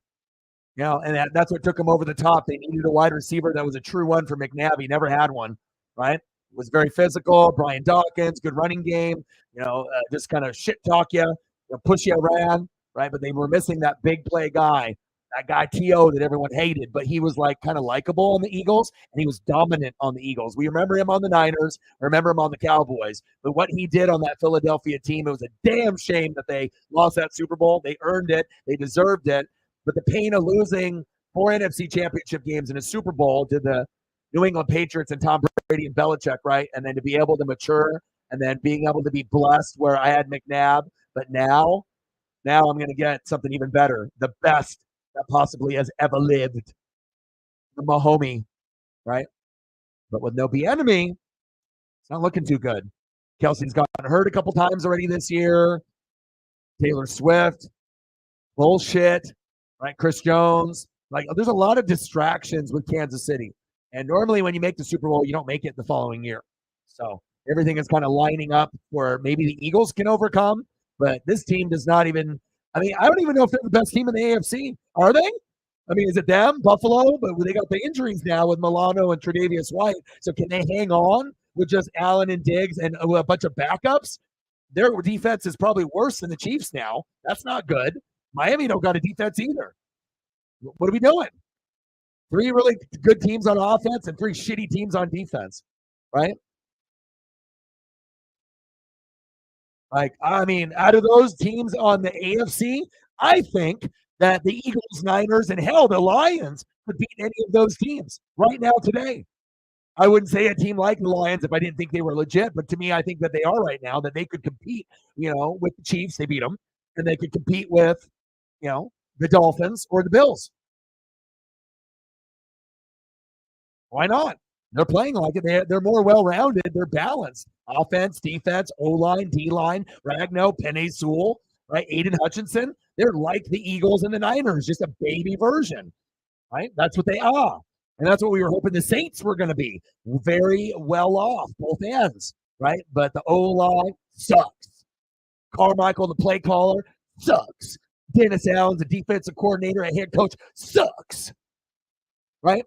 So we thought the Saints could be the third best team, but it's not. My God, Dan Campbell, right? And that's what we you got to recognize. And also look like on fantasy. Like if I got someone, or I'm telling someone to get someone, chances are we have good inside intel. I mean, me and Sarah, we hit it out of the park with the Laporta. But the main reason I was interested is because I know that's tight end you, and if anyone's going to know information like that, like secret shit, like extra shit, it's people on this channel. And what happened? Boom, shakalaka. Now Sam Laporta ranked number 1 tight end in the NFL, besides George Kittle tonight. Coincidence? I think not. Sarah's like, I know the information. That's what we do here. If you want to win money and have good predictions, listen to your boy. The people on TV would be flabbergasted. They probably would think I'm a time traveler. Like, especially if you start predicting shit like every show, not like once in a while, like a couple times a season. Yeah. I mean, like I said, I've always liked the Niners and Montana and Rice. They're like my favorite. And then, as far as old school players, and then Barry Sanders and Bo and Dion, I mean, nothing's better than that. But 3 of them were Niners, so it's easy, And then obviously, who are the others? Raider when they were good, and then Lion. So I've always had a Lion Niner, connection. It's not like something like, oh, the Niners just got good, and now you root for them, and you root for the Lions now because now they good too. I love the lovable loser.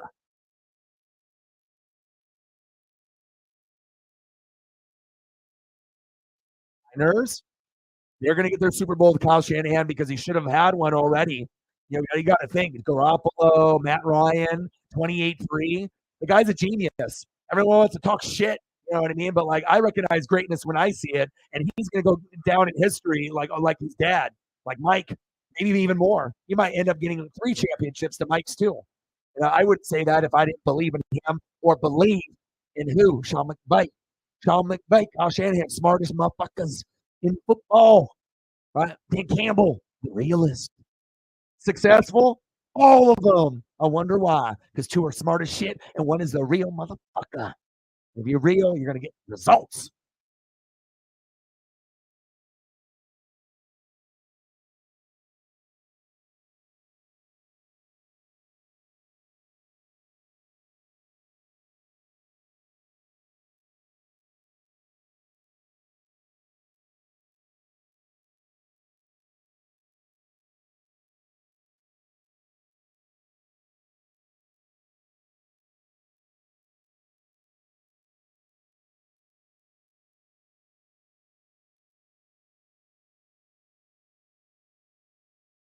The realist of the real. You want to see who the realist real of the realist really real is? It's not Andy. It is a Dan Campbell. And good for him, because remember how people made fun of him?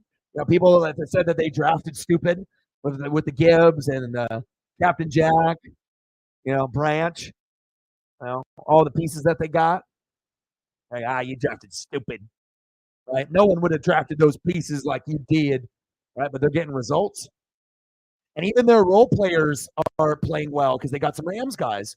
Josh Reynolds is super underrated. Josh Reynolds to me is like Nico Collins now, where Josh Reynolds is like a 3 that can be morphed into a 2, and he can be a 2 and play 1, even when guys like Amon Ra go down. Like, I trust Josh Reynolds more than I do Marvin Jones, and Marvin Jones is the bigger name, but I trust guys that get fucking results, like this guy right here, keeping it real. This is who you would want to be friends with, someone that's going to give it to you honestly.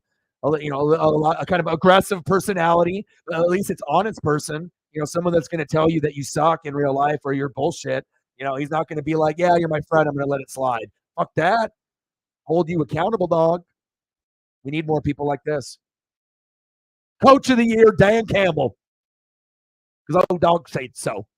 Obviously Kyle Shanahan will go further, but if they just want to be like Super Bowl champion Kyle Shanahan, and then the coach of the year Dan Campbell, that would be, even if he doesn't get it this year. I mean, turning the Lions around is big, big news. I'm that true. And eventually you're going to see 8 and then 80 and then 800 and 8,000 in the room. You'd be like, I was here when it was in the beginning, right? Before the sponsorship and all the connections and the plugs. Okay. I mean, I'm going to bring ratings wherever. Here, another channel, TV, podcast, ratings up. Smart people in the room. You guys. Dummies on the other channels. On our level.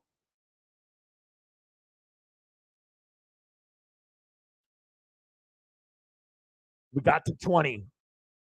Yeah, and sometimes you have to be honest with yourself. And even if you have fans of a team that are in the room, sometimes you've got to just be honest. Like, and it's not even the Lions win without Chris Jones, right? It's not even that one with Travis Kelce and Chris Jones. It's like every game is like a struggle, right?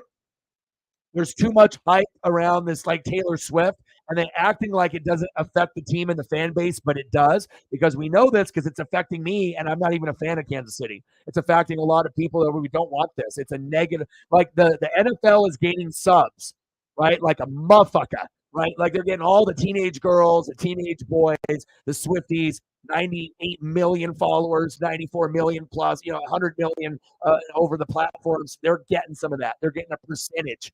They're getting like 5 to 10% of the Swifties. But it's like they're already not playing good football. I have Pat in fantasy. I don't like it. I got CJ Stroud as my backup, but like I don't like what I'm seeing out of Pat. Offensive line is suspect. Running game is not as strong as it was last year, even though there's moments. Wide receivers are booty. And no Juju, no Eric Bieniemy helping calling plays. Bad. Defense suspect. I don't like it. Like, I like normally with the Chiefs, I'm like, okay, Chris Jones, okay, Honey Badger on the back end, Nick Bolton. Okay, you got Willie Gay. Okay, kicker Butker, nice Butker, yeah. Oh, Juju, Bieniemy, yeah. And then sprinkle a little bit of Noah Gray and Sky Moore and some of the others. Kadarius Tony Garbage, Jerick McKinnon and Pacheco, boom, boom, boom, yes. But like, I don't see it, man. It's like this team is like not the same. And whether you want to admit it's just Bieniemy or more, but I don't feel like this is a championship team anymore. Like, and that, like, that's a weird thing to say. Like, I think that they still are championship caliber, but things need to change. Like, Nagy, get the fuck out of here. You're not calling plays next year. And at some point, you probably have to upgrade Spagnuolo from defensive coordinator if you really want to take it. And then you got to revamp the wide receiving core and dump everyone that's on the team right now except for a couple and draft and get some better pieces in there, or get someone like a Mike Evans for Patrick Mahomes. Spend the money. All right, get the hell off my team, Kadarius Toney, even if you have to get rid of Sky Moore, Noah Gray, and all these others, and all of a sudden insert Mike Evans. Then we're talking, a Nagy. And it's not being biased. We just keep it real. We watch the games. We watch Good Morning Football. We watch NFL Network. We talk to each other. We're not stupid. We read. We watch film. At least I do. And then, 42-10 Niners.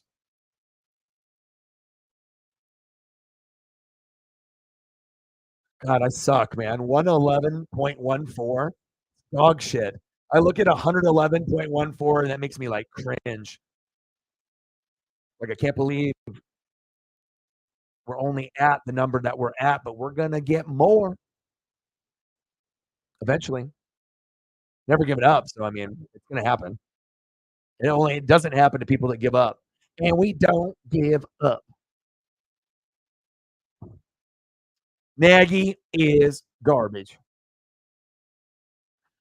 All right, what do we want to do here? We got 6 minutes until we get to the 4-hour mark, so let's just go for 5 more minutes. Any other photos or any bullshit that you guys want to talk about, fucking type it in the chat. If we get any last-second donos, I can throw up some photos. I can throw up a picture of Matt Nagy and then throw up a picture of a garbage can. We can do that. I mean, I haven't edited one yet for him in the garbage can yet, but Matt Canada might be worse, though, and he's on the Pittsburgh Steelers. And there's just, it's either you watch football or you don't watch football. But Nagy's some trash.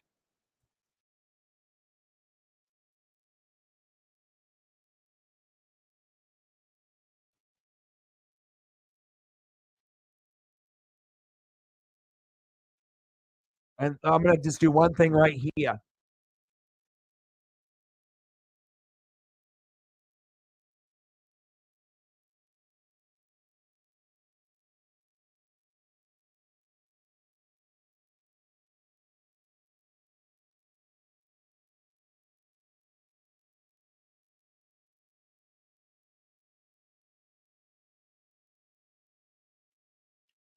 I'm almost done, Paisley.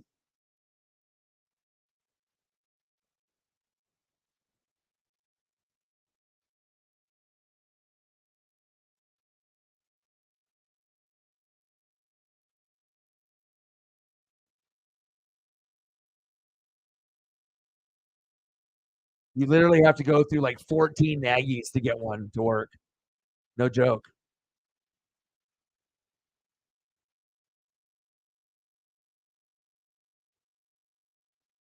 We've got to replace this. He doesn't even look like an offensive coordinator. He looks like a cop. He looks like someone at my warehouse job. Looks like a manager at Denny's or Wendy's. This is not championship caliber Kansas City Chiefs offensive play calling. You look untrustworthy, like you work at a Halloween costume store.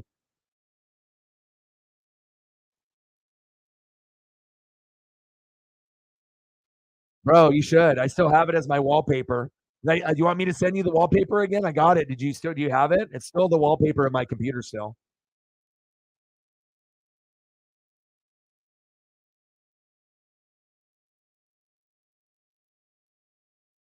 Now Paisley's in the room because she loves daddy. Fucking watch it, bro. Best movie of all time. Dude, I'm 41 and I still think this is the best movie. Like, I can watch, Predator, Terminator 2. I can watch kung fu movies, but I like funny and I like stuff that's real and a good take on a certain situation that many people can relate to. And Step Brothers is fantastic with Will Ferrell and John C. Riley, but nothing will ever come close to Superbad because the way they depict high school is better than any movie I've ever seen, especially in that generation. And they don't even show everything with the drinking and the other shit that goes on. But I thought they did an awesome job, awesome cast, and you'll never be able to compete with Superbad. Period. Period.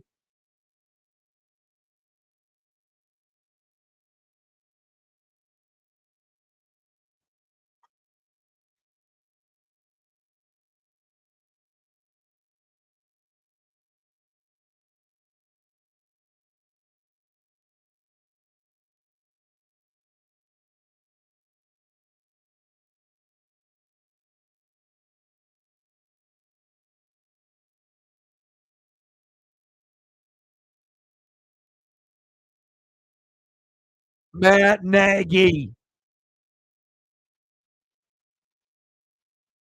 Matt Nagy. True. I'm not. It's not. We can't do that with Andy though. He ain't good. I'm really good. This one's good too.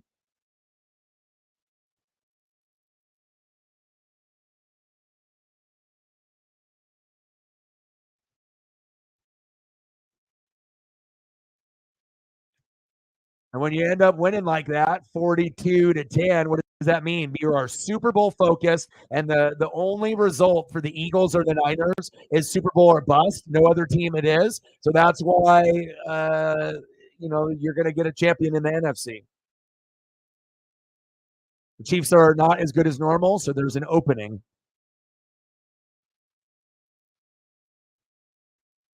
Matt Nagy, Matt Canada, anybody named Matt? Uh-oh. Matt Payton. That's not a good. Uh-oh. But I think if we figure out someone better, I like the enemy is like so missed, and I want them to get someone better than Nagy because I think once that Nagy gets fixed, we're going to get Mahomes back to the regular Mahomes. You're going to get the Kelsey. You're going to make sure that you get someone like Juju with the experience there You can always draft one, but you got to get a big name like a Mike Evans to have Mahomes go to. Mahomes needs an AJ Brown or a DK Metcalf or a Mike Evans, and if you get Mike Evans, shit, he's old, but he could still do some big things, and then just bits and pieces that can get improved. But Canada is worse than Nagy. Nagy is like, we're hard on him because I feel that he's like average, but for the Chiefs, he needs to be great. Canada is terrible, like terrible, like Charles Barkley voice, terrible. Right? But I don't know. Chiefs, Bills, Miami. I mean, that's probably what it's looking like. So, look who it is, a goat. Yeah, Nagy is trash, but Chiefs are four. Exactly. Yeah. Well, I think it's, them being on your team. You know what I mean? Like those pieces are not good elsewhere, but the value of having those guys with you and the chemistry, I think the team would have looked better. Like just imagine the team that we have right now, right? And Bieniemy's there with Andy, no Nagy, and then you have Juju as an option. So you don't have to throw to Kadarius Toney unless you really, really have to, and you can go to someone else. Not saying that Juju is elite or Bieniemy is so elite and they're going to make things so much better on the other places that they're at, but just being back together where the marriage was together, it was a special thing. Or maybe I'm wrong, but I just thought with Bieniemy and Juju, it felt good. It was a good pairing, and then now they're not there, and it hurts the Chiefs. Not saying that they are going to transform their new squads, but I just want you guys to do good and win. So.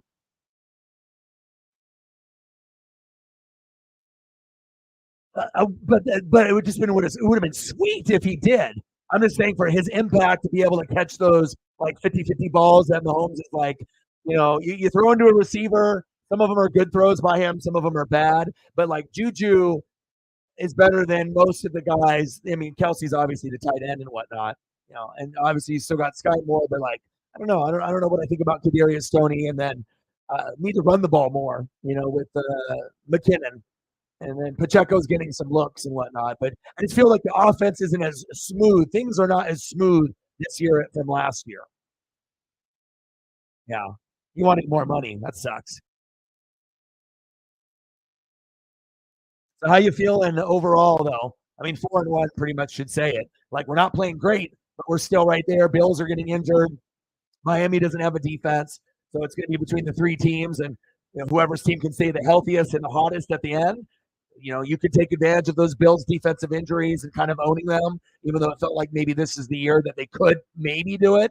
And then the Dolphins' offense is awesome, but they don't really have a defense. So I'm unsure about Sky too. I'm unsure about a lot of their pieces, like Noah Gray and Justin Watson. But it's like you can't tell me you can't get someone better. Of course you can.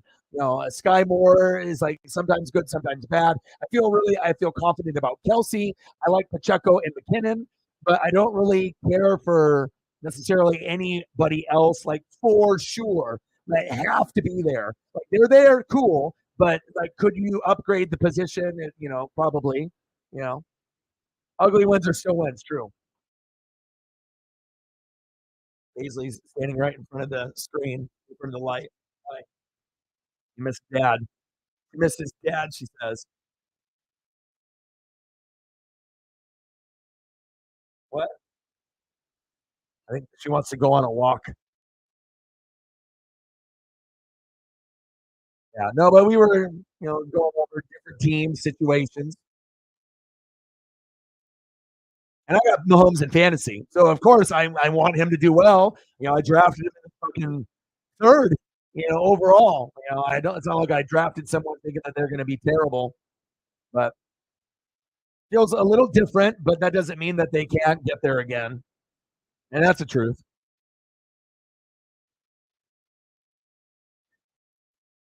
But we also went old school too.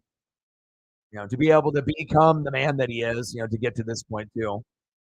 Young Andy, the early stages of the cheeseburger, and then going to mature Andy. And you could argue he's the best coach in the NFL. Man, it's kind of hard to argue that.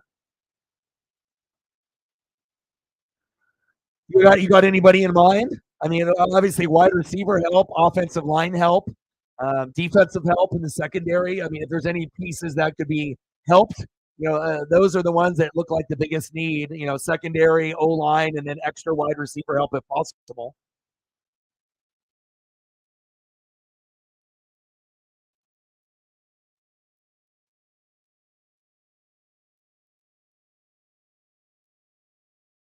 The Rangers ended up outscoring the Dallas Cowboys 11-8 to 42-10. That's tough.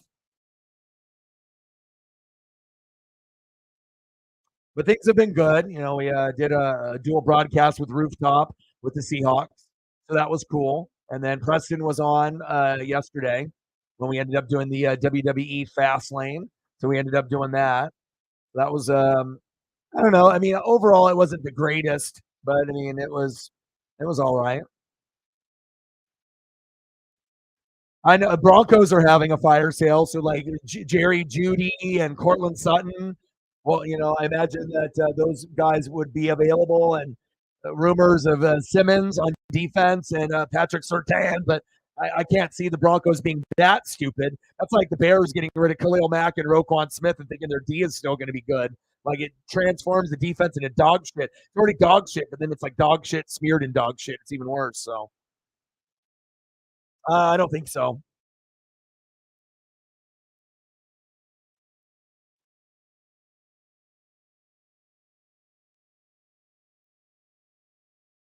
Matt Canada, Matt Canada, not good.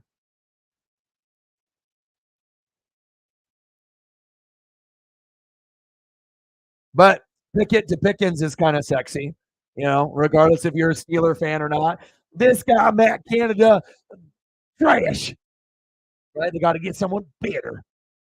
But sometimes, I mean, the running game needs to be better. And if that was better and Jalen Warren and Najee were better, then the offensive line needs to be better. So if you improve that, then maybe Matt Canada isn't that bad. But when you can't get any fucking yards with Najee or really Jalen Warren, it's not that they suck. It's just the offensive line is terrible. Terrible. Injuries, offensive line stinks, no execution. Russell Wilson married to Sierra, delusional, but it is better this year than last year, but still turnover prone. Defense can't stop a nosebleed. Only Simmons and Patrick Surtain are the good players on the defense. They got a lot of players like Dulcich and Jerry Judy, Cortland Sutton, Javante Williams, and they all get fucking hurt. There's garbage. It's just garbage organization. My buddy is a Bronco fan too, like through and through. A few of us that I know. Matt is a Bronco fan. It's tough, man. It's like you got to either live in that John Elway era, that Peyton Manning era. It probably ain't going to be good anytime soon. Sad to say. Things got to change. But also, you got cursed. The Broncos and the Chargers are the most cursed, injury-riddled teams with their skill position players on planet Earth. Like they can't catch a break. So it's not going good. But of course, Peyton loves it because he knows he's got 2 to 3 years, so he can get rid of Russell Wilson, dangerous. He can draft Drake May or Michael Penix Jr. or someone like that. Caleb Williams. I mean, everyone's going to be tanking. There'll be like 10 teams tanking for like 3 quarterbacks.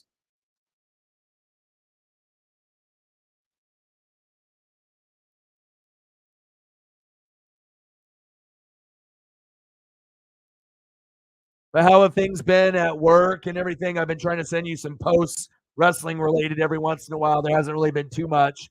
I had that Razor Ramon. The Frank Thomas, Bo Jackson one was pretty cool. And then the Razor Ramon one, I sent that to a few of y'all. That was cool, but it all depends on what I see for photos and whatnot. But I think it's already dark. Here obviously it would be what 11:10 or 12:10 where you guys are at. But I need to eat dinner. I haven't really ate anything. Paisley needs to be walked for the 3rd time today. So I got to get that exercise in. I am down 60 pounds, though, since COVID. So that is good. 260 down to 200. So, still may try to go down to 185, but I don't know if I'll be able to do that. But we'll see. But I'll check all the socials real quick. I think everything is good as far as donos and everything. Everything is good. And then I appreciate everyone coming in, showing love, and anyone that donated, commented, shared. Shout out to Cyberpunk, Matt, Elliot, Sarah, all of y'all. And I'll be back tomorrow. I'm going to do reaction videos. I'll probably do reaction video to this in the morning so that way I can get the walk in with Paisley. She is priority number one. And then we'll do a reaction video to this game, and we'll do probably another 4, 5, 6, 7 tomorrow. Then we'll do Monday Night Football with the Raiders and the Packers. I'll be here, and then we'll do Rangers and Orioles reaction videos in the morning, and then that on Tuesday. And then Wednesday will be Diamondbacks Dodgers and reaction videos. And then Thursday will be whatever the hell the matchup is on Thursday, which I have slightly forgotten, but I know I'm going to remember as soon as I click on the button. It is, what is it? Broncos Chiefs on Thursday, and we'll do that too. So appreciate every single one of y'all. Love you and appreciate you. And if I had a little bit more time, I would, but obviously it's been a long, long day, and I'll be back tomorrow. And hopefully, Cyber, you can come in tomorrow and hang out a little bit longer and whatnot. And great hearing from you. And I love you guys and I appreciate you, Matt, Elliot, Sarah, Cyber, all of the goats. Appreciate y'all. And I got one question for you. Who you know talks sports like us? Your boy Ryan, Northwest Sports Fanatics, and I'm out. Okay.